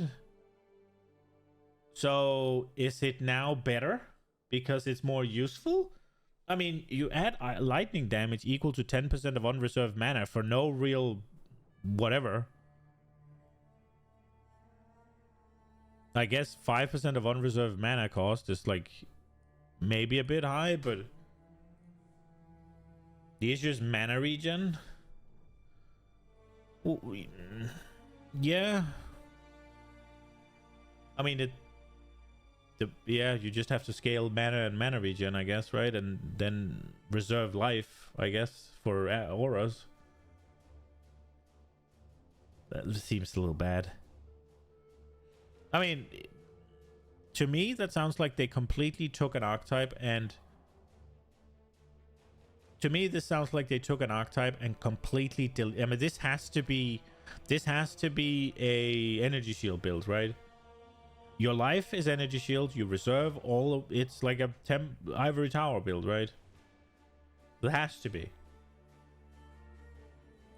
You scale the fuck out of mana. You scale the fuck out of energy shields. It has to be something like that, right?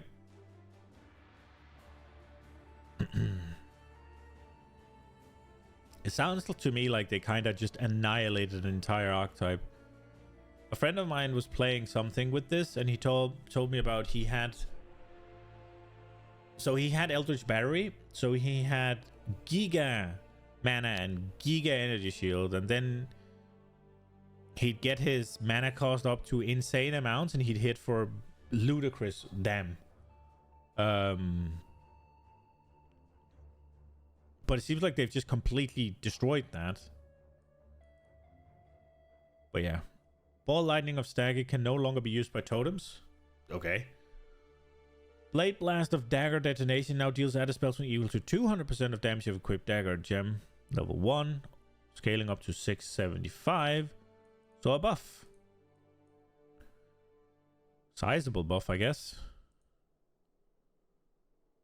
Blade Blast of Dagger Detonation. Okay, Blade Fury of Incision now has 35% more critical strike chance for each stage, previous to 25. Okay. Blade Trap of Great Swords now has 120% effectiveness added damage to gem. Scaling up to 180. A buff. Blade Vortex of the Scythe now deals approximately 25% more damage to all gem levels. Now at 200% effectiveness added damage. 600. Or sorry, 1600. 160. I'm stupid. Blink Arrow of Prismatic Clones, 25% more elemental damage with elemental arrows. Okay, more damage. Cleave of Rage now has +1 meters to radius per 5 rage at all gem levels. Previous 3. Okay.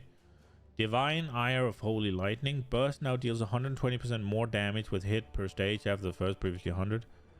And 80% more damage with hit per stage. Okay. Big buff. Dominating Blow? Oh, weren't you talking about this? Uh-oh. Increases... It should be an S, I guess. Increases and reduction to minion damage now also applies to this skill damage at 250% of their value. Essence Drain of Desperation. 50% more damage over time at all gem levels. Okay.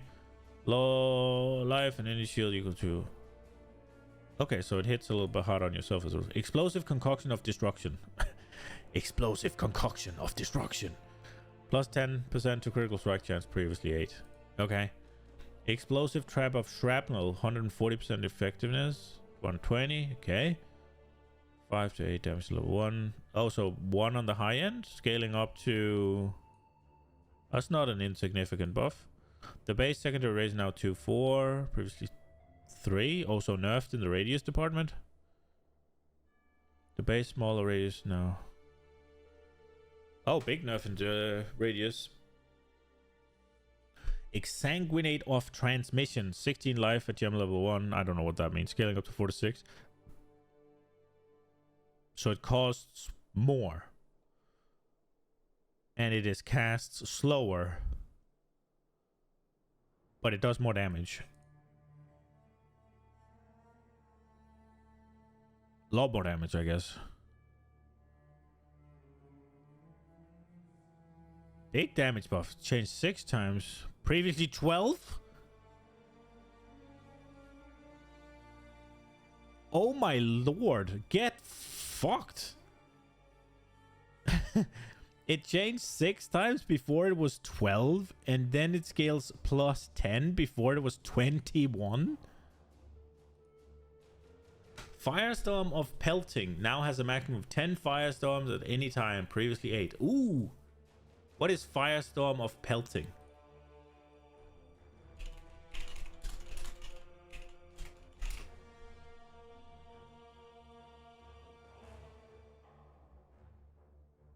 I was kind of expecting something. Okay. Will it show me in here? Flaming bolts rain down over the targeted area. They explode when landing, dealing damage to nearby enemies. Oh, that sounds cool. What did they do to it? So you can have 10 instead of 8. Nice. Okay. Flame Surge of Combust.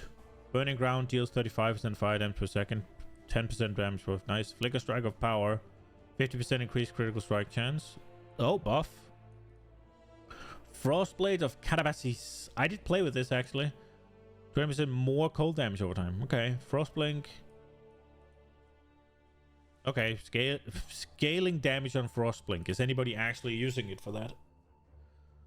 Frostblink of Wintry Blast. This spell cast time is added to its cooldown if triggered. And has 200% effectiveness for added damage previously. Wow. Okay. So it does more damage. Oh, it gets nerfed in the flat damage department, though. Oh, big nerfs. Owie. Galvanic Field of Intensity now fires a beam every 0.3, previously 0.4. Okay. Frostblink, Cold to Fire, Conversion, Ignite is the thing. That sounds kind of cool, actually. Kinetic... Oh, wait. We're here. General's Cry, cooldown 3 seconds at all gem levels, previously 4. Ice Crash of Cadence, Oh, so this is to make up for the... This is to make up for putting it in with the gem, so you get effectively the same as you had before, but it just cost you another gem. Ice Crash of Cadence, 80% more damage with main had previously 50. Okay, here we go. This is interesting. Kinetic Bolt of Fragmentation no longer has increase and reduction to spell damage, also applied to attack damage from this skill at 200%. Aww. Rib. Quality now causes projectiles to change direction 0 to 1 previously provided increase and reduction spell damage also applied. Now it's 55% increased effect on gem level 1 previously 65 scaling up to. They nerfed it? Dude, I love it. It's just great, right? They're like, yeah, so wand attacks has problems, so we're adding in a new support gem. Let's just nerf all the wand. Attacks then. I don't want to play it now. They nerfed it. Cunts. That's a cunts. Fuck.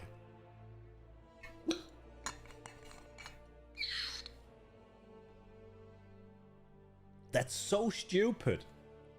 It's like, yeah, look at this new support gem. Be excited. Let's just nerf the thing you apply it to so that you shouldn't be excited and you're going to have a bad time. That's dumb. One hand giveth, the other... Yeah, it gives a pile of dog shit is what it gives. And then it slaps you with the hand that picked it up. Like, that's what that is. Lancing Steel of Spraying now fires 6 projectiles on chain, scaling up to 8, previously 10, so a nerf. Okay. Lightning Arrow of Electrocution now damage final target 4 additional times after sticking in previously 3, so a buff to Lightning Arrow of Electrocution. So nothing to regular Lightning Arrow? Let's go. Lightning Spire Trap of Overloading now strikes at 8 areas, previously 6. Mirror Arrow of Prismatic Clones now deal 25% more. Okay, so here we are. Penance Brand. Oh, it's only Penis Brand of Dissipation. It's not the regular Penis Brand, so we might be good. Fuck yeah. Penis Brand now activates every 0.75 seconds while attached, previously 0.6. Ooh. And has 50% effectiveness, added damage, previously 65. Ooh. It now deals 60 to 24 physical damage, previously 20 to 30. Scaling up to 231, 347. Ooh. And pulses now deal 30% more damage with hits and ailments per energy as previously.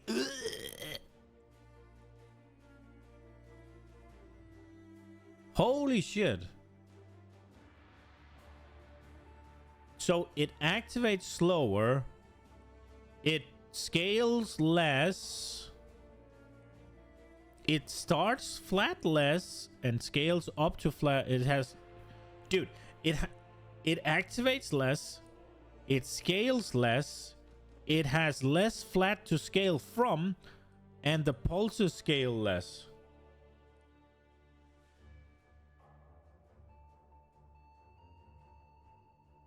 Why don't they just delete the gem? Like, bro, I get that it was overpowered, but there's no reason to have it in the game if you just crush it. Or? I don't know, man, but all of this combined seems like it's probably still good. Really? It was that good that it can take that amount of hits? Doesn't it have 10 stages?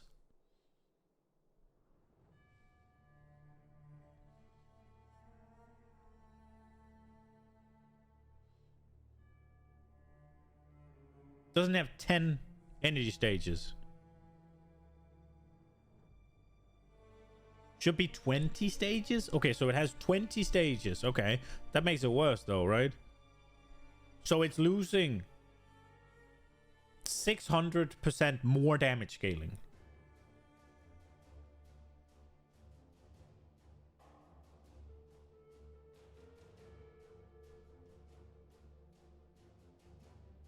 You expect at least 70% less damage?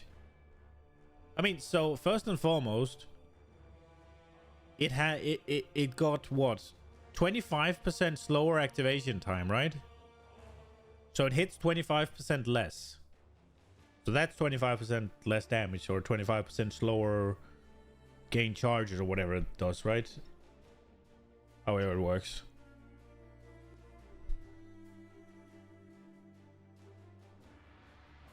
It added damage applies at 15% less value. I don't know what that's gonna be relevant to, but it's the top end. A level 20 gem has got cut off like a quarter of its damage. So it activates so much more less often. It does so much less damage at the top end, and then on top of it, the scaling up to 20% or 20 stacks is 600% more damage less. Right? It's losing that. How is it gonna be viable with that? Was it that broken that it's still gonna be something with that amount of nerf? That sounds unreal to me.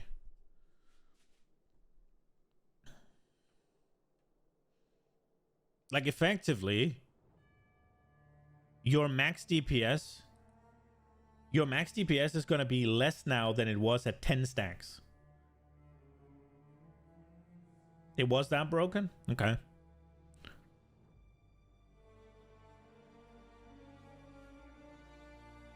So essentially, if you take any penis brand build now and you scale it down to having 10 energy, that's how much scaling you're gonna get on it in the next one. So they literally cut it in half on just the scaling, and then they cut 25% off here and there and there.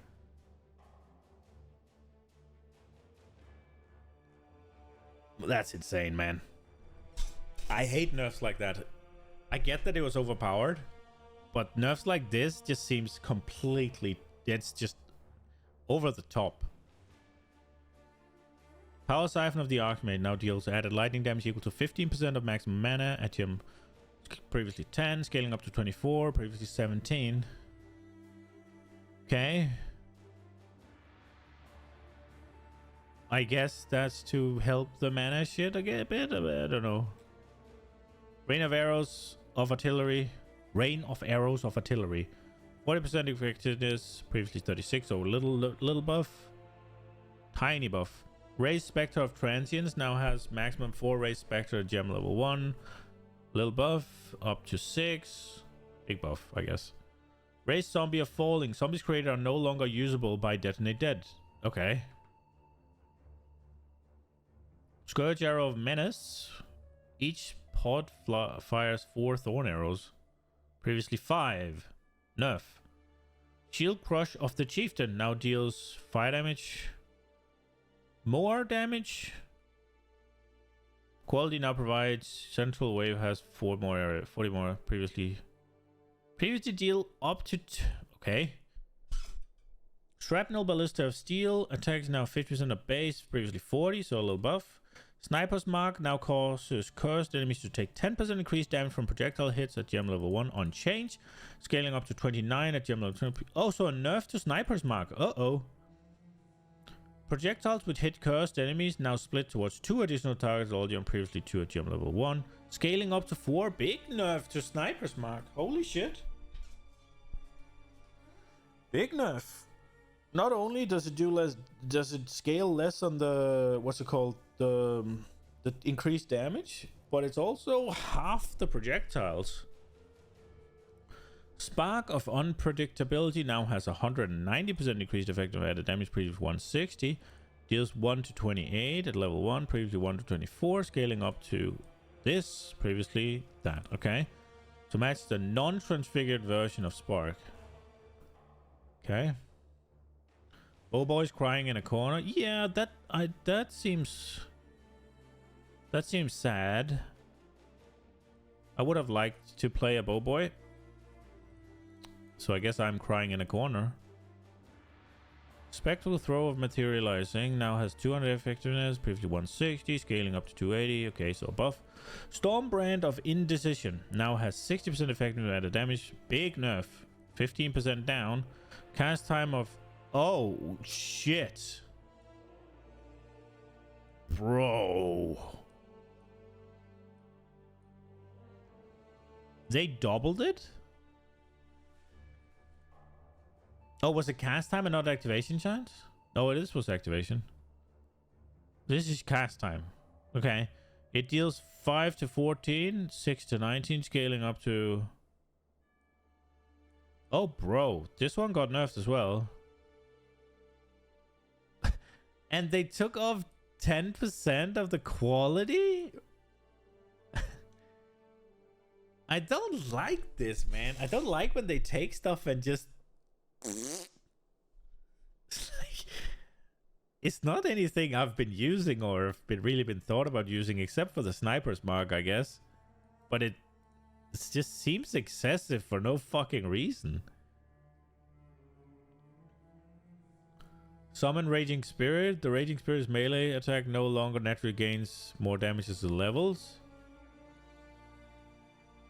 SRS. The Raging Spirit's melee no longer naturally gains. Again, this seems like a big nerf. Summon Chaos Golem with the Maelstrom. Aura now deals 30% more damage over time. So buff. Summon Flame Golem of the Meteor. 50% more damage than Burning Ground now deals 30% more damage. Okay. Ice Golem of Shattering. Death Projectile Nova has 2 extra projectiles and 25% more damage. Skeletons of Archers, 15% more damage. Stolgrim Safeguarding, more damage taken from Stolgrim. Okay. Tornado Shot. Uh-oh. It's because of 100% fist to conversion is fine. Oh, to chaos. Okay. Tornado Shot now has an attack speed multiplier of 80%, base previously 100%, and now uses the same bow animation as the Puncture skill gem. I don't know what that's... Okay. It now has a mana cost of 10 at gem level 1, previously 8, scaling up to 12 at gem level 20, previously 10. Quality now provides 0 to 40% increased projectile speed instead of fires. Okay. So they took a full projectile off it, man.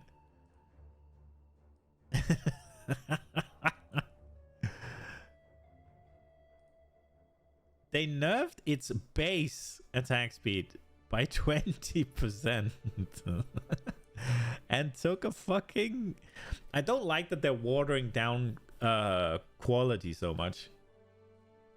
There's so many gems where it's just like, what am I even getting quality for? What's the point? It seems like it's just been watered down to do nothing. I don't like that. It's kind of boring. What's the point of it? So what's the point of having, what's it called, quality if it doesn't do fucking jack? Just TS boys have to spend one more mirror? Well, yeah, but like... I don't know, man.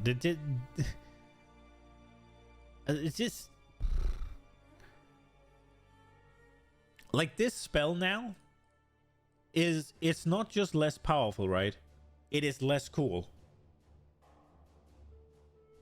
Just less cool.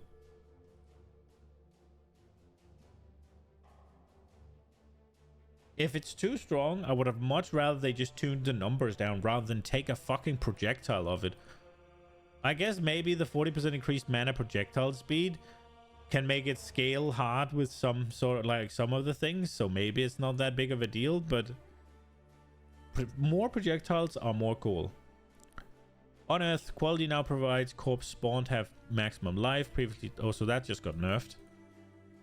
Void Spear of Rending now pulls every 0.3, previously 0.4, so buff. Volatile Dead. It's not 1 proc, it's 5 to 6. Well, yeah, I get that. But they took one off, right? More projectiles are more cool. I get that it's firing off some projectiles and it will get another one. After reaching the magnetic orb at a time, the oldest existing orb no longer explode. They're simply killed. Okay. We have ascendancy changes. Summon Sentinel of Radiance granted by the Guardians Radiant Crusade. Volatile Dead got nerfed. I don't know. I've never heard of the skill. Summon Sentinel of Radiance. It was already... He's already dead. Summon Sentinel of Radiance granted by the Guardians Radiant Crusade Ascendancy skill. Now deals fire damage equal to 20%. Previously 30%. So they nerfed that. The Mindless Aggression's Ascendancy passive skill no longer causes minions to have 10% increased movement speed, 10% increased attack speed, 10% increased cast speed, so cause them to deal 30% increased damage. Instead, it now causes them to deal 10% more damage and have 20% more maximum life. So, isn't this in the Necromancer tree?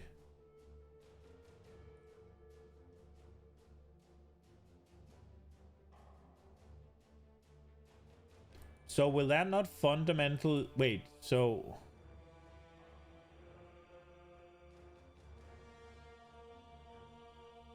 So... The node, Spiritual Aid, reads... Increases and reductions to minion damage also affect you. Will that not mean that this... doesn't apply to you? Or is it a different increase that's used here?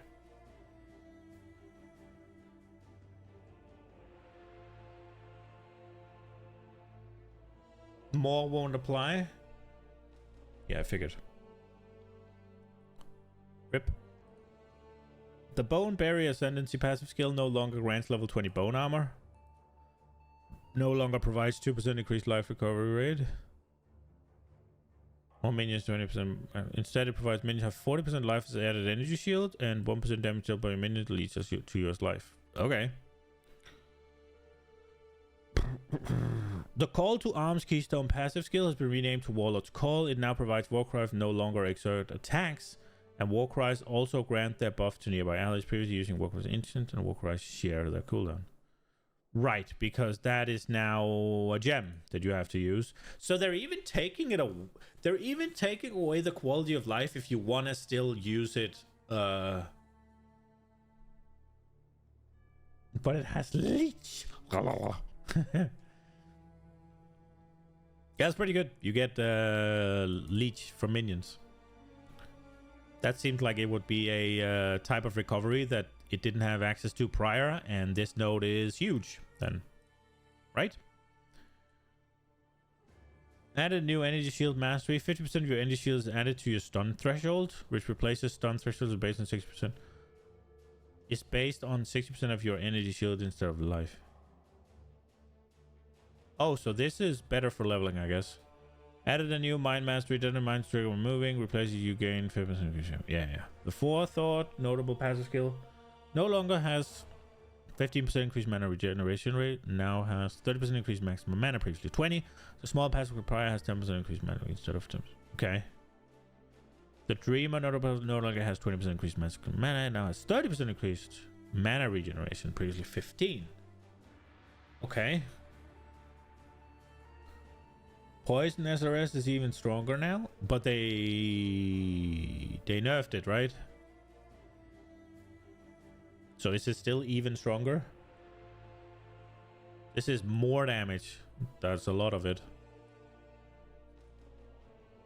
Unique item changes. The Relic Impatient unique box no longer provides 30% increased movement speed. RIP. So if you want to use these boots, you no longer get the freaking movement speed. Yikes.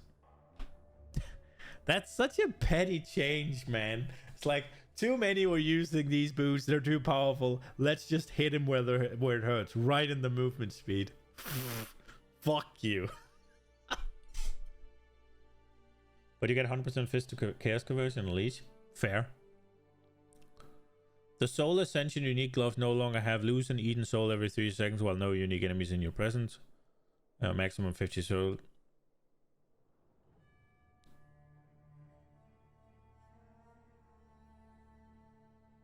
Okay. The Extractor Mentis unique amulet now provides 10% chance to gain Chaotic Might for 10 seconds on kill. Previously Unholy Might. Chaotic Might provides 30% of physical damage as extra chaos damage. Oh, you can still get this thing, so you need this, I guess.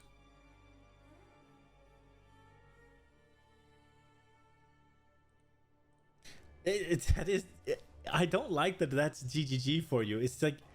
So, I saw a lot of people using these boots, and it seems like they're just cool, right? And maybe they are too powerful. Maybe they are a little bit of a slot into a lot of builds.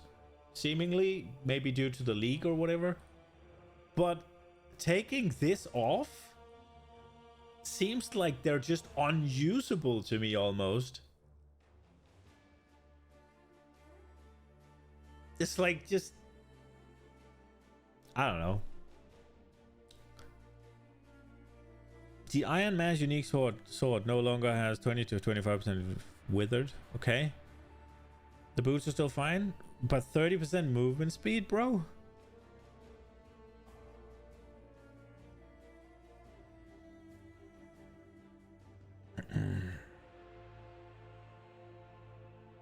In endgame at least? Dude, doing the endgame without movement speed on your boots sounds toxic. Stack spammable move skill, fair point.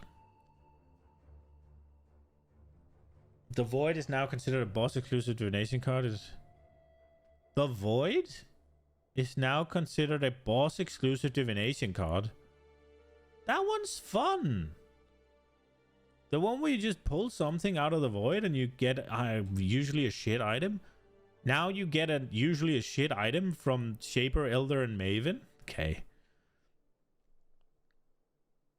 I don't like when they put stuff like this behind where it's like, yeah, you have no use of the Void at this point. Scrolls of Wisdom can now be used on items that are corrupted. As a result of this, most items that previously dropped identified now drop unidentified. Okay. Flask can now be corrupted. Dude, imagine rolling the perfect flask and losing 10% quality to it. Oh my god, I don't like this. Fuck that.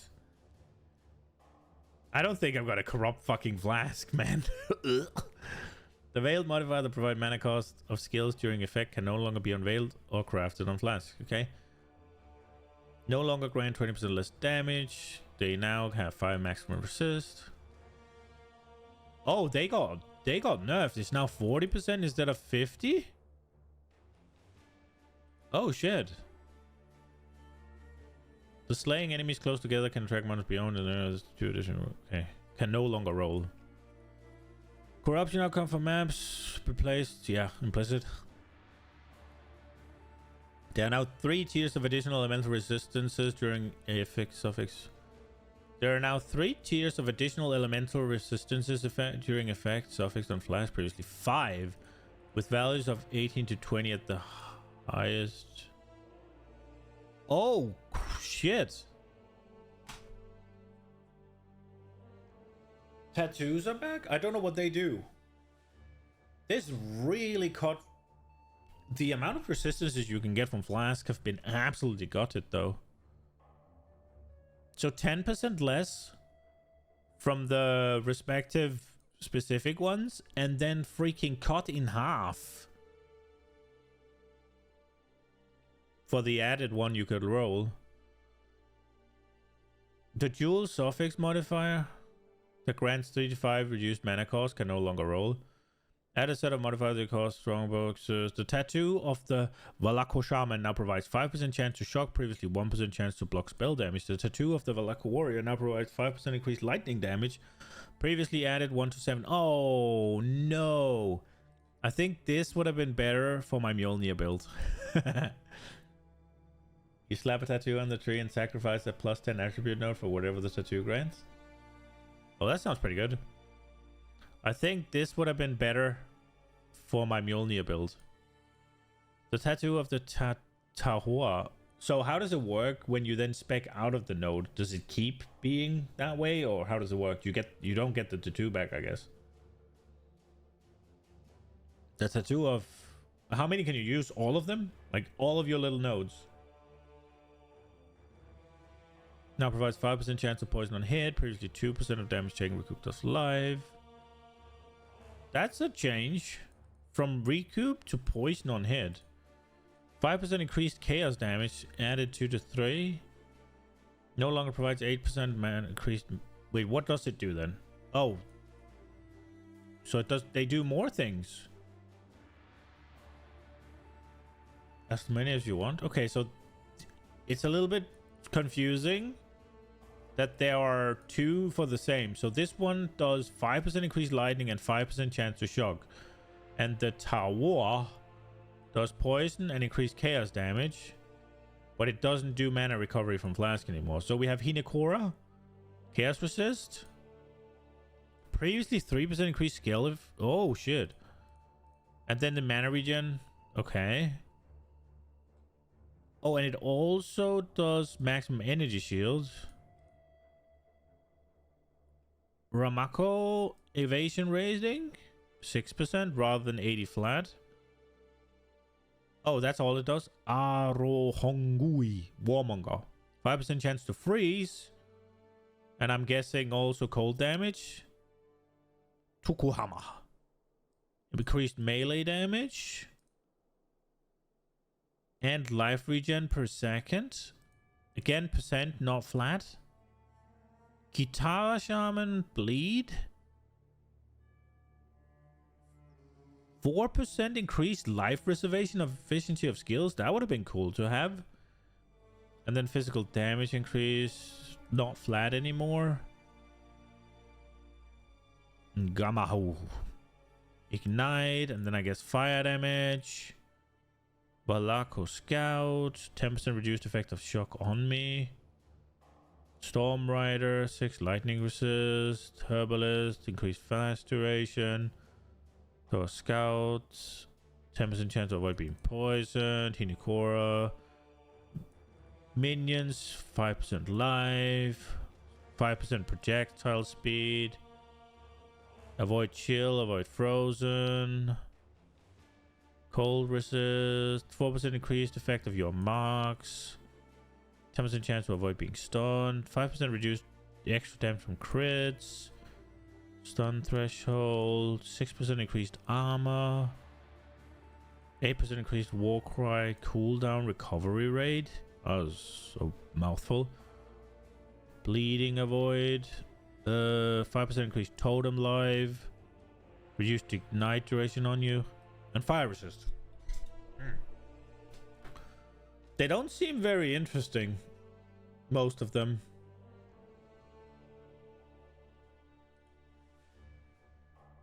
Divination card changes. Fuck that. I don't care. Ruthless specific. Don't care. Holy shit, there's a lot. Monster balance. Improved the visual effect for monsters that explode corpse to make it more obvious. You talked about that.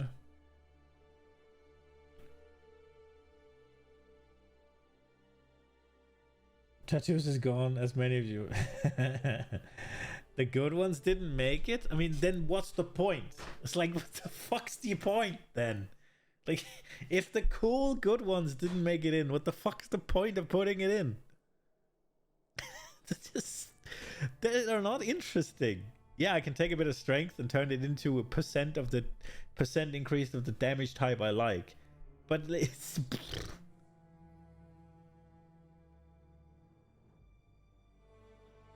The fuck's the point of putting it in if it's not cool?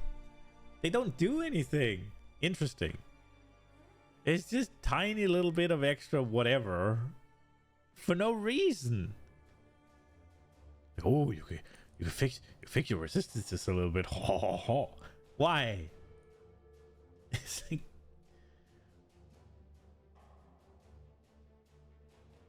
And then fuck you if you play something that wants life regen and doesn't want melee damage, right? Like... And why are they all percent instead of some of them being flat? Like, why?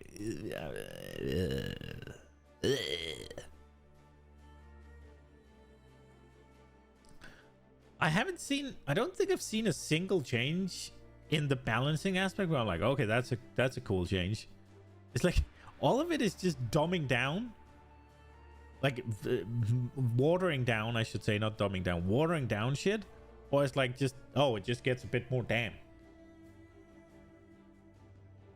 It's still good? Do you think so? I think this is bloat. I think this is bloat. I really think this is just bloat. Like, to me, they don't seem to serve any valuable, what's it called? They don't seem to fill any valuable role to me. It's like they're so small, and I get it, because there's so many points, so you could go crazy, right? It's extremely powerful in the end game. Yeah, because it adds a bit of scaling onto you when you already have giga scaling. I get it, but it's not interesting. It's pointless.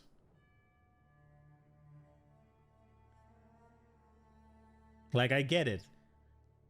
Let's say you're igniting, right? And you have this node that you're taking to get 100% ignite chance, but you don't really want it. And you can just slap 3 of these in there if it's 15%, whatever. You can just slap enough of them in there, get some increased fire damage, get rid of that node, get 3 other nodes. Let's fucking go. Same with shock. Same with freeze, I guess. It was the one for freeze, right?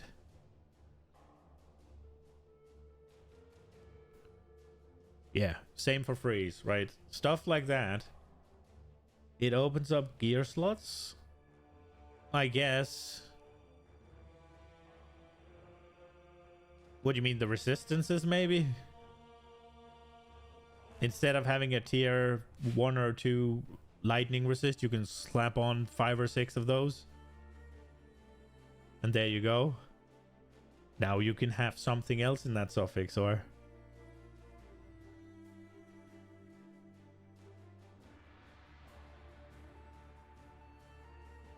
I mean, maybe I'm just not seeing the bigger picture, but I think these look fucking boring. And then use uniques with no res. Fair.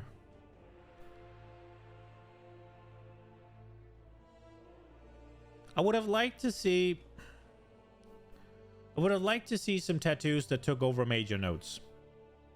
I think is what I'm saying. Like something big. For the life of you cannot remember the word smite yesterday when you said MOBA burnt. Fair. It's way more powerful. I'm not... So, I am aware that it's powerful. That's not what I'm saying. It's not the power. It's... I'm probably just not seeing how it's very interesting.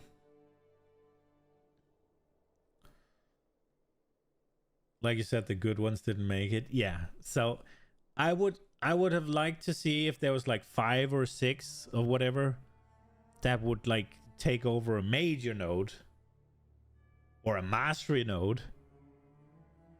Exactly. +1 projectile, +1 spells, whatever. Those, like something powerful that could take over, something that would actually be like, yeah, I get it. If I have too much strength or too much intelligence, I can turn some of it into lightning resist and it'll open up some stuff for me, right? I can turn some of it into freeze chance, so it might open up some points for me, or it might open up an item. I get that. I get that. But it's very, very, very uninteresting to look at, is what I'm saying. And it might just be that I don't know the game well enough, right? I don't see the, oh, then I can, oh, I have this build in my head, right? Where I've done this and this and this.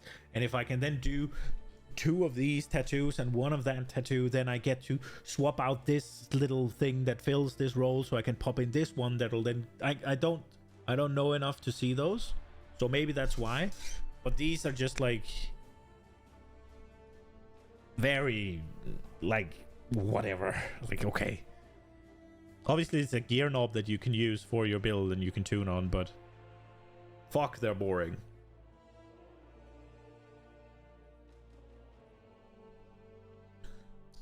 Okay, Monster balancing. We saw this, right? Oh, corpse explosion now deals flat damage instead of scaling with corpse life, by the way. There's 10% stun avoidance. Get 10 and you're immune to stun. Fair.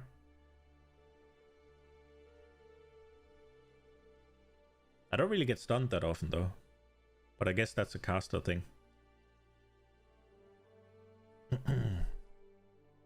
Rare monster item bonus mechanics are now rarer.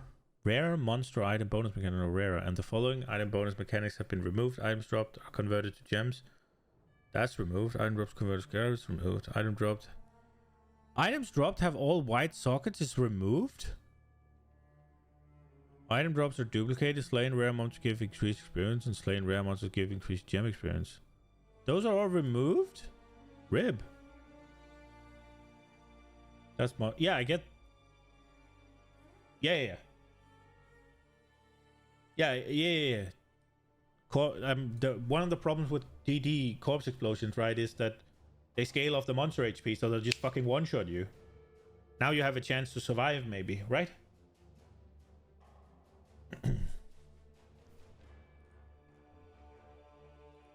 Cycling damage reduction have been reworked. Now adaptive resistances. Monsters become resistant to the highest damage type taken. Yeah. Tormented spirits now roughly 10% more life at level 68. Scaling up. Okay. It will still one shot. Okay. Well, I mean, okay. Well, that depends on the numbers, right? Strongbox modifier that provide +2 to 3 and +4 can no longer roll. Okay, rip. Mute Wind, Brian Rod, Red Blade, and Renegade's Cash unique strongbows now have +1 chest level, previously 3 to 5. Holy shit, they were nerfed.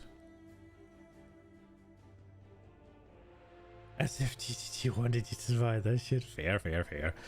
Sacred Wisp support is now offered to the Witch for completing Sharp and Cruel, and people yeen about the temple. Yeah, but why would you use that when you nerf the fucking thing you're supposed to be used for?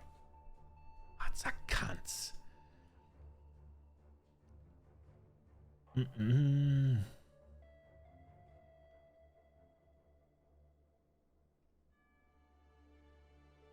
Okay.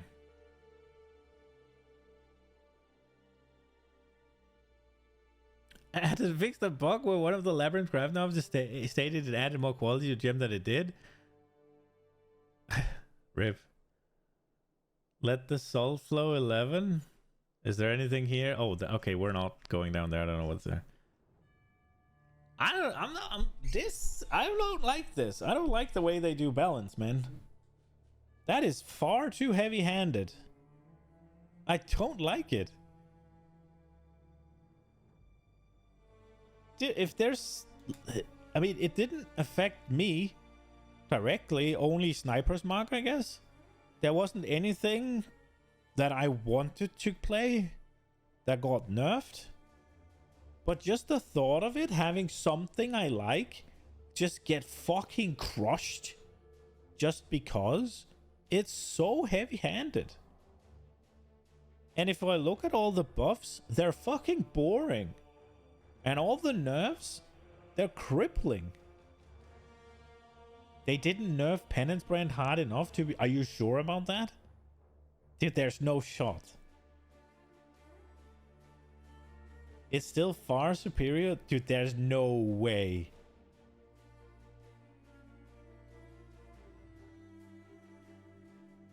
Really?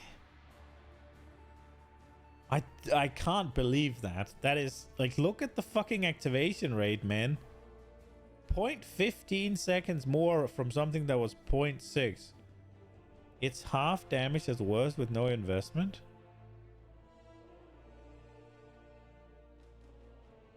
What do you mean? They more than cut the damage in half. They cut it down to like 30% or something. If not less.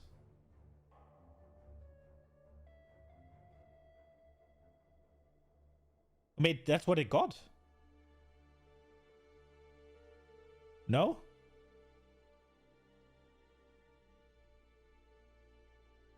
I mean, so just... if you say that it needed a 70 to 80% nerf, right? It got a 50% nerf on more damage, right?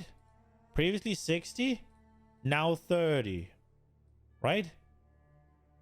And that's more damage. That scaled up to 20 energy, right? That seems like a huge fucking component of why it did so much damage, but maybe I'm wrong.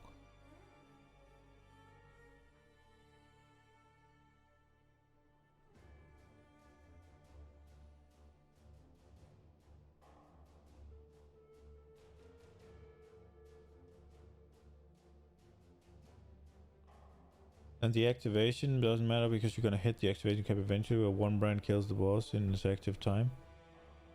Well, I mean, I don't understand. I don't know exactly. I don't know exactly how the whole activation stuff works, but I'm just seeing that it's 25% nerf to the activation, right? They added 25% to the activation, whatever. And then they took 15% off the scaling, right? So added damage is 15% less than it was before. And then they cut the flat damage down by like 25% as well. So it activates 25% slower. It scales 15% less. It does 25% less flat damage, and it does half the more scaling it did before.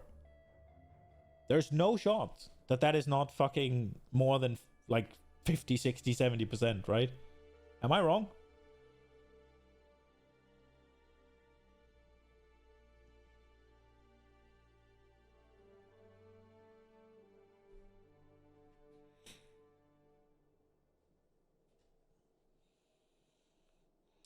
I mean, maybe Penance Brand, quote unquote, maybe Penance Brand needed it, right? That's okay. But this is still, if it was that fucking busted, okay. But this seems insane. This does not, to me, this does not read like, I want this skill to still have a place in the meta. To me, this reads, I want this skill deleted from the game. And I don't understand why they don't just... People used to face Ubers within 4 seconds with it. Yeah, but what could you do with... Let's say it's not Penance Brand of it. They needed more... But how much does it take with another build? Like, how much time does it take with, like, Tornado Shot or whatever? Whatever else is giga good.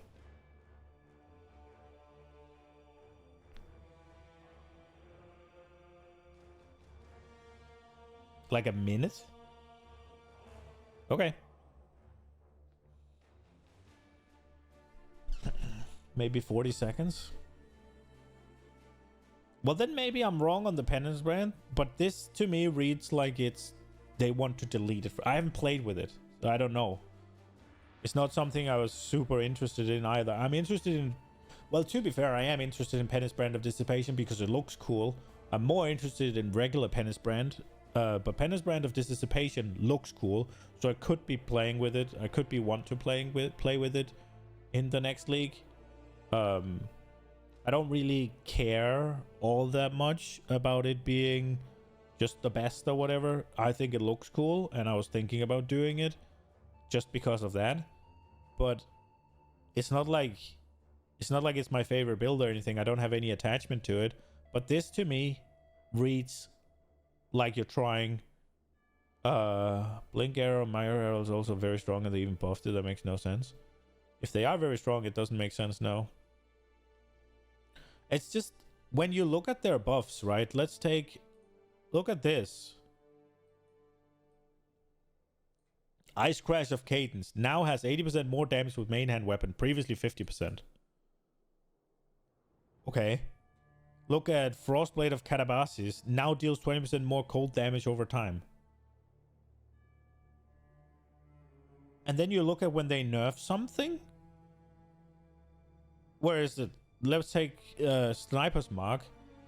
Now cause cursor enemies to take 10% increased damage from projectiles to level 1 on change, scaling up to 29% at gem, previously 35. So a 6% reduction, right? And then they take the projectiles away. 2 projectiles. That's cool.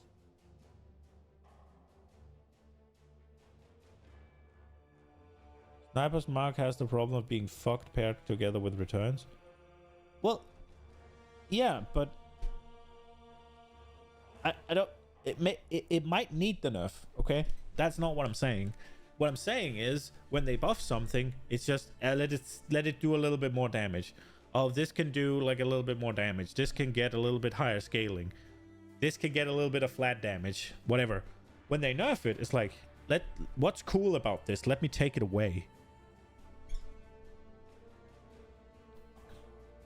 Like, there's a one where they nerfed it. Was it... It's Tornado Shot, right? Yeah, Tornado Shot, right? So, instead of nerfing the damage it does, they cut the attack speed down. So that's gonna make it feel worse to play. And then they changed the quality to now be projectile speed instead of an extra projectile.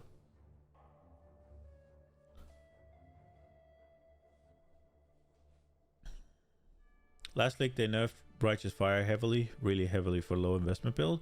That was really dumb, but sometimes they nerf weirdly. I just, from what I can see, when they nerf, they try to absolutely delete it from the game.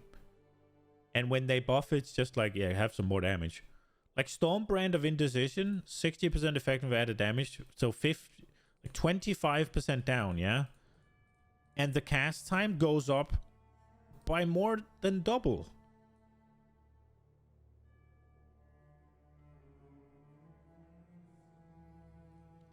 It now deals, again, nerf the plant damage. Look at all the things they're nerfing.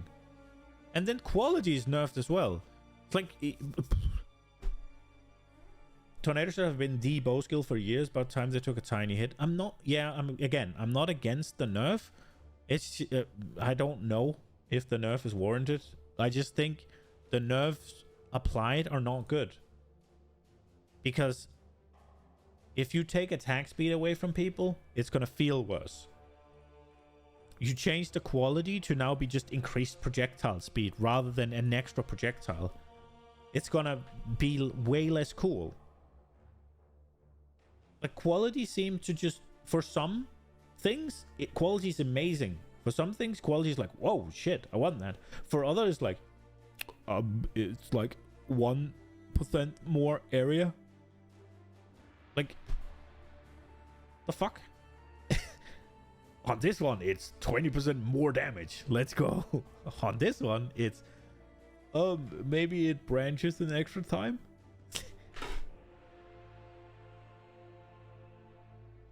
And it already branches like 18 times. So it's like, okay.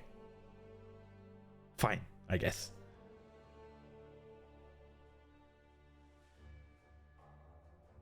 If you have something that fires 4 projectiles and quality gives it 1 projectile, that's meaningful. That's interesting. If you have something that branches or changes 3 times and quality adds 1, that's meaningful. That's interesting. But I'm not super excited that the quality is gonna give me 10% increased whatever projectile speed or something. Okay, I guess I'll take the little thing. But like, what's the point then? Just, it's, I don't know.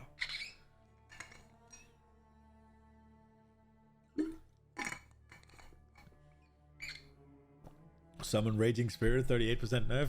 I don't know about that either. That's a... yeah, again. And they level up, right? So... I mean, I don't know. It's just like, now they're just as strong as they're ever going to be, and that's it. They're not going to gain. That's like, okay. I don't know if that's a good change. I don't know.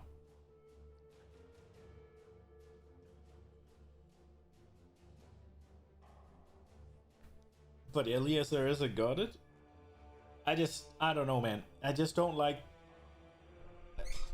again, with the summoning Raging Spirits, melee attack no longer gains 0 to 38% more damage as it levels. I would much rather have seen it keep gaining, but then you just nerf it baseline or whatever. But then I guess it makes it a worse whatever spell where they want it to be or something. This seems like it's somewhat interesting at least, and it's just taken away where you could have done something else to it.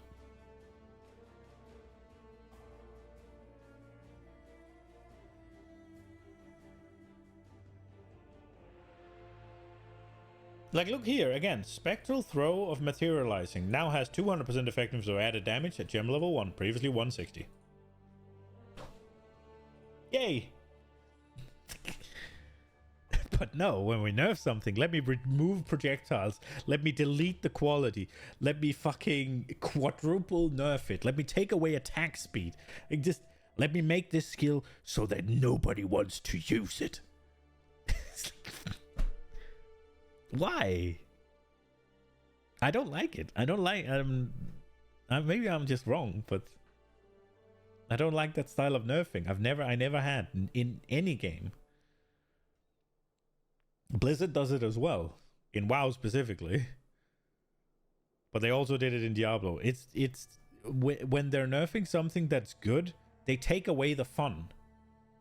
And it's not that, oh, nerfing a skill just makes it not fun. No, they're literally targeting the fun and taking it away.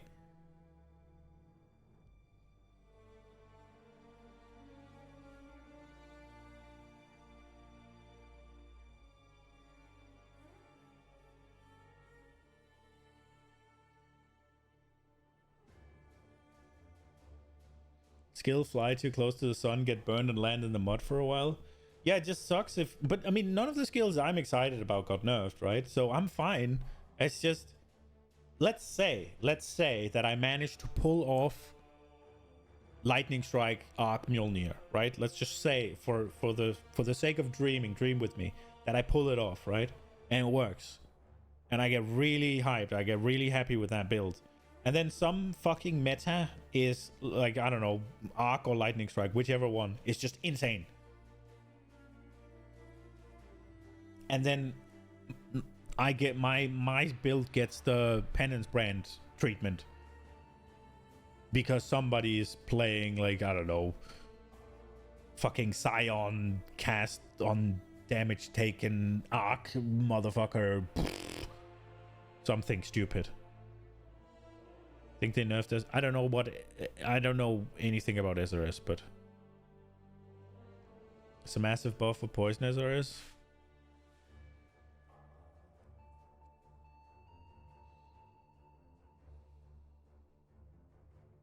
But it sucks then if your if LESRS is just the build that you like, right? And it now basically no longer works. But maybe I'm off. It's just I don't like the idea of being excited about a skill or being excited about a build, and this is the way they nerf things. Like, they actually did hit me. I was excited about Kinetic Bolt of Fragmentation. And because they're adding that freaking support thing. Oh, and I played Righteous Fire and they halved the damage. That's great. Like, I was excited about Kinetic Bolt of Fragmentation, and then they took away the spell damage scaling.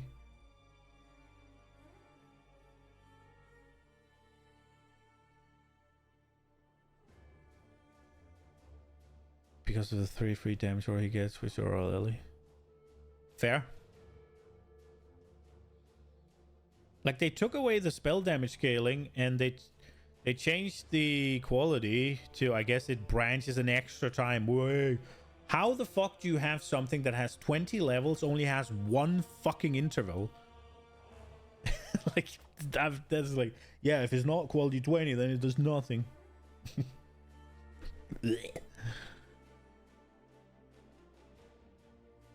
And then 55 effective added damage instead of 65. 70 instead of 85. They actually nerfed what I was kind of wanting to play because they added a new support gem. that's the case, GGG simply separate LASRs and poison SRs between the two minion ascendancies. Yeah, but that is also not cool, right? Because that's kind of not what you're supposed to have in PoE, is it? Aren't you supposed to be able to do anything with anything? Isn't that the dream, the goal?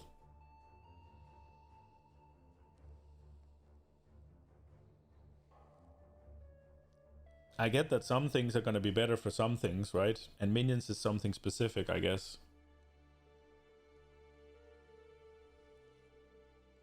I don't know, man. The nerfing just... You still can, it's just not be optimal. Well, yeah, I guess. The question is, will it be functional?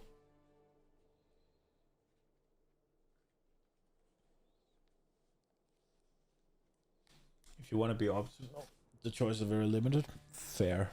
Did I just hit this thing? Yeah, I'm just...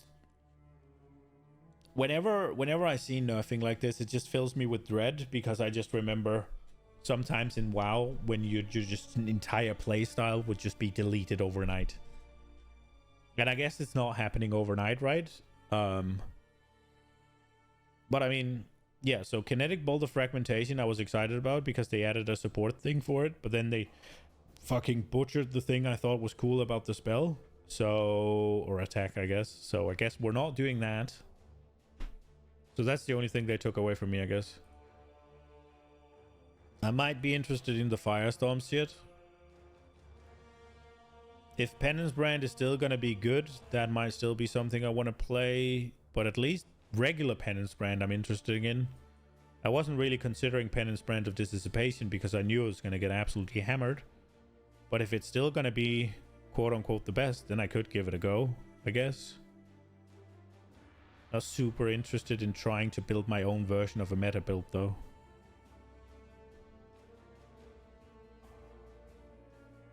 Penance Brand is good for bossing, feels as for mapping. It just looks cool. The regular Penance Brand. Penance Brand of Dissipation looks cool as well.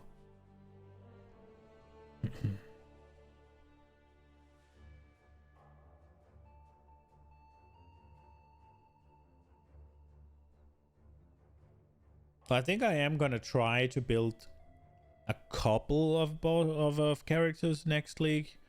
I'm gonna try and build a dedicated boss. I'm gonna try and build a mapper. I'm gonna try and build stuff in that sense. I think. But we'll see, I guess. Oh, this was a bit of a gut punch, if I'm honest. I think the league seems cool.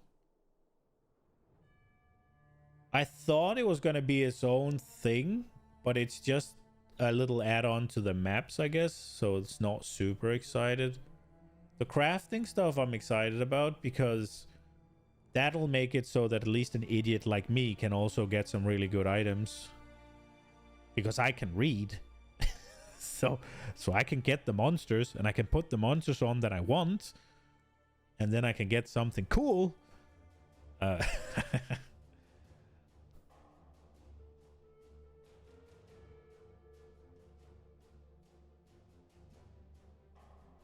I'm excited about the 3 Atlas specs. That's cool. Me smart, I can read. You gotta look at it this way. You enjoy the skill that got blasted by like 50-70% this league, so any nerf skill. So any nerf skill can still be enjoyed. Jeez.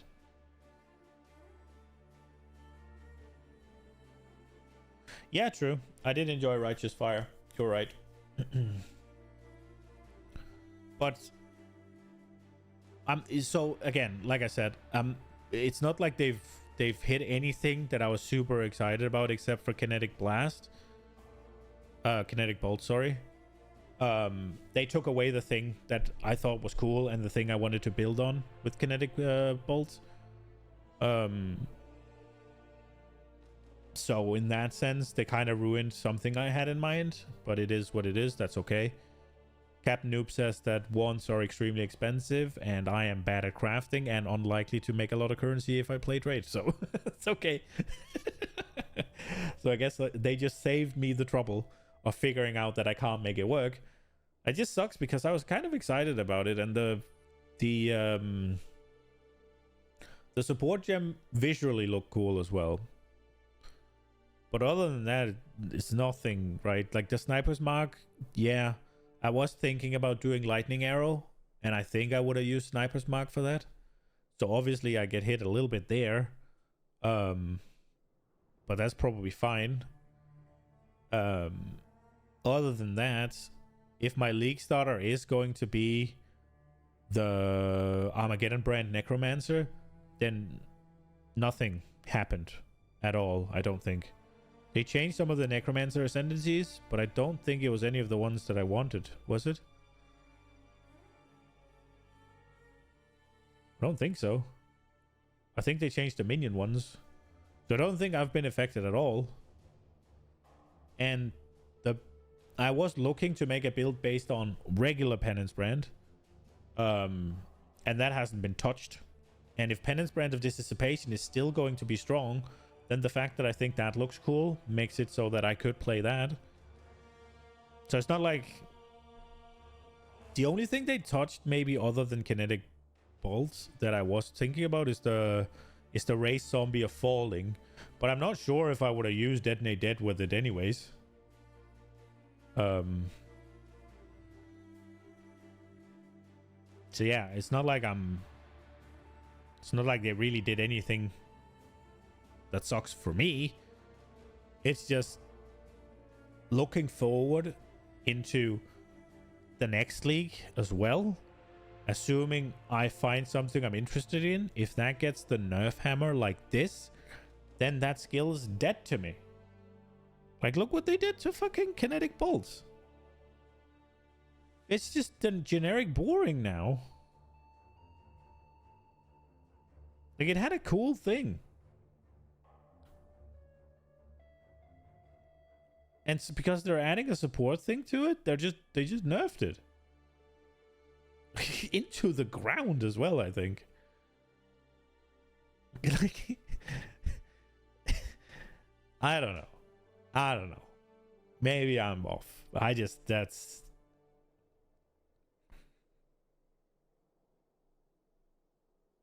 It just seems like if you do happen to land on something that you like playing and it goes into the crosshairs of GGG, you're not going to like playing that for the next 4 or 5 leagues or however long they leave it in the dirt. And that I don't like. That is a scary thing. But then I guess just move on to the next skills that happen like the rest of us. Yeah. I guess. I'm just kind of particular with what I like, I guess. But we'll see. Maybe I can find something else. I was a little bit excited for Tornado Shot as well. But that seems to have been nerfed. That looked like it could be cool. But I'm okay with not doing that.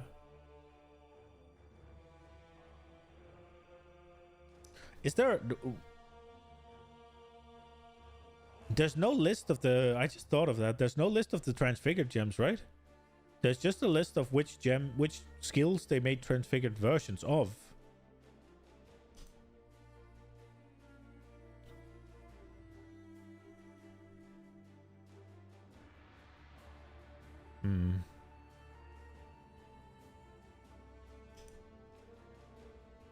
The skill gems come within the next week. Fair. Which one was it? Where was that? That was up here somewhere. Is there any of that interested me?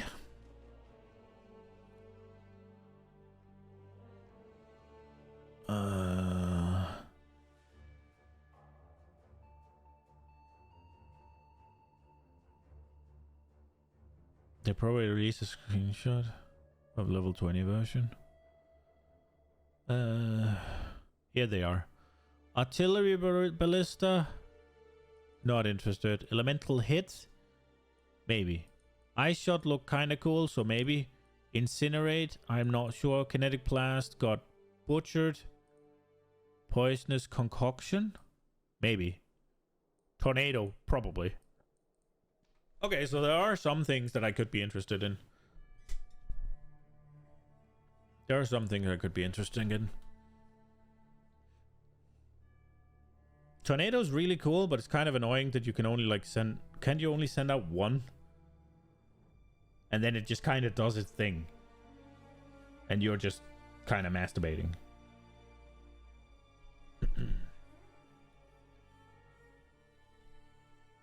There was some fire tornado in the videos.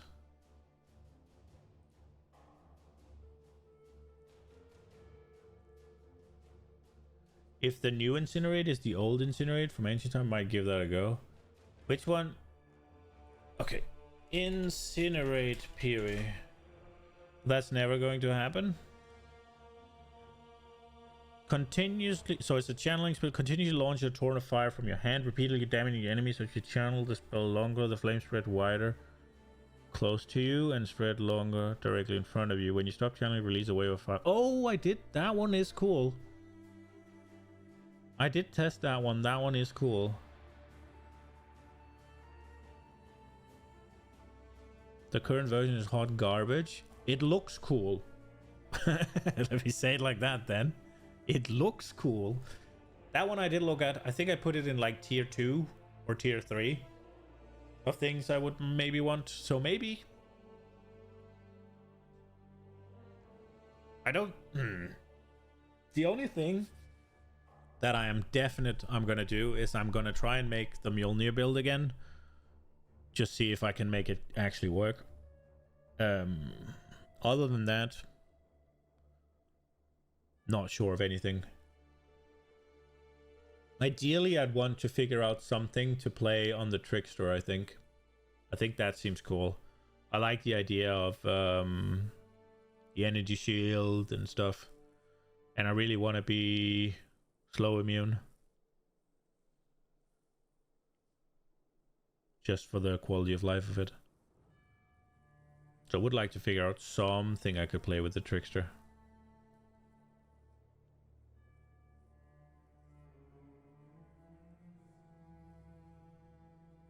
Frostblade trick? I don't like Frostblades though. They're kind of like just... Like just... I do damage.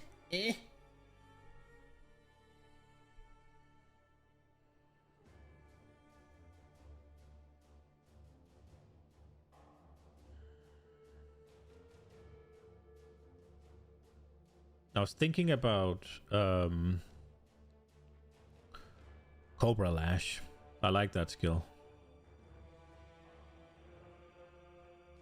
But then again, I never got what I needed for it this league. It sucks on low level. No, I'm more talking about the visuals of it. I was leveling a character with that there's a maul, like a hammer, a mace or whatever. It's like an eagle head, and it has 40% increased item rarity from killed frozen enemies. And I'd misread it, so I thought it was quantity. So I was like, oh, let me make a magic find build, like magic find fucking frost slammy slam build, whatever. Like Crim Shadow gloves and stuff.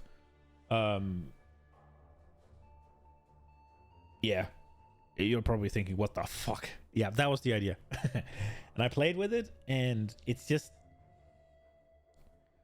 the visuals are just not cool, man. It's like you have a little like snow sword, like just, and it goes king king king.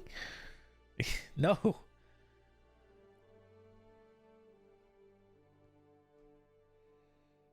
If I'm gonna do some sort of frost build, like I either want frost explosions, or I want like to pelt them with ice shards in like huge quantities, or like an avalanche or something. I don't wanna just It's not for me.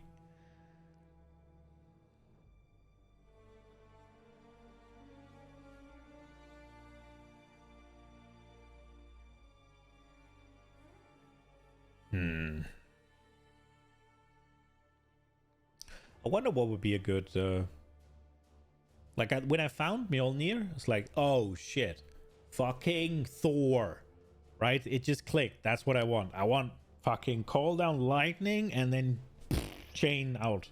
Perfect. Strong idea of what I wanted and strong visual, like, I don't know, feedback and something to adhere to, right? I'm not really getting that for a lot of other things. I would like some sort of concept. And like Trickster and some sort of like blade bouncy poison build, that makes sense.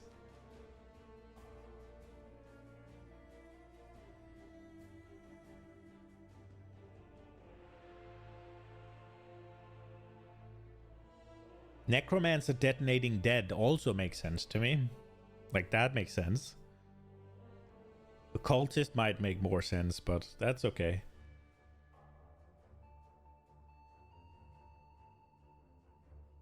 Yeah, I need something. I'm thinking the League Star is fine. I just need something to be excited about farming for. But I guess we'll figure that out slowly but surely. Especially when the transfigured gems start being released. If there's something cool with Tornado, I might fuck with that. Ice Shot could be cool as well. I could fuck with that. Poisonous Concoction? That looked kind of cool as well, actually. Just fucking dump poison bombs on things. That I could fuck with.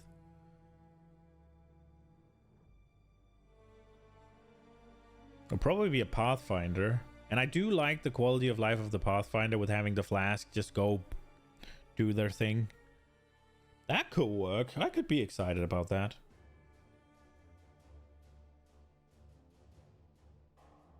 I could also just do fucking Ranger with tons of... but they nerfed Sniper's Mark, I guess. Wait, and also, that thing's just gonna get one clap because I don't understand how to build that tank. It's just like, if evade is done, I'm dead. Entropy takes in and it's...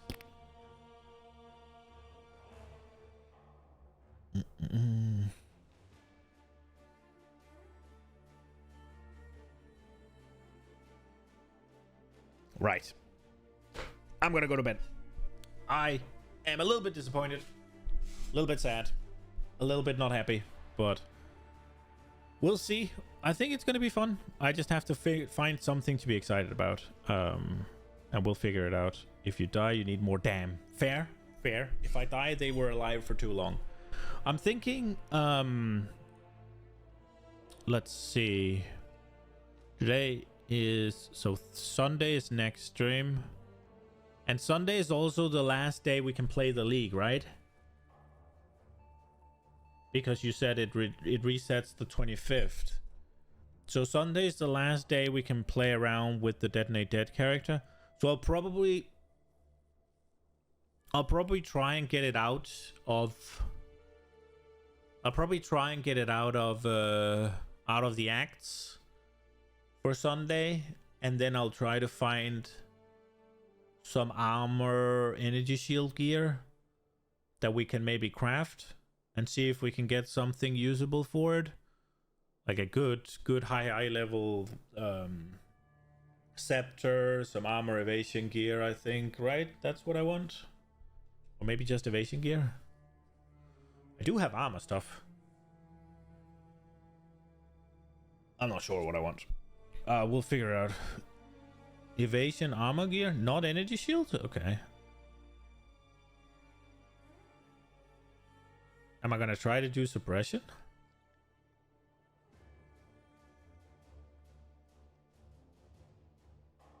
Right now I'm doing energy shield. Oh, I'm doing Elder's Battery at the moment, I guess.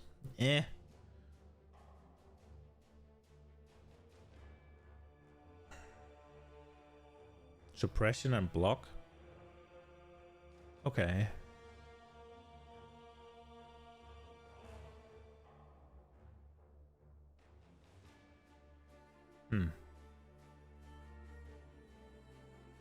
I guess no. Okay. Well, I guess. If there's one thing I need those are the main layers. Okay. If there's one thing I need to learn is when and how to use energy shield, I guess. I thought I was gonna go armor evasion. Oh, sorry, armor and energy shield, and then with block. I guess I'll find some evasion and armor gear then. Try to find a decent shield and try to find a